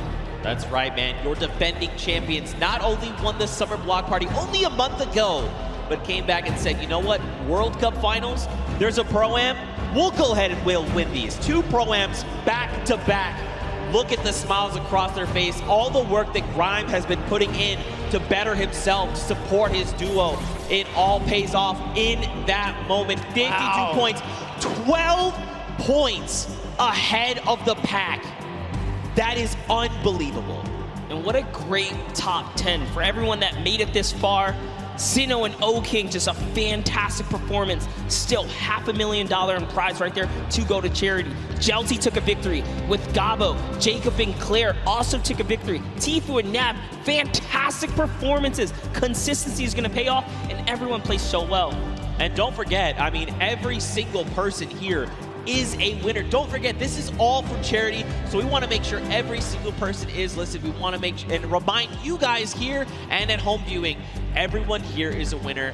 This was so much fun. What a great tournament. Here is our final pages right there. You see Jordan Ewok up there, Nick A30, Max Carver, John Ha and Wade. We saw a little bit of them, 7 and PC Siqueira right there as well. And as the list goes on, everyone here is going to be able to contribute to a great cause of their choice. Yeah. And offer the name of good right here on their some good old Fortnite action. Here's your last page. There you go, man. Everyone walks away a winner, like you said, for the charity of their choice. At the end of the day, that's what all this was about, right? Just giving back a little bit, make sure they're supporting the world, making the world a better place. You like to see it. What an unbelievable day. Any final thoughts from you, my man? I mean, it's been a long day. I've definitely had a long day. This has been, you know, Monster D-Face and Zeke taking our last swings up here at the desk, and hope you guys enjoyed. But with that, we're gonna go ahead and send it down to Golden Boy. He's got the rest for us. Thank you so much, gentlemen. It was a long day, grueling competition from the Creative Showdown all the way down now to the next Fortnite Pro-Am. It was incredible, though. And as you all know, we have our winner. Welcome to the winner's circle. Once again, it's Airwalks and Grime.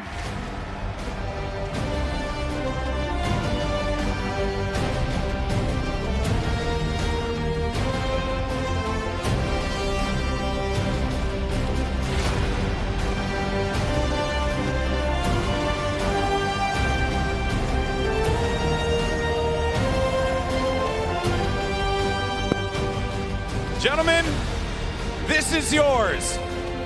Your 2019 Pro-Am champions, the 2-time Airwalks and RL Grime!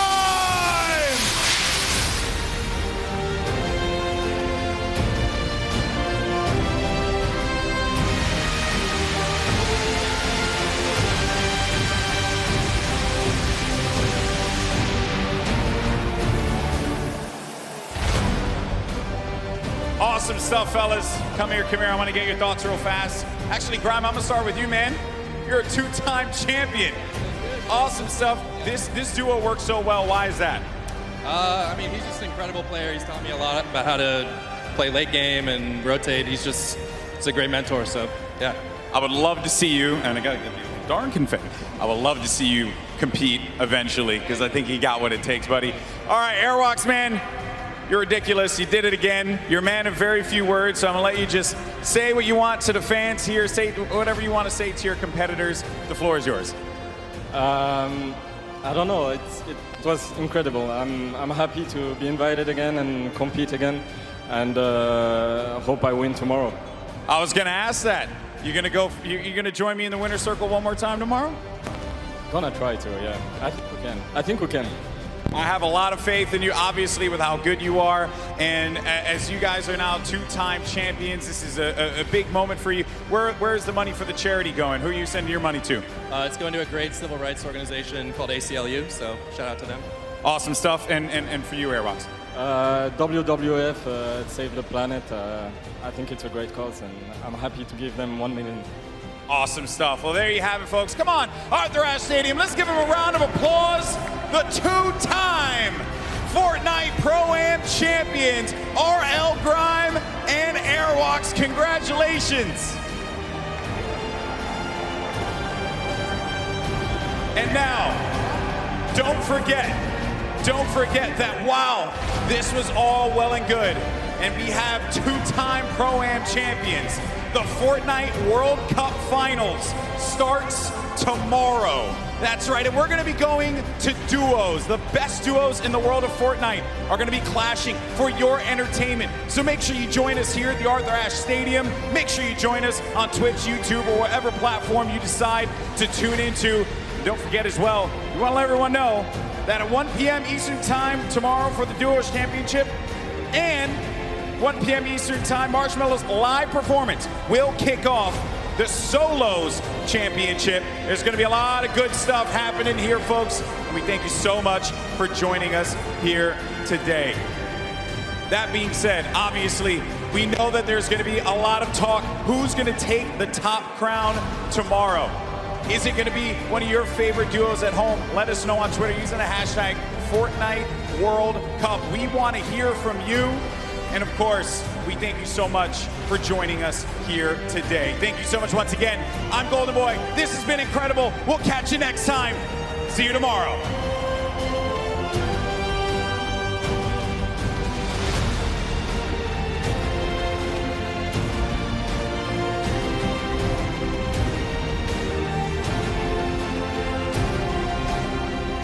You've been waiting for. The countdown is about to begin. The players are loaded into the island. It starts right now. All the way out from South Korea. There they are. It is all up to Sinnoh here. Wildcat down low. He takes the shot, and it's Sinnoh with a victory royale. Does it? And he gets ownership of the wall. You never want to go toe-to-toe with Aiden in the box, baby. Let's go, man. Get hype, Barry. Oh, no, Myth. Not like this. He tries to get out. He does manage to save him. Oh, no. He loses the high ground. Take a look. Oh! The side shot of Cloaksy. Nick! It was Nick! Every single time! It's Nick! Where is he sitting? Cloak needs to land these shots up. He's got no HP. Can he do it? He does! Oh! He has to make something. Neither of them have the HP. No, you can't go on the start. Nice job to Gel Team. Airwalks in RL Grime coming back with another victory.